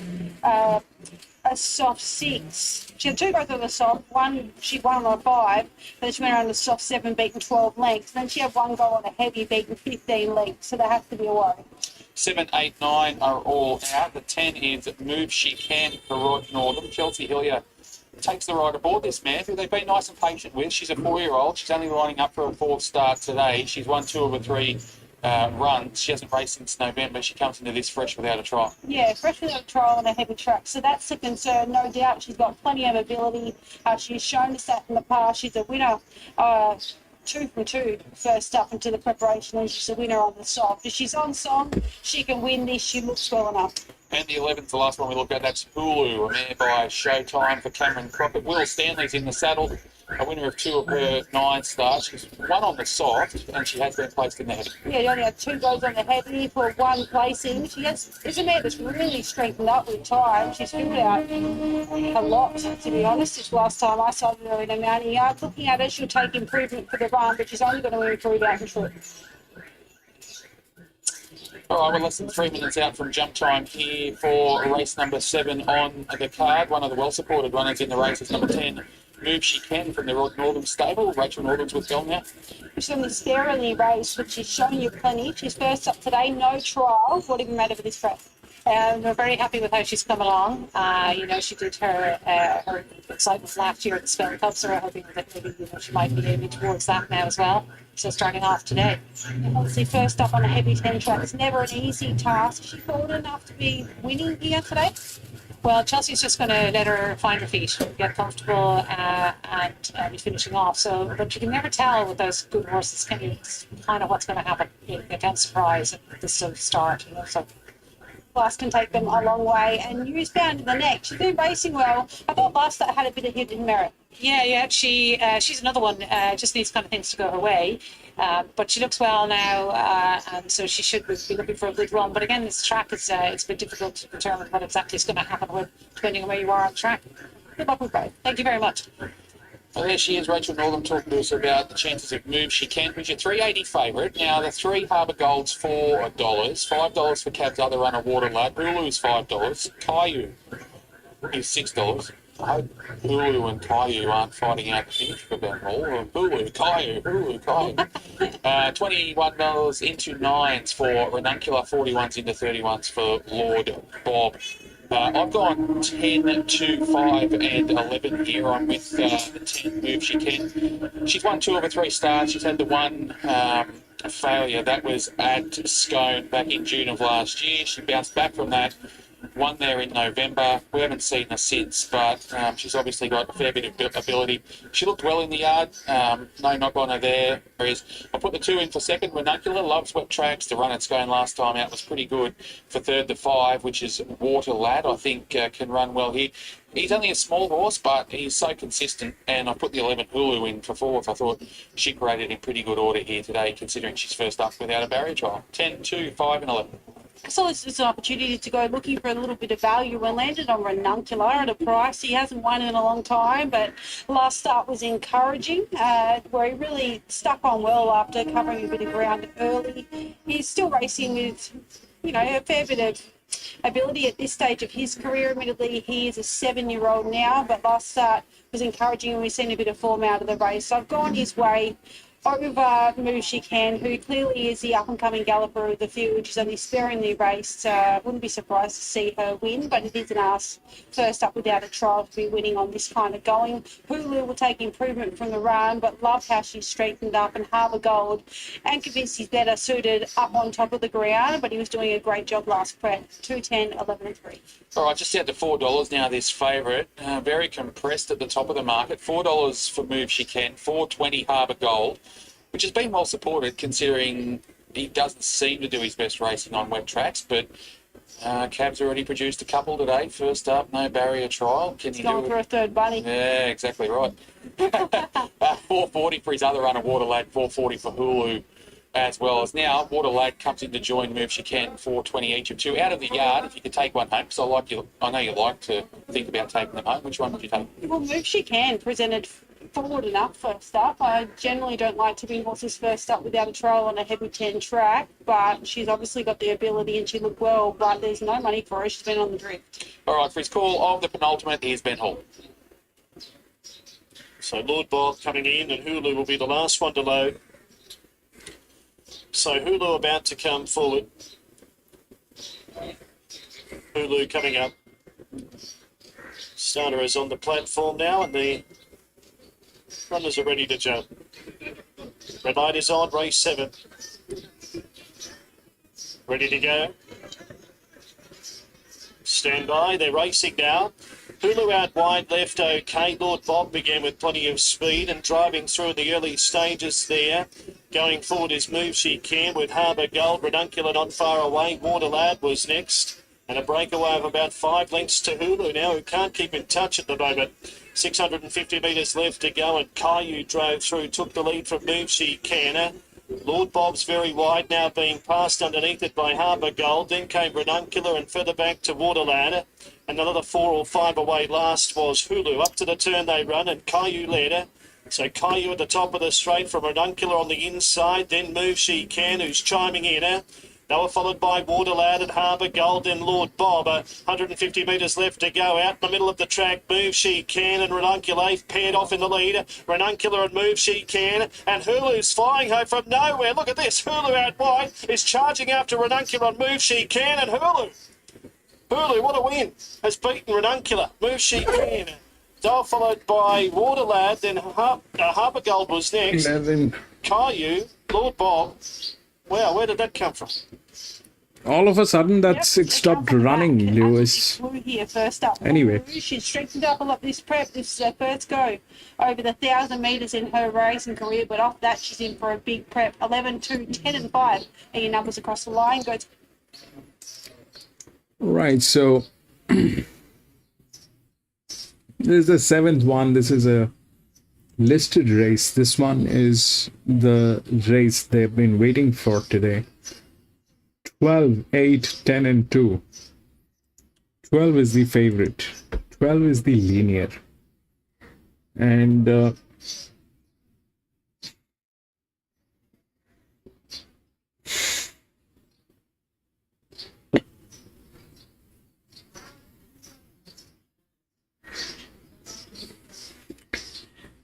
this today, I think what is happening at this track is I honestly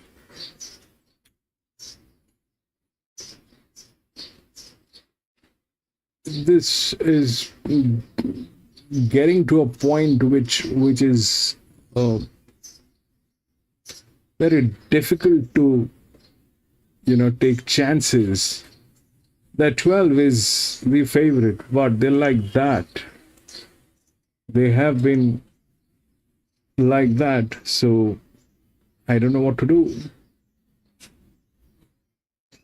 And this is happening at this track. This whether you take a chance or not, it is technically speaking, it is with the highest pressure line. 2000 meters, it is the highest pressure line. That's the linear. Up till 2000 meters, linears win. There's no doubt about that fact, but it's not a strong linear. Plus, this one is like that, so it's kind of difficult to assume what these things can do. There are certain horses here, like the two,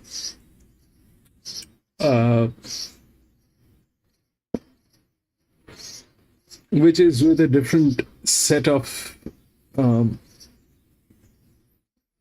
weight. They're all 4 kilos depreciated. This is 1.5 kilo depreciation. So that 2 definitely has advantage. That 2 is there. That 2 is in some way or the other, it is there. If that's gate number 6, all right, that's gate number 6. If that's there, but look at what they are. Look at what they are. So if that's the highest, the lowest is here with 4, which is in a very good hands. That is 3, this is 2. That's the lowest. It's a league horse, okay? But all that is speculation. I mean, the winning stuff should be here with the pressure, which unfortunately is not happening because of whatever reasons they have. Now, 285 to 20, 16. That's way too wide.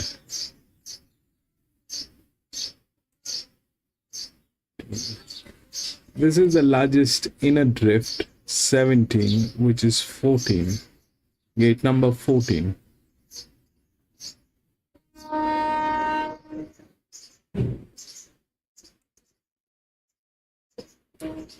This is in better hands. That's gate number 15.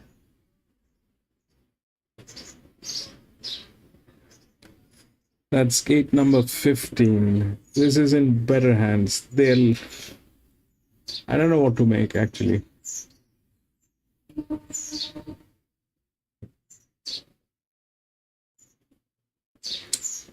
I'm going to be out of this one. I don't understand this. Out.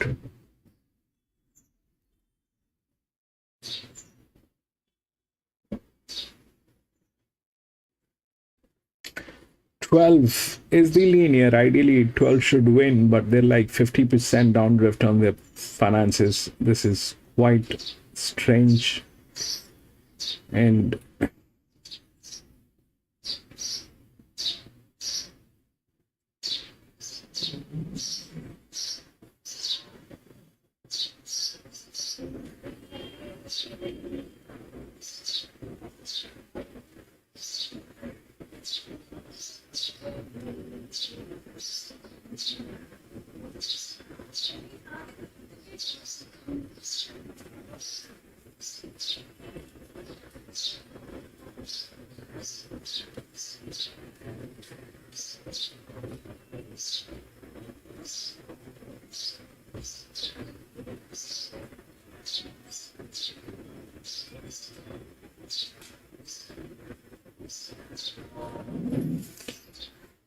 not out. Let's play.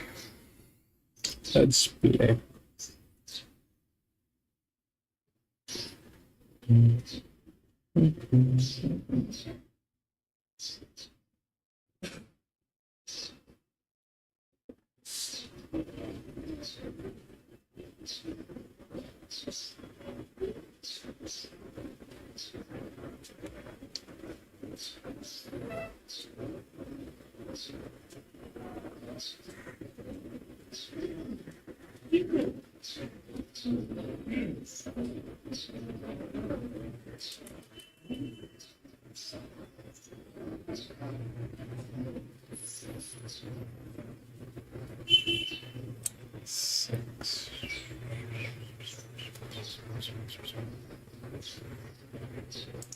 Third, and they're followed by All About Artie. It's positioned over on the inside. Clipper Ship is out deep with Cheerful Cat, and they're followed by Blame the Whiskey, Tygon Princess. Granny's Reward is over on the inside, and also Good Filly is next of all on its outside. Coolatar's well back, Banksia Beach in February, and Jenny into Jungle is last of all as they approach the home turn. As expected in front, Eukanuma's up on its outside, going up to it. Clipper Ship to momentarily make it a line of three, followed by Aces up. All About Artie is next, Blame the Whiskey. Granny's Rewards over on the inside. Tygon Princess is right down the outside still. As expected, led the way. Eukanuma's going up and down in the one spot. And a few of those are flashing late. All About Artie. But the leader was as expected, and as expected beats Eukanuma. All About Artie, Tygon Princess, Aces up. They're followed by, out wide there was Clipper Ship. Further back in the field to February, and then came Cheerful Cat and Coolatar, Blame the Whiskey, Granny's Reward. And they're followed by Jenny into Jungle, who was well back there in the end. And Banksia Beach, the favourite, finished in a real position as well in 129.56. 15, 8 and 4, as expected for Peter Roble and Jai Williams. He's rated her so well. 15, 8, 4 and 12 officially in the frame off the back of that Polly run. She's a beautiful, he's a beautiful type. He's very good late there last start. Just got a beautiful racing style. Joycey, your runners up there, the 8, 4, and then the 12's probably the one to keep an eye on as they get over further. So 15, 8, 4, 12, we've still got one to come here from Warwick.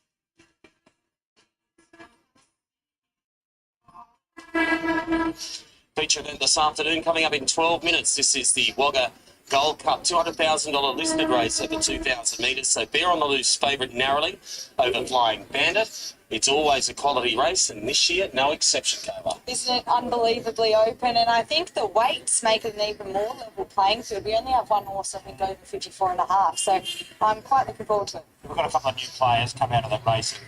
Most of the field went around the Albury Cup, but a couple of new contenders.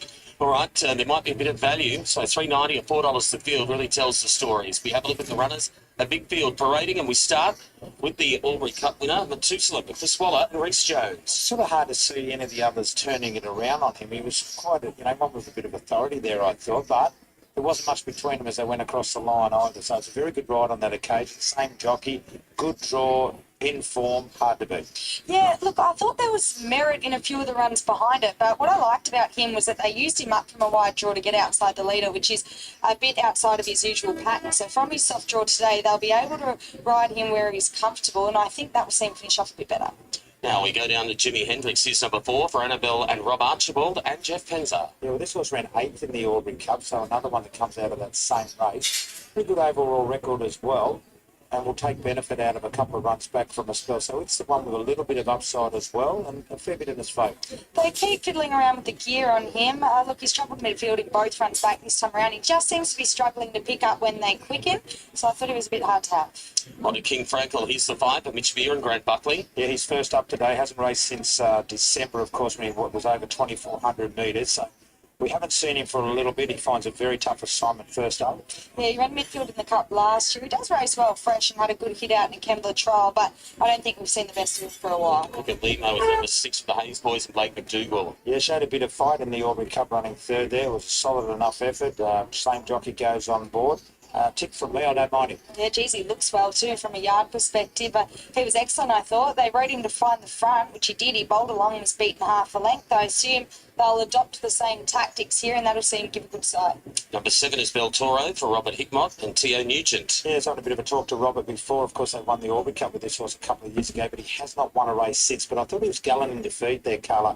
In the Albury Cup, it was a much better performance behind Methuselah. So if he follows up with that sort of performance again, he won't be far away. I agree. He's had a bit of a checkered prep, so he's had a bit go against him, but that run was really good. To be fair, he might have been able to win had he not have copped a bad check at the half mile too. He's beaten only half a length in the end. He did draw barrier 1 and have all the favours that day though, and he'll need a bit more luck from an awkward draw today. Bear on the Loose. Here is the key fancy according to market for Gabe Waterhouse, Adrian Bott and Jet Stanley. Well, he led first up in a small field there at Hawkesbury. He was grabbed right on the line, so he'll take benefit out of that run. And today he draws at barrier 1. So that was his first run for 5 months. He's the likely leader, you would think, again.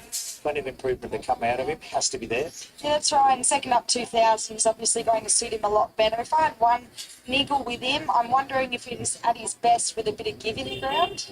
Number 9 is My Brother's Keeper for Stephen Brown and Pat Maloney. Yeah, it's the horse I like. Maloney retains the ride after steering this horse to victory at Caulfield.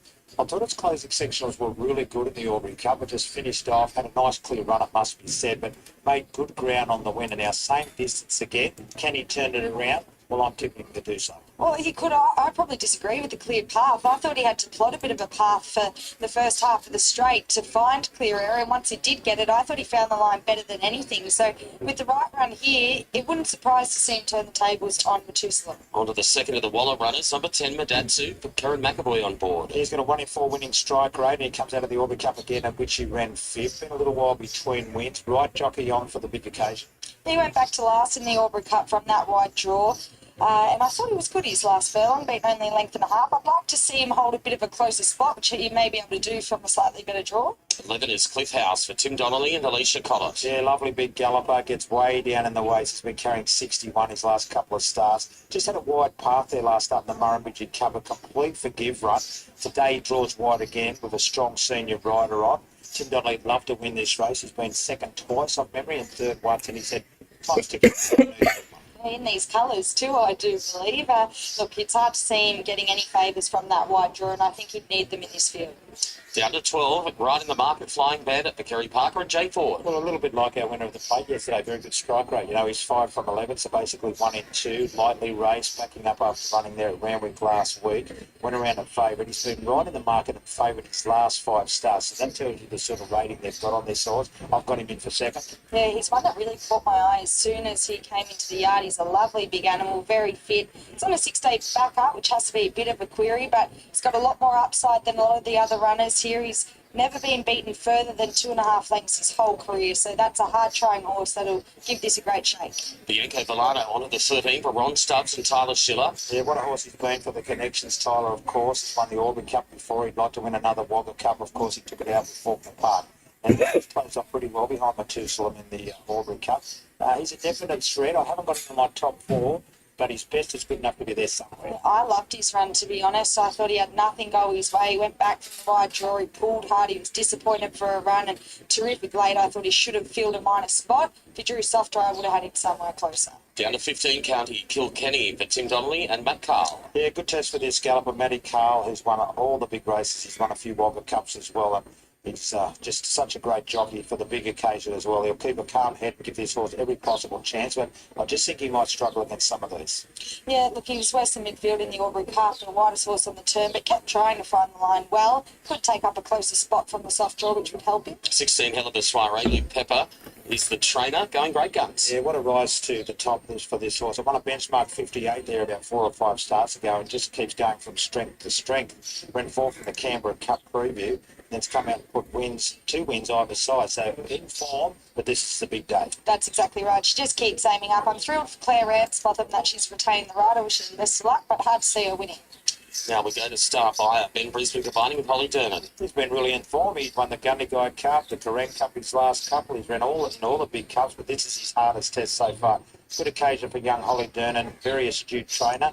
I don't know if his best is good enough here, but we wish them well. Yeah, I probably agree. He's a staying type of horse with a good turn of foot, though, and that can take them a long way against some dour stayers. Right, some more. Ross Jarvis, Rebecca Bronner Prague. Yeah, big occasion for the horse trained over there at Braidwood. Was pretty good last start. He drops way down on the weights. He's down to 59.5, down to 54 today, so drops in the weights, but I'm not quite sure if he's up to this grade, but we wish them well. Just having no luck with barriers, and he would have needed a good one here for him to produce his best. And the migraine is the last of them for Pat Murphy and Molly Burke. Yeah, consistent type, never too far away. Its record shows that. Ran second there at Goulburn last week, so a big test for it today at one of our roughies. Yeah, that was in a benchmark 66. So he stays, but this is a big assignment for him. Okay, they're off to the gates for the Wagga Gold Cup. Let's see firstly from Kerry Parker with a very much in form Flying Bandit.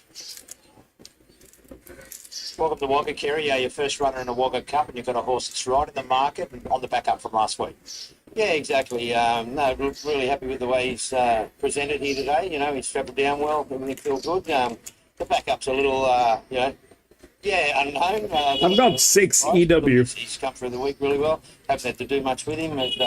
Each way. He's just been sitting at home shooting the breeze, so hopefully he'll do well. And fingers crossed. Cup days, these tracks, they play very weirdly. He's on the back of it. That's an unknown as well, but you're going to have a perfect racing surface. Yeah, exactly. I did think the other day, like the 1800 was always a little concern. It was probably going to be a bit sharp for him, and it did look that way. You know, didn't knock him around. He pulled up terrific from it. So no, we're here.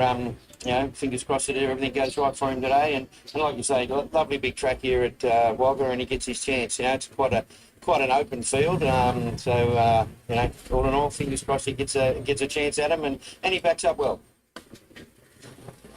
And there's been good money for him. Flying Bandit is into 370. In fact, he is a clear favourite now. So $4 into 370.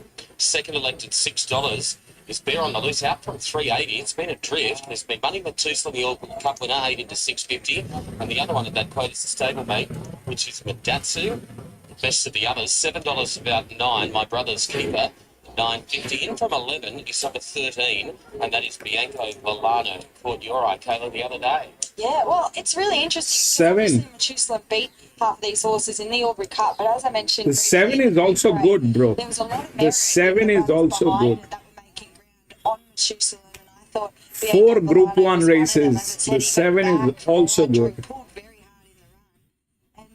disappointed for a run, went on straightening, and he got slammed back into a spot. Once he got out, I thought he was terrific late, and he probably should have filled a minor spot, but he comes up with another awkward draw here again. But as I said, even a horse... And they're tailing each other. Lewis. So a few of these horses, although they finished behind Methuselah in the Aubrey Cup, it wouldn't surprise to see them turn the tables. But late Mail, I'm staying with the 2 Methuselah, even though I've said all of that. He's another one. There was still merit in But his this track is filled with people who are defaulters. I don't know, this is a lot of money. This is a lot of money. Here, my brother's keeper, But at the same time, we don't know what... I mean, I can't access the pool money at this point of time, but if the pool money is more than the prize money, then... For fourth, I put the 13 Bianco Volano. If I see him in the first half, one off, I think that he's an excellent chance. Matthew Carr won this race way back in 1997 on He Is the Prince. So he goes back a fair way. He's got the experience on his side here. The jockeys to win it. Brody Lloyd's won it. Matthew Carr won it again on Inverlog. So it's a race steeped in tradition. Last year, Faulkner Park won both races. Can Methuselah do it again? But I like 9, 2, 12 and 8. So 9, 2, 12, 8 late mail numbers here, but over a minute out. They got into 370, now back out to $4. Goes his favourite flying Bandit, $6.50. Methuselah, so it's in a point and a half. Quite a drift for Bear on the Loose. Seems to be a bit friendless. 380. It's now all the way out to 650. Yeah, well, he's going to get a good run, isn't he? Because he'll set the speed, you would think, an inside draw, pick straight to the front. If it's good enough, he's going to get every opportunity, but I think they'll just be swamping him late. Yeah, well, as I mentioned, I mean, he's pretty lightly raced for a staying type of horse, but he's probably by default found himself on more soft tracks than good. But the way his form reads, it looks like he might be better with a bit of give in the ground, and obviously this track is firm today. Okay, now of the others, my brother's keeper has been kept pretty safe in the market, and the Datsu just gets out a couple of points to $7. The other one I wanted to touch on there was the Bel Toro. What price? Now it's 17 out to $23, so no money there. So speed-wise, what unfolds? Obviously, Bear on the Loose goes forward. Yeah, I think it goes straight to the front, tries to dominate like it just did at Hawkesbury. Look at that crowd, would you know? That's unbelievable. They'd be ecstatic with this today. And why wouldn't they come? There's a lot of people at the track. This is the highlight. There's a lot of money on these races. That's why things are upside down. Tactics to press forward and find the front. So I think that they would be mad not to try and adopt the same tactics here today. So they'll put a bit of pressure on. Bel Toro, he landed in the box seat from barrier 1 in the Aubrey Cup, but he draws a little bit tricky here, but I imagine they'll have to press forward with him. Methuselah was outside the leader in the Aubrey Cup, but as I said, by default from that wide draw, but he'll have to land in the first half here. I don't know where King Frankel lands first up from a wide draw. And the Right Rain is another horse. He led last start over the 2,000 metres or 2,100. So naturally in a high pressure race from this start, there'll be a bit of pressure, I imagine, until they get into the back straight, and then we'll see them back off the tempo. Well-known racing identity, Richard Pegham here. He's trying to win another cup. He's won about 4 or 5 of these, Gabby. Called Wagga home for many, many years as a younger man. He's represented today by County Kilkenny. Tim Donnelly's had a great carnival. Can he pull off the big one? The one that's saluted him so far in his career. Really got the 100-1 shot home yesterday. They caught everyone by surprise. And this would be the icing on the cake. Oh, wouldn't it what? Wouldn't it what? As you said, that he said to you, time's ticking away. He wants to win this race. Yeah, exactly right. So he's about to load up his runner. Most of these horses are locked away. Great starting point. Great, so much history. And we're about set for the big one of the day. All right, so only a couple left to load. They include Cliff House, who's over there behind the gates, and also the stablemate in County Kilkenny. We've got those late mail numbers for $200,000 for the club. This is the Gold Cup over the 2,000-metre trip. Last few to load. Let's go to Anthony Mount. County Kilkenny. Second of local trainer Tim Donnelly's chances in this year's Gold Cup. The barrier attendants are working on County Kilkenny, still about half the field to load. Flying Bandit for favourite for this year's Cup at 460. County Kilkenny, star buyer. He's working on County Kilkenny here. Two of the boys get behind him. Get him up into the gates. Matthew Carl, the veteran. Won this race on Inverloch maybe 4 or 5 years ago. Matthew led all the way. So still got half a dozen or so. Bear on the loose. Star Buyer, the next one to come forward. Bear on the loose. Which one is bear on the loose? Methuselah. Welcome back, PC. Methuselah about to come forward. The Albury Cup winner. He was unlucky in a Canberra Cup. He's been through the Country Cup circuit. My Brother's Keeper. It's another one that comes out of the Albury Cup who caught the eye. He's about to take up his spot. That'll leave Cliff House. Hell of a soiree. She's in rare form. This mare from Canberra. Luke Pepper's done a terrific job with her. She won the cup. PC's on 8. A great opportunity for Dows, welcome back. Cup ride. Hell of a soiree takes up her spot. Knight's Armour. Been a bit of an iron horse, Knight's Armour, the horse from Braidwood. And Madatsu. That'll leave Cliff House to be the last one. So the local will be the last. And they'll be right to go. This year's Wagga RSL Club, Wagga Gold Cup. Flying Bandit runs your favourite. Black jacket with the lime green disc. And the armbands drawn in close. They are set to go. Ready in the cup and they're off. And Flying Bandit came away in about second and third spot. It was the Bear who was the first to begin. Bear on the loose. Flying Bandit second early. Passed by Hell of a Soiree, Jimmy Hendricks, Catty, Kilkenny, Methuselah's going forward. Regolimo. Then Bill Toro from My Brother's Keeper in the second half of the field. Bianco Volano settles back with O's. 3 wide into the first turn, being followed by Madatsu, who's about 3/4 of the way down the field. It's being followed by The Right Rain, then Knight's Armour. A fair way back was Cliff House, with King Frankel on the rails now third last, and the Gutney Guy Cup winner Star Buyer is the last one. Speed's brutal. 1,300 metres left to go, and the Bear is running them along. Bear on the loose. Regolimo's second. Hell of a Soiree third. Jimmy Hendricks fourth. Bel Toro's in fifth position. Then came Methuselah. They're followed then by Flying Bandit. He races on his own. He's a little better than midfield past the 1,000 from County Kilkenny. My Brother's Keeper. Then came Bianco Volano from The Right Rain. A long way back was Madatsu from King Frankel. Knight's Armour, Cliff House and Star Buyers last. 700 metres left to go. It's been a brutal run, Cup. And Bear on the loose in front. Gregolimo starting to feel the pinch in second. Pushed along as Bear on the loose pinches a break on the home turn. Jimmy Hendricks third. Hell of a Soiree. Then Methuselah getting off the inside. Flying Bandit very wide. Bel Toro. Bianco Volano and County Kilkenny to the outside, but Bear on the loose. He's a big leader. 300 to go. He's 3 in front. Flying Bandit and running on Bianco Volano. Flying Bandit, Bianco Volano past the 200. They got away from Bear on the loose. Then came Madatsu starting to run on, but it's Flying Bandit and Bianco Volano. Flying Bandit's in front from Bianco Volano. Flying Bandit won the cup. Beat Bianco Volano. Which one is Flying Bandit now? Was Methuselah from Madatsu, and then came Knight's Armour. He's run the race of his life, the horse from Braidwood. They were followed by Bear on the loose, and then came The Right Rain from My Brother's Keeper, Bel Toro. Well back in the field was County Kilkenny, Star Buyer. Jimmy Hendricks was a long way back with King Frankel, Hell of a Soiree, and Cliff House was last. Oh, he's promising, this fellow Flying Bandit. He takes the next step. Kerry Parker's first runner in a Wagga Cup, and this fellow wins his first listed race, who has been taken slowly through the grades and has just continued every time Kerry has raised the bar. This fellow leaps over, and he was brave, Bianco Volano. You were nearly right on the money there, Kayla. They made their runs together to fight it out. The former just outpointing the latter. And third will be time the stablemates in that, Madatsu and also Methuselah. But Flying Bandit takes out the Wagga Cup. Yeah, unbelievable.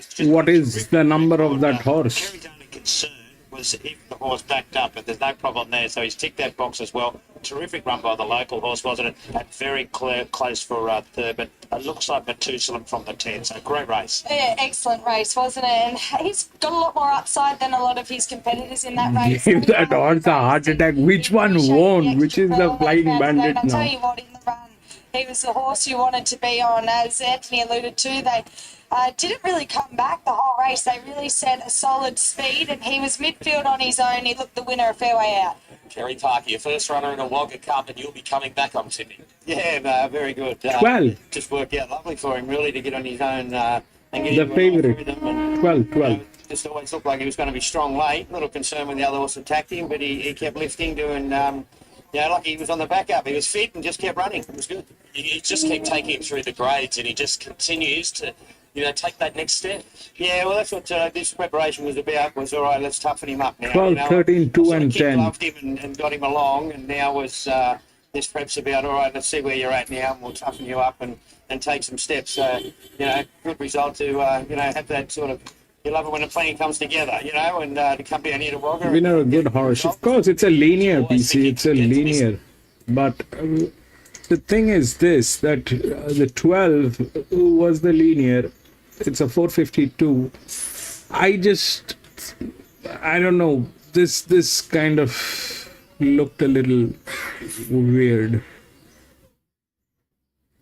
And then 12, 13 was one of the best hands. 12, 13 all green, 82, 81, 82. 2 and 10. 2 was here. 10 was here.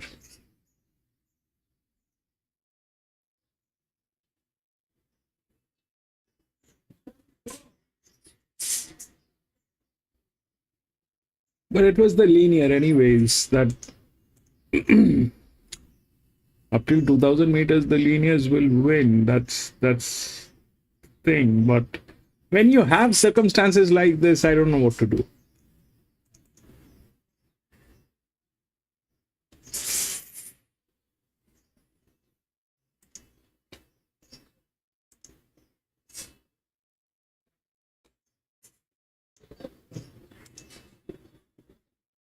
Eight, 1, 5 and 14.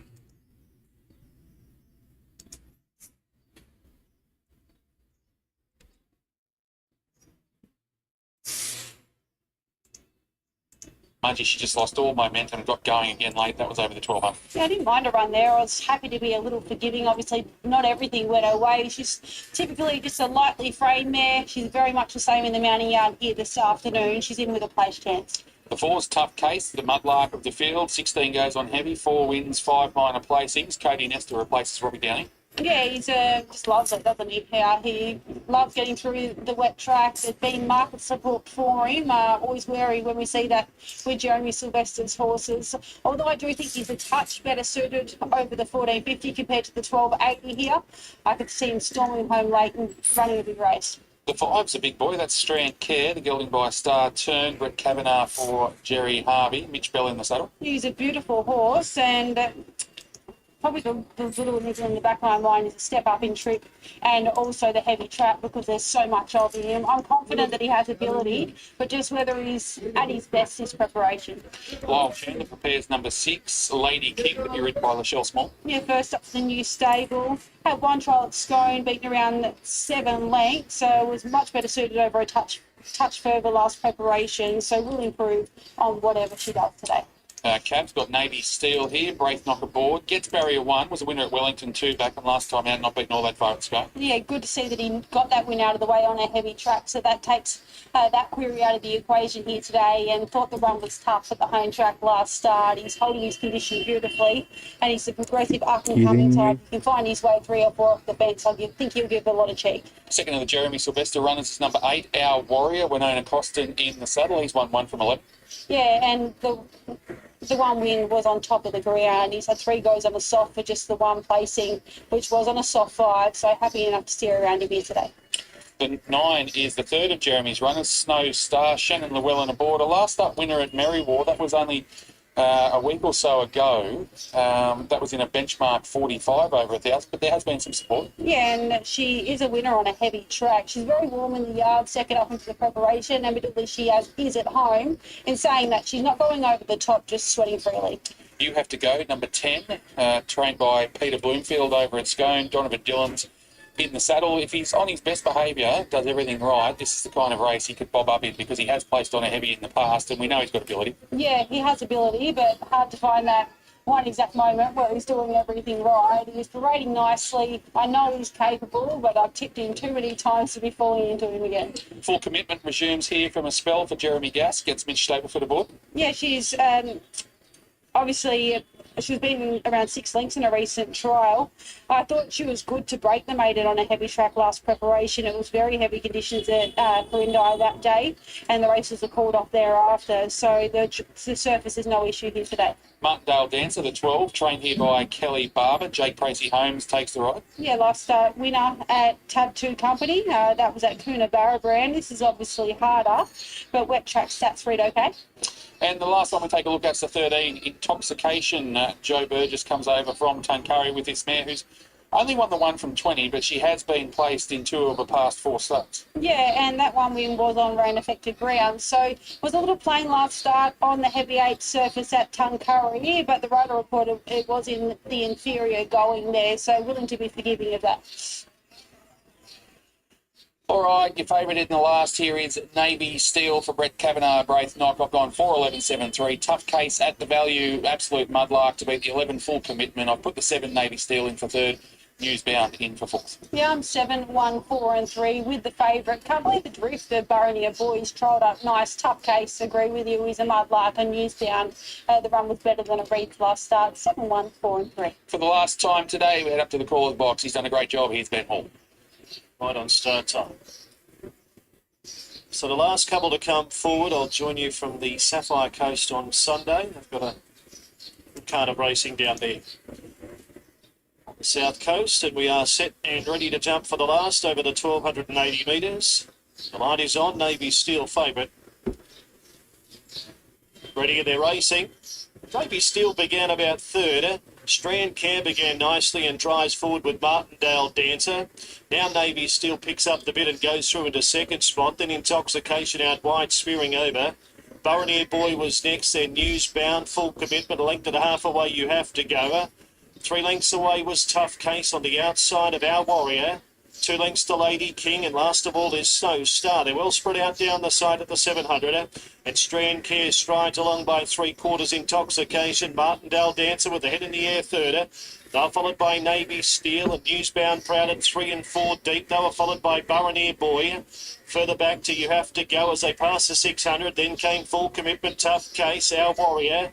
Lady King and Snow Star whipped them in. Around the turn now, and Strand Care led at the top of the straight by 2. Intoxication. Navy Steel is trying to get to the better part of the track. Then Newsbound, Baronier Boy, Martindale Dancer, and shoving back to the inside was Snow Star, but Strand Care shot 2 clear from Navy Steel, who's trying to attack the line on the outside. Then You Have to Go. Then Newsbound, full commitment at Strand Care in front. The outside Navy Steel inch by inch getting there, and Navy Steel shot to the front inside the shadows of Navy Steel. Navy Steel beat Strand Care. Photo third between Snow Star and Full Commitment. They were followed in by You Have to Go. Then came Intoxication, Tough Case, Baronier Boy, Newsbound.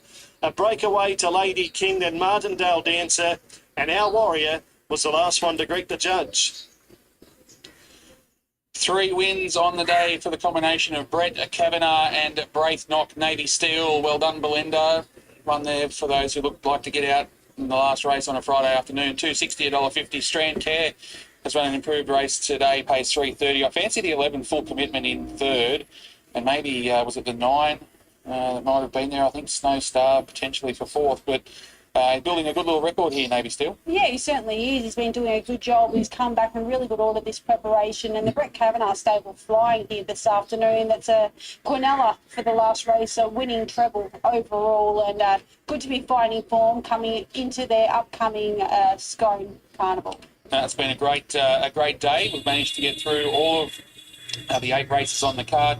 The features, Gemologist won the Star Kingdom. Zumbo was successful in the Miss Finland, the 2-year-old fillies race, and Gendeleschi class prevailing in the Godolphin Tiara. You're at Newcastle tomorrow? I certainly am. I'm at Newcastle with Melinda Graham there tomorrow, so big day of racing there. We are on a heavy 10, but hoping the rain holds off, and we will be racing there tomorrow. And I will be at Dubbo on Sunday. Thanks for your company this afternoon. We'll head up to Warwick to Kian and Joycey for the final time.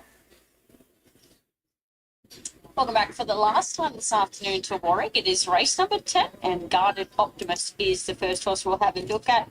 Porsche, that Dylan Turner, $8, $4.20 out to $8. Joyce, I thought you put a line through that last start run. Definitely at the Gold Coast. The track just didn't suit. Got back with a lot of kickback. Prior to that was runner-up 2 on the bounce, including a second at Eagle Farm. So I'm making a good case for him. Magadan's been pretty rock solid in the market. Jai Williams, King Lloyd. The horse to be, coming off that big win at Ballina last start, albeit on a heavy track, but his runs prior were very good, unlucky, on good tracks as well, so I like him today. Mammoth Mountain is extremely well named. He's big horse. Kobe Fittler, Paddy Cunningham. Cody will need a ladder to get on his horse. He's a big fella by far. So this is the 8th one. It's a 1300 meter here, benchmark 58. If you look through the odds, it's 8, 1, 5, and 14. This one is not a handicapped race. This one is not a handicap. There's only one which is handicapped, which is this one, 13, and that's a neutral. This is the one which is with the highest pressure.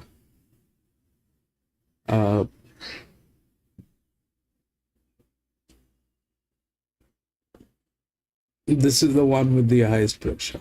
It's got 2 races, and that's what it looks like.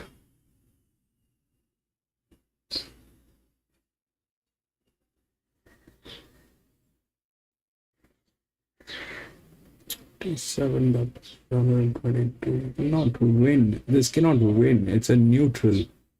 The 8 is the favorite.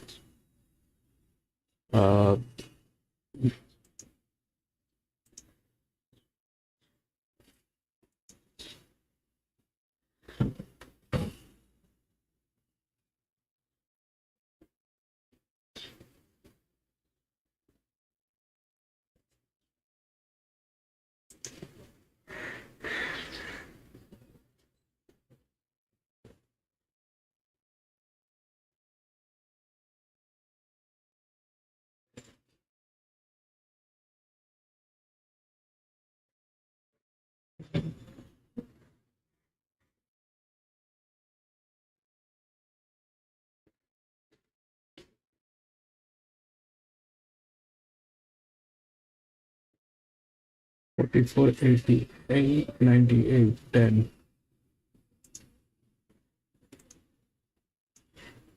Now, if I want to take a chance on that 7, that's what it looks like. Morons. 8.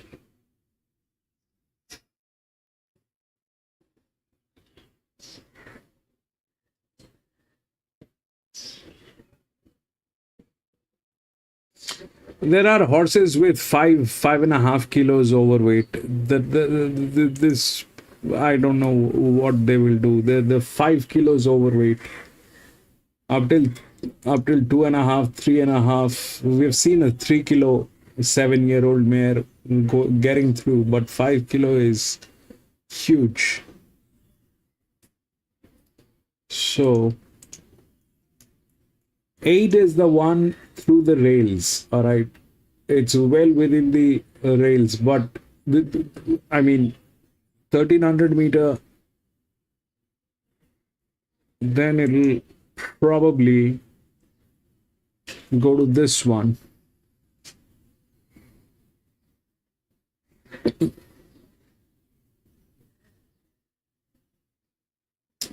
That's exposed. Anybody can challenge this. Anybody can challenge this.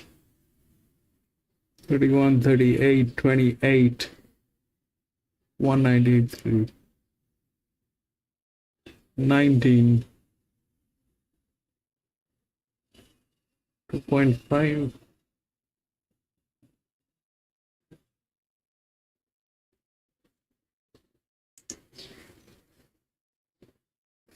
If there was a linear, this would have been the linear.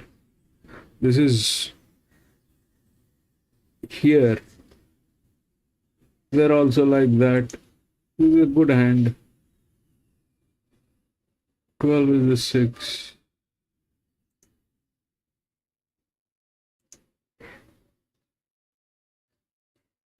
Within this, I think it is Year-old building, 1953, 29, 93. I'm going to go with a 19 EW.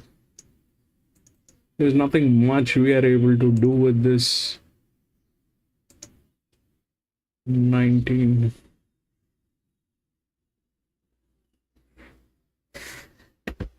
I like the 13, but it's a neutral. Cannot win, but in this chaos, it may win.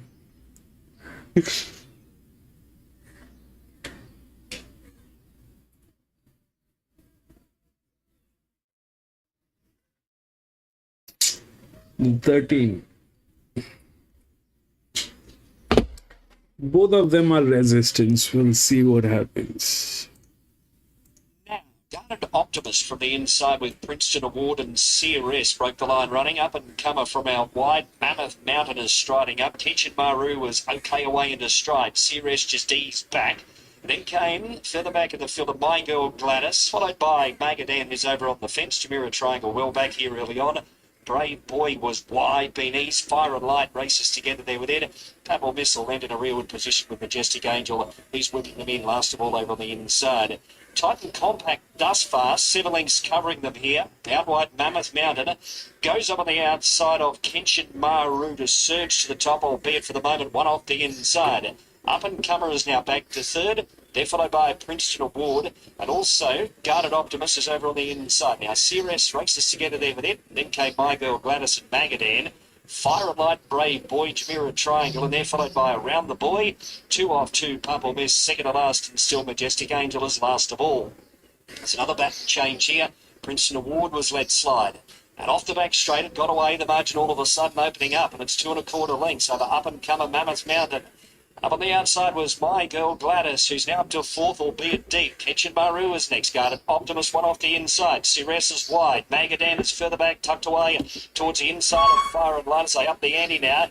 Jamira Triangle's out deep, followed then by Brave Boy, Around the Boy, Purple Miss, and also Majestic Angel, who's now last of all over on the inside. 7 lengths back off the speed as they come down the side. So Princeton Award was in front, but Up and Comer ranging up on the outside with also My Girl Gladys. And also coming at the pair there was Guarded Optimist, who's hooking into the clear. Kenshin Maru, Fire and Light all of a sudden appears. 3 off the inside, there's favourite, and Around the Boy is right down the outside. Fire and Light led. My Girl Gladys is still there. Around the Boy is right down the outside, but it's Fire and Light in front, though, 50 to go, and 1. Fire and Light beats home Around the Boy. Brave Boy, My Girl Gladys, Magadan not far back. Then came Guarded Optimist, Kenshin Maru, Pete, and they're followed by Purple Miss. Further back to Majestic Angel, Jamira Triangle, CRS, Mammoth Mountain, and the last runner in was Princeton Award, the favourite home in the last year, 20489. Fire and Light gets win at number 1 on the board. They're the maiden of the field, but she was well supported to do it, and and I must say, well overdue for that win. So scored nicely there on a Madeline Wishart for William Crop. You had plenty lining up for your miners. Around the Boy was finishing very nicely, grabbed second ahead of My Girl Gladys, perhaps there for third. Yeah, I think you're right, Kian, but certainly 18 and 10 are in the frame. Fire and Light. You don't see it too often, do you, maidens winning benchmark 58s? But on the bright side, a horse that probably should have won a maiden a few times and does get a bit of weight relief because you haven't won that maiden. And in the end, that 1.5 kilos, whatever that weight relief would be, has certainly proved the difference in the end. But we're just waiting for those third and fourth numbers. Obviously, it's very close. They've come home in over 36 seconds too. So they've run some sizzling times early in the day. But in that particular race, obviously, a bit of a slog over the 2,000. They've slowed up a bit coming home. 18 and 10 at the moment in the frame, an overall time of 2:04.89 for your 2,000 metres. Really beautiful scenes here at the moment as that sun begins to set and the clouds have moved away, but certainly crisp out here at Warwick tonight. 18-10, still no number third and fourth. If we can't get it through in a minute, we might just have to leave it with the capable team back at French's for us to poke those numbers through, because at this stage, I can't help you. So 18:10 photo, that's how we'll wrap up the lucky last here at Warwick. Thank you for your company at home today. And of course, everyone from Sky who's helped us bring you the pictures. And of course, to you, Kian, helping me out here at Warwick today. But we'll wait for that third and fourth number to come through. As soon as it's there, I'm sure the team will post it.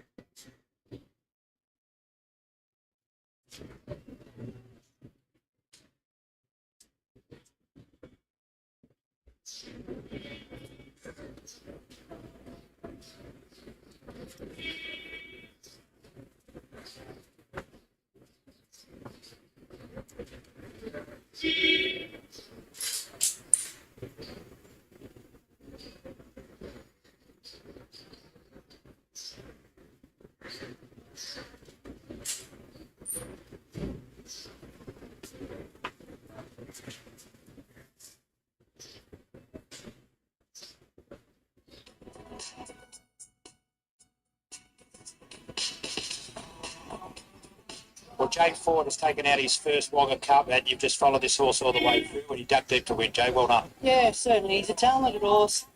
I liked him from the get-go, and I've been pretty keen to stick with him all the way through.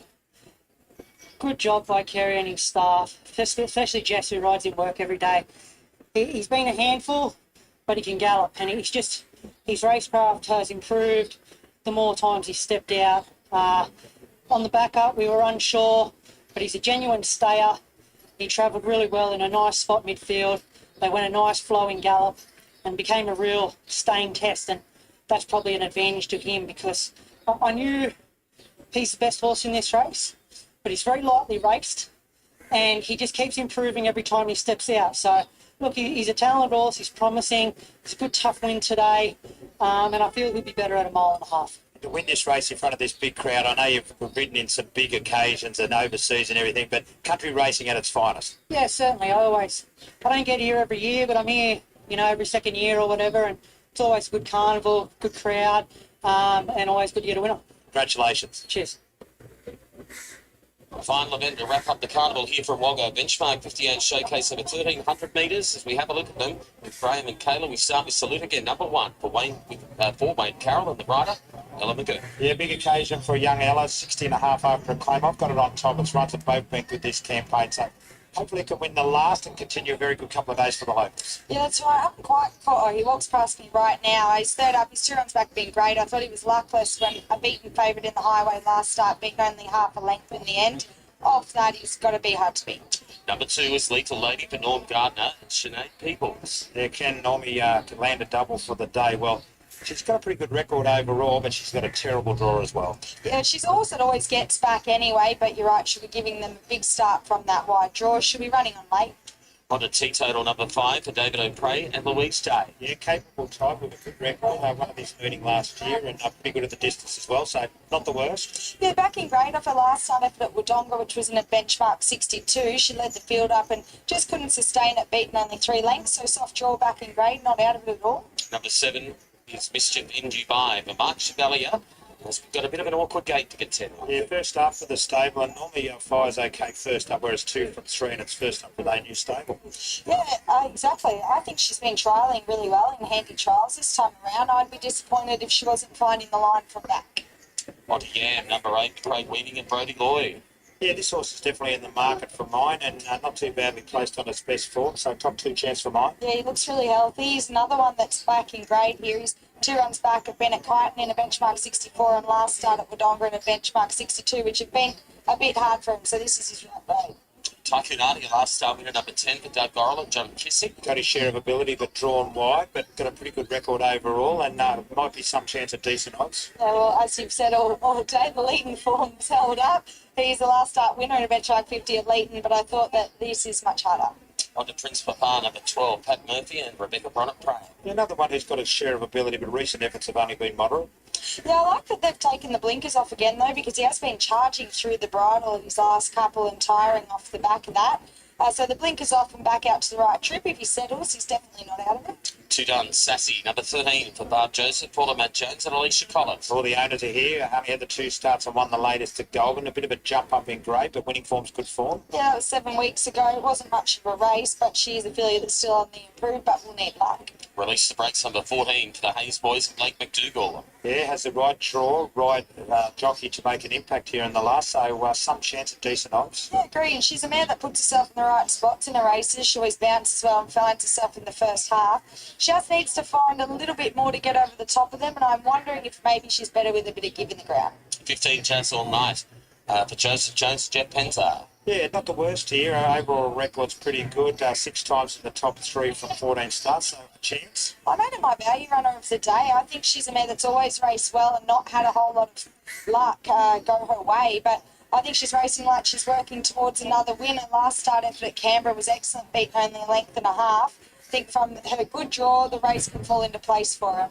Arabian Sue is number 16 for Teresa Bader and Jess Taylor. A little bit disappointing last start, only beating 1 home, but previous form was okay. This is a little bit step up again. She looks well, though. Yeah, I would say she has to find a fair bit more than what she has been.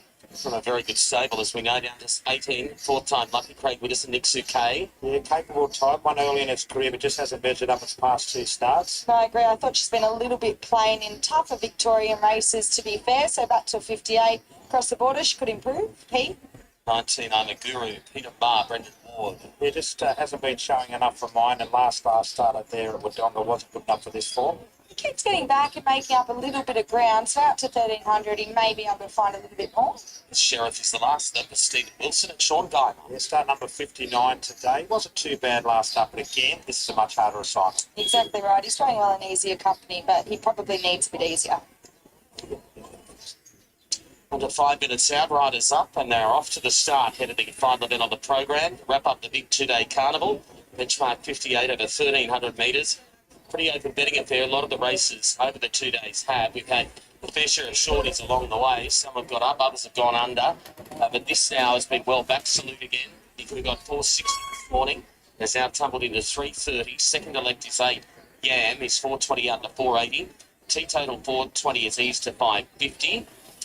Release the brakes has come in 1.5 to 750 and 850 about Tycoon Artie, who's also the Doug Gorrell in 1.5. 4 minutes out from the last, Whiting, late mail time. Yeah, anything could win this. The one for my salute again. I'm surprised it's as the favourite. I thought we might have got a little bit of a better price, but a big occasion for the young apprentice jockey. Home track galloper. He's ready to pick third up from a spell for some local owners as well. The 8 has to go in as well, which is Yam. For sure, better for 2 runs back from a spell. The 5 has to be there as well in the 13. So I made it 185 and 13 in the lucky last game. Yeah, it's a very open race to round out our carnival here. I just set it on the 15 Jazz all night in such an open race. As I said, she's a mare that's found a lot of bad luck throughout her career, but has always remained a very consistent galloper despite only being 1 win from 14 starts. I liked her last start run at Canberra. I think the extra 100 metres, the good jaw of Jeff Penza will allow her to get the right run here, and I think that can see her get over the top of it. from the one, Salute Again has been contesting much tougher. As I mentioned, very unlucky when he beat favourite in the highway last start. Might need a touch of luck in the run from a bit of an awkward draw under Ellen McGuirk here, but if he gets it, he's got to be very hard to beat. From the 8, Yam, a horse that never finishes far away, and back to benchmark 58 is his grade. And in for fourth, I've put the 7 here, Mischief in Dubai. It's such an interesting runner that races well for first up. And I thought has been trialling not too bad in handy trials, so probably we'll have to go back from her wide draw, but I'd be disappointed if she wasn't finding the line. I favoured it way home in the quality today, Gavin, about $421 in sham, and the jockey challenge will be pretty close. There'll be a few in contention there. Ash Morgan won it yesterday and been pretty close to get the day. Yeah, I'm not across it today. All Blake Just sleeping. I know it's been 16 races, but Sometimes at the end of 2 days, 16 races feels like she only got it ready showing me, but not today. No, but the wheels are entitled to fall off. Either of you two could have been across the Jockeys Challenge too, I might add, but that's okay. We're all flipping. It's been thoroughly enjoyable, Gav. I know you've done a few of these, but this is as good as any country cup carnival around it. And we're talking to some of the trainers from Victoria, and they go, oh, some of our carnivals aren't quite like this. They haven't got the vibe. So well done to the Murrumbidgee Turf Club, everyone involved. They've put on a fantastic show in front of a massive crowd. Yeah, exactly. Well, we said earlier, really, your 3 big, most attended cup carnivals are Wagga, Scone and Graft. That's right. We've got them to look forward to. Yeah, Scone in a fortnight, Graft in July. Yeah, I haven't been to either of those carnivals actually. They're a little bit too far outside of my zone. Conversation out here a year, you can start throwing your weight around after 12 months on the payroll. Demanding to go to Scone in a fortnight. What did Richard Friedman used to say? Where's my trailer? At the start of the last event, Salute Again, best backed into $3.50. Second leg Yam, $5 and $6 then about T total. Late mail numbers from Graham, 18513. Kayla has gone with number 15, and that is Jazz All Night. Each way value, beat 1, 8 and 7. And they're starting to fill the gates ahead of the final event on the program. So 1,300 metres is the trip. Where do you guys work next? Sapphire Coast normally follows here. Kayla's given me the day off on Sunday, so I'll be at Goulburn on Thursday into a busy period, Gav. We've got Canberra next Friday. He's getting old, so he needs a few days off. He just might have other commitments. We don't know. He's a busy man these days, particularly is our man Whitey. No comment. It might be safe not to. Better head up to Anthony before I think you should. get in trouble, Gavin. Let's do it. Here's Anthony. She's now trying to call us. The 16 is good. The 16 is good, but I don't know. This one. Spot. Again, the final favourite locally by Wayne Carroll. Will they deliver is a question. 3 kilos. You've got to tune for 8. such a big day. Prince Papa got it marked for Pat Murphy. Those colours won earlier with sparkling glitter. Certainly a mare which can follow with great interest in this region. She's won 3 in a row. The next one is Too Darn Sassy. The Joseph Jones team. Be quiet, Marvin, the boys. Happy to get one in the last. 4th time lucky comes forward. Salute Again is the second last one to come forward, and the final one will be Lethal Lady. Will be set to go. 000 Plumbing Services Australia 58. Final favourite number 1 Salute Again. Fluoro yellow colours. Trained locally Wayne Carroll, The Apprentice, Ellen McGurk. Ready to go for the final time. And they're off, and Salute Again came away with them. Beginning fast was T Total. It's got a length margin early. 4th time lucky coming out of the back. It'll settle in 2nd position. Salute Again's going forward, and also going forward quickly was Tycoon Artie to go sit up outside the leader, and I'm the Guru's going to settle in 4th position. Then release the brakes, who's 6th on the rails, and Salute Again's on its outside. It's found a good spot, the favourite. Yam racing midfield, 3 wide, no cover from Arabian Suit and Sheriff. Jazz All Night in the second half of the field from Mischief in Dubai. Prince Papa Too Darn Sassy is second last, and the last one was Lethal Lady. Past the 600 metre point here. Teetotals in front and is going to lead them around the bend from Tycoon Artie in second. Fourth Time Lucky's in third. Release the Brakes has cut the corner. And coming up them was Yam, and then came Salute again in behind. Runners in Arabian Sue is sneaking up the inside. Teetotal in front. Tycoon Artie's in second. Fourth Time Lucky running on underneath them with Release the Brakes, and then came Yam. 150 to go though. Teetotal going well. Tycoon Artie won't go away. Teetotal from Tycoon Artie, and Yam is coming very late, but Teetotal. Teetotal has won from Yam. Tycoon Artie, Prince Papa. Then came Salute again from Release the Brakes from Fourth Time Lucky, Lethal Lady, I'm a Guru, Mischief in Dubai. Too Darn Sassy and Jazz All Night finished together. Arabian Sue and Old Sheriff was last. Well, the Victorian wins the last over the 2 days. Teetotal putting his best foot forward today for the Wodonga trainer Dave O'Prey, and Louise Day at 6.60 and 2.30 has defeated Yam, who got warm late, really hit the line solidly. 10 or 1 up in third spot, Tycoon Artie, and further astern was Prince Papa. But today, the last belonged to Teetotal. Yeah, he's a good man with the horse, Davey O'Prey, and that was a good ride by Louise. She took control of the race. I thought it looked like they were running along a bit, but then coming to the corner, just before then, she seemed to back the speed off a little bit, and then as she did that, she was able to quicken coming into the straight, and he's a nice fit horse that's been able to hold them all at bay, as I mentioned, dropping right back in grade off an effort that was okay, beating a few lengths at Wodonga in a benchmark 62. So he was obviously well placed in benchmark 58 grade today. That was good. I thought the 8, he was excellent there. Yeah, and he was posted pretty wide throughout, and as you mentioned, he just kept finding the line there. Tycoon Artie was brave, the leading form, as we said, stands up again. He's been able to hold on for third, and I believe will beat the 12, Prince Papa, who settled better and in turn found the line better for fourth. Yeah, good effort by our winner. I had a recollection that this horse won at this meeting last year, and it did. So that was its second last when it's won a race since. So in the space of 12 months, it's won 3 and won on this day last year as well. So certainly a horse that performs on the big stage at the right time. For the Wodonga trainer Dave O'Prey winning the final event on the program. So 5, 8, 10 and 12, 1:17, 50, 60 overall time. 35.23 the last 600 metres, and a long neck each way with the margins. A long neck both ways. So Louise Day wins the final event. She was up the 5, 8, 10 and 12. too, so she's... All right, gentlemen, that is it for today. We had 8 races today here at Wagga. We lost all of them, but I'm going to be racing tomorrow again, and it's a Saturday. We should be having good races tomorrow. So if you have a little time, please come and join me. We will race together, do a little chit chat, and try to have some fun here.